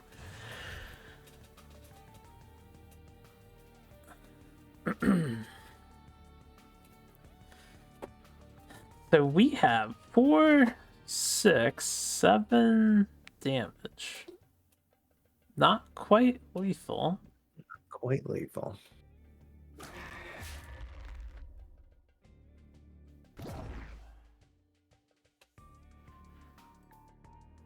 I like that we're thinking about putting a cliff on a spike instead of the corner. Don't think it makes a huge difference in this case, but Yeah, so maybe one extra turn, right?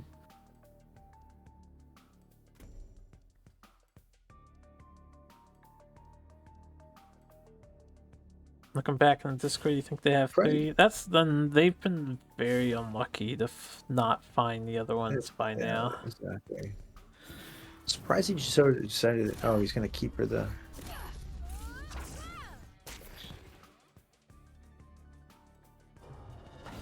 They Okay. had enough for the whole hands. That was an extra. No, never mind. I was miscounting. 2 off, yeah. Wow. It has There it arrived is. at last. So now, on Lucrative's part, we have 7 healing. We have 7 healing and body blockers, but we have 9 creep tiles on the next turn. And a blood tier. I think we're doomed. I think It's not looking good for our boy Lucrative here. yes. I think Lucrative Your, is going down. when your opponent draws 3 spec reverence, it's not good for you. It decreases your win rate significantly. So I have to hand it to the Creep Abyssians that we've seen in these sets, because this game and the earlier one against I forget who it was.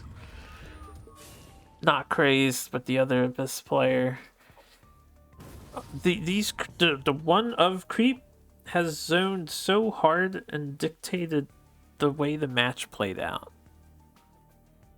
It's really pretty interesting. It's almost like putting knights in the center tiles of chess. Yeah. The way that these Oh, played out.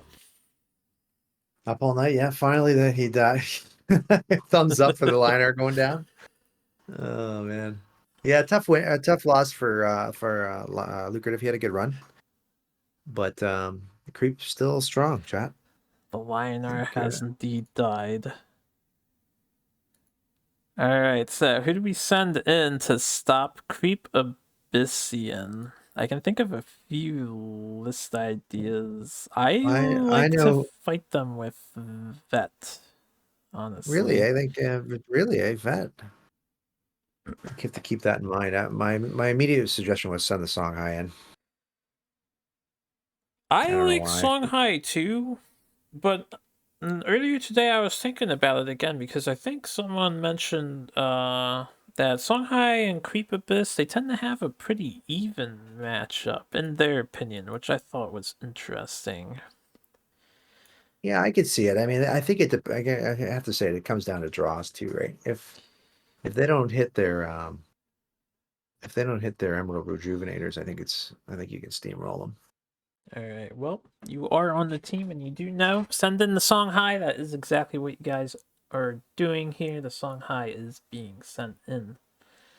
So this is yet another spell high list. This one does feature a spiral technique and killing edge. I can't quite see how many because it's a very tiny deck list. It's got a one of Spiral, which is I think not standard by any means, but I think it's something that you shouldn't be surprised to see.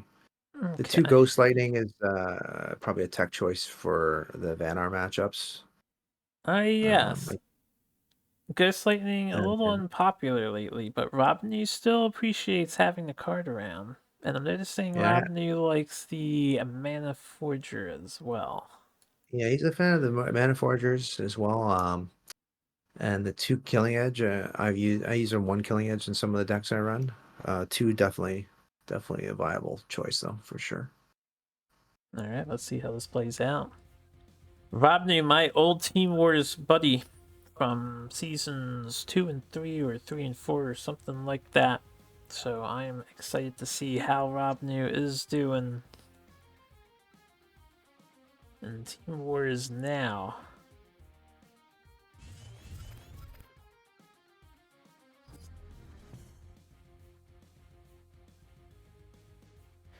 I don't think too many people are climbing. If you know Crazed, he was doing something funny today he was dropping his rank to see how low he could go, and then he plans on raising his MMR so he can be in the top 20 uh with really low Bladum MMR just because it would look funny or something. I don't know what his plan is. But Yeah, he did that the one thing, didn't he? Where he did like kept conceding a bunch of games. yeah, he's just like speed conceding. Anyway, he Okay. was like down by 100 or so. So there wasn't a huge S rank. He went down to 200. Only about 200 players on the S. I think most people are chilling. Anyway, I'd agree with that. Um, so Rob New has got a pretty um, straightforward opener here with Lantern Fox. yeah, I like it. Lantern Fox, opposite side of the enemy minion. Could make a case for the same side as the enemy minion too. I guess it depends on what you want to clear, but Mm-hmm. keeping it safe, pretty standard. And Henry Cater's hand actually good by Abyssian Yeah, standards. I was gonna say definitely good by Bystian standards. Yeah. Not exactly a clean clear on this Lantern Fox, but you can develop some things and maybe work with this a little bit.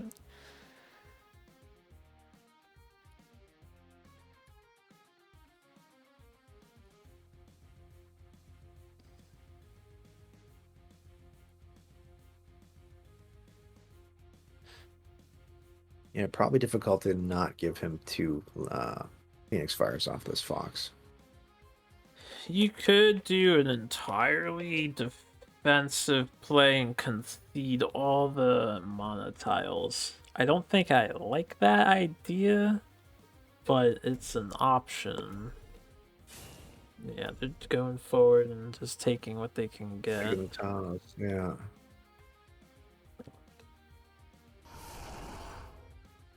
Hmm. Interesting. That just was a strange choice to layer it like that. So we lured it, but we didn't punch it. I wonder why. It doesn't seem very good. Yeah, that threw me for a bit of a loop. I wasn't sure what I was expecting a Night Sorrow. Drop the glasses. There's misplay written all over it. I'm not so sure anymore, Zohan. That fox is exactly where Henry wants it to be.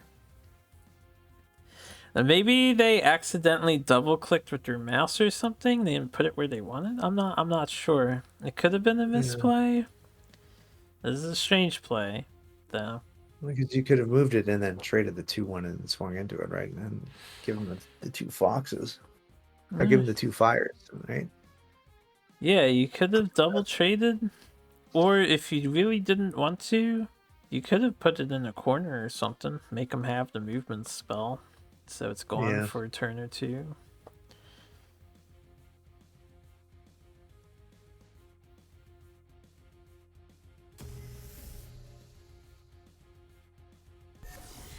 This is probably the best ghost lighting you're going to get in this matchup, so. Fairly good Ghost Lightning. It'd be handy at clearing the keeper copies that are around, but I'd say a good time to get the Ghost Lightning out of your deck, considering you don't really need it for anything. Yeah, exactly. So really not too punished outside of the lore, not really getting a ton of value because you're only going to give him two fires, which is pretty much just, that's a standard case, not best case, but Henry has a very awkward turn here, though. yeah. Can only commit to killing one of these two entities. And you take a lot of damage no matter which one you choose. Exactly. Yeah, opting for the 4-2 here. The expected exchange for sure. Yeah. This is kind of horrible because of that lure too. This fox is 3 fires, right? Yeah, the lure kind of, yeah. Now that I see it this way, it's over. Yeah. They needed to lure to do the regular trade because now you're going to give them a third fire. The Mana Forger here is going to pay huge dividends. This Mana Forger, this isn't lethal, is it? No, Not quite yet. no. So that If was we like, had a Chakra or something, that would have made a difference. yeah, Chakri or a boar. Born. No, the cards lit up. That actually was lethal. Yeah. Was it really? Oh yes, this was a lethal turn. Oh my god, I forgot. Yeah, Songhai with the rapid I fire. forgot about the inner focus. You know, I think they didn't even need the inner focus. That's right. My bad. Yeah, this was the turn two lethal or turn three lethal. Yeah, turn three Wow. lethal. I mean, That's why you send the song high, boys. That's why you send the song high. Okay. I agree. Send the song high. Do what Robney did, guys. Did you take notes? I hope you all took notes because that was spell high in action. Henry had it coming a little bit with their play, but Yeah, the lure there kind of buried the play there. okay. I was not. I For some reason I actually thought that didn't was remember again how going on a fast little that longer. was. Yeah. So we have I one thought more match to cover. We can see, or up at least one more match to cover, I should say. There's only Vitruvian left for the Rook and Rollers. So I'll bring their deck up. Whoops, didn't mean to transition into the video. Let's look at the deck for a quick minute. yeah, let's take a quick look at it. Okay, so it was a zoo list. That's what I thought they were bringing when they started playing it. I'm curious what you think about the zoo list that everyone seems to be playing with Vitruvian. So this I zoo list on first blush looks like the Mazer build kind of, except there's Shrikes and I think healing, which Mazer doesn't use. Zoo Vitruvian I think is a good idea. I I've noticed this one doesn't have the white prophets though. It doesn't have the prophet of the white palms. Yeah, this one has foregone the Prophet of the White Palm, probably to fit in the Shrikes. The Shrikes, yeah. I think Zuvet it's got its weaknesses, but Mazer at least, and I've seen a couple other people playing this. I don't know if I want to say Dragol, I forget who exactly, but they've shown me the power and the oppressive power of just constantly playing a bunch of powered up minions. Yeah. I've been curious if Lionar couldn't do kind of similar to this deck. I know War Surge is kind of a slept on card, and Lionar doesn't really have a Rasha's Curse, but they do have Tempest. I don't think they have a Syzygy equivalent, but I've been curious if, like, what makes Zufet so successful. I know the Portal Guardian's sturdiness definitely helps in that regard. But we'll see how Zuvet does today against Robnu. This is Improbable Blob, a lovely streamer. Make sure you check them out if you catch them streaming. This is actually pretty interesting because I think Improbable Blob is known for her mech deck. Mech The mech vet deck, yeah. deck. Yeah, but we're actually playing Zoo. I don't know if we thought we were seeing the mech deck initially. Like I don't know if that was what we thought we were going to be queuing into here. Because I think the zoo deck, this list here, Songhai is not bad with. I mean, I'm not saying it's favored, but I think the matchup's okay for Songhai. Can definitely be scary if the Vitruvians land those Lady Locks. Especially if it's back to back and really powerful ones with Dream Gazer in tow and whatnot. We'll have to see if that plays out. And Probable Blob's hand doesn't look too bad here.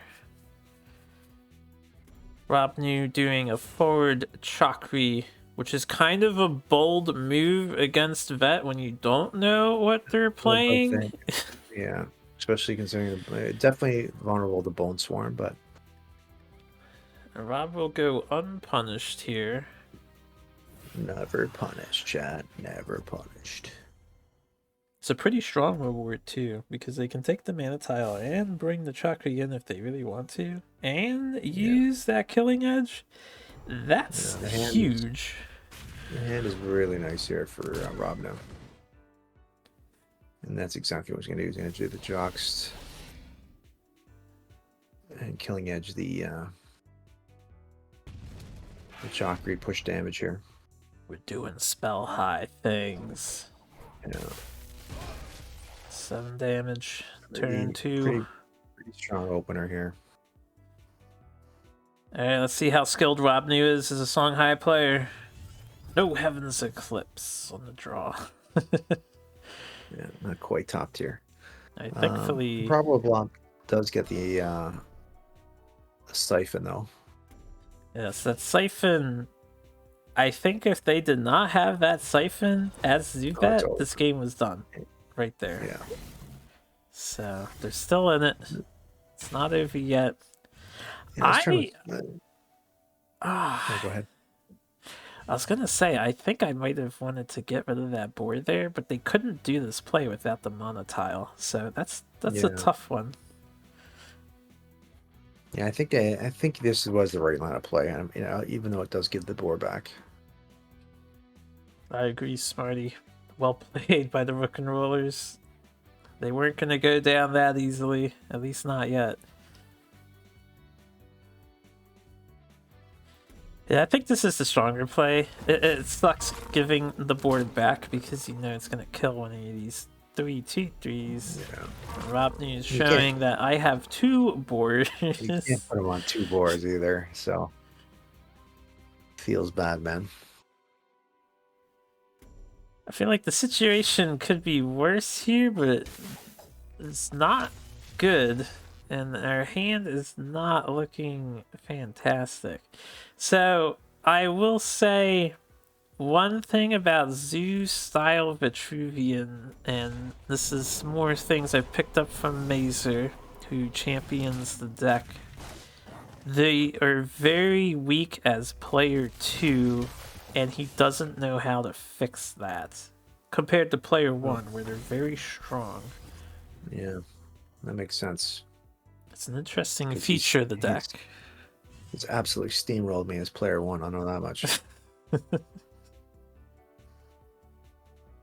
I think someone mentioned when they were live casting that they mentioned to Mazer that his deck pissed you off. Oh yeah, well, because he runs the Prophet of the White Palms, and right. both.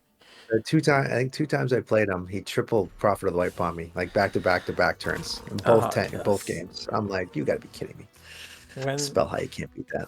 When they need to drive it in, that you will be thwarted 3 turns in a row. Yeah. Alright, so Rob New's pacing slowed down a little bit on that last turn. That's pretty good for Improbable Blob, all things considered. Yeah.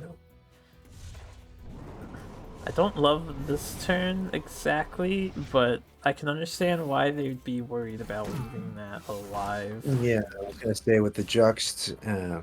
As much as I know they need the heals, but I understand why that line of play was made. They also just, I think they would prefer having a sturdier body on board. On board, yeah. Because this can be easily dealt with by Songhai, and then we're back at square one yet again. And we're playing Zuvet. Right. We need to establish something. Although with the Jux in Rob New's hand, it might have been the right call.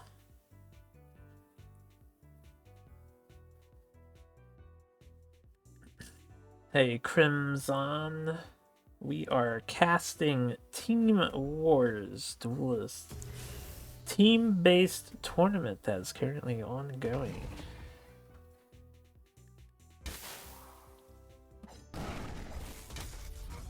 Alright, 4 wins placed out of the way. Clear minion. It's efficient, I like it. How do we respond to this as improbable blob? This one's tough. Do we heal? Yeah, you gotta heal. Or do we develop a Shrike who can maybe deal with that on the next turn?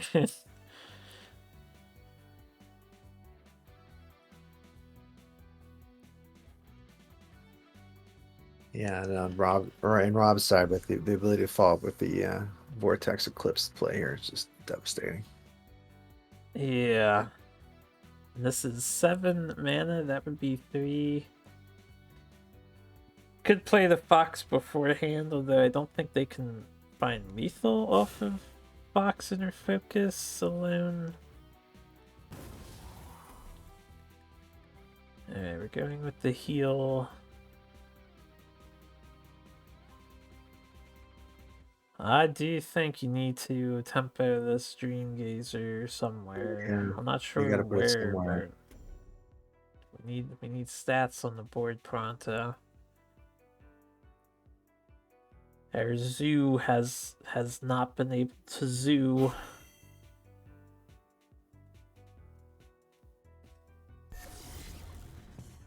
Yeah, I imagine that's just as good a place as any other location. Yeah, I mean you can't really play around Jux too much here. It's unfortunate. Mm. And with 4 runs on the board, this is likely going to be lethal. 16 damage, it's only 12 needed because of 4 Winds Punch, 10 with the general. We are doing Fox first, so we're looking for Inner Focus, Mana Vortex, Phoenix Fire, or some combination, maybe Saber Spine Yeah, that Seal. was probably the only minor misplay. I don't know if you had to put the Fox down first there. I agree. It's not like it's a Chakri Avatar. You can wait and see what you get before you Yeah. drop that Fox. Alright, we're just pinging. we kind of drew dead on that Heaven's Eclipse. Yeah. But we're committed to our action. The time you don't want the Ghost Lightning in hand. Improbable Blob doesn't have a lot to work with, but can we survive a triple Inner Focus Killing Edge? Unfortunately, she can survive, but she's gonna need to heal and completely block off the enemy general so that the Mana Forger doesn't kill. Yeah, this is a G and a heal here as well. I'm still trying to figure out how this card is like optimally played in these scenarios. It's tough in this scenario. I do think the blast is correct at the very least. And I guess it doesn't matter what the other two were. Was that sent face? That actually was sent face. Huh. So I don't know if I agree with that. I think you want to make sure the general can't hit you because it's Song High. Because it's Song High, yeah. And we're gonna see here that we do have lethal damage. We're going Mana Forger lethal instead of Kaido. We're doing both. Never mind. We're dumping our hand. Dumping the hand. Yep. Doing Song High things. Must assert absolute crushing dominance.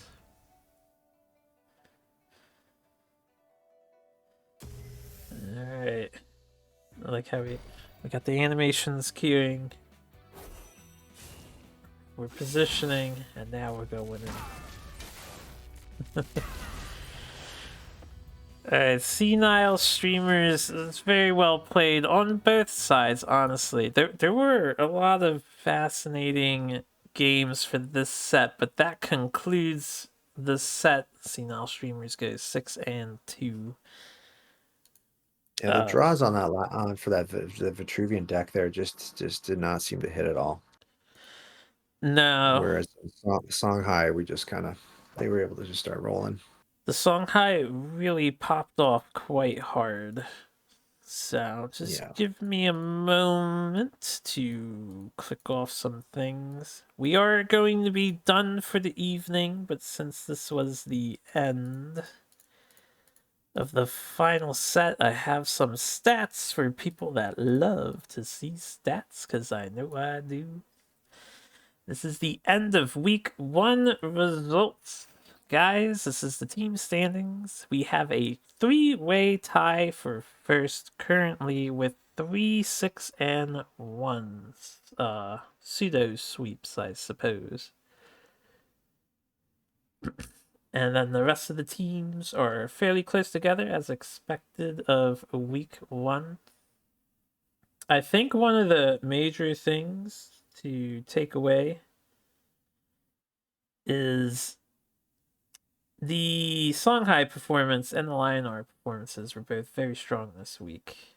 Looking at the faction stats. Yes, there's Yeah, a I'm wondering what people think about the results here. Seeing, I mean, I don't think anyone's surprised Linar did so well. I think Linar is really strong, but I don't know. I think Vitruvian's is. I mean, I know everyone thinks it's in a bad spot, but I'm surprised Vitruvian did that poorly. for week 1 Vitruvian, only 1 victory grasp. But these stats are they're sophisticated to look at a glance, because you have to consider what matchups were they sent into. I think Yeah, based on my memories, a lot of the Vitruvian decks were kind of sent in after someone was like steamrolling a little bit. No Vitruvian kind of went in where they wanted to go in. They only went in because they yeah, had to go in. had to go in. I think actually brings up a good point. The entry point of when your deck goes in really affects how well you have a chance to make a run on or not, right? Yes. All right. Well, with that, guys, thank you very much for watching. Cosmic, thank you for joining me tonight. Thanks for having me, man. Appreciate it. Appreciate everybody coming in to chat and chat with us. Yeah, thank you, chat. You guys were very active there. I appreciate it. So, I don't have set dates because, everything's in flux. I have a lot of work that I gotta do, but we're gonna shoot for weekends. And next week, hopefully, we can get week 2's games casted. So look forward to that. Yeah, thanks for stopping by and hanging out.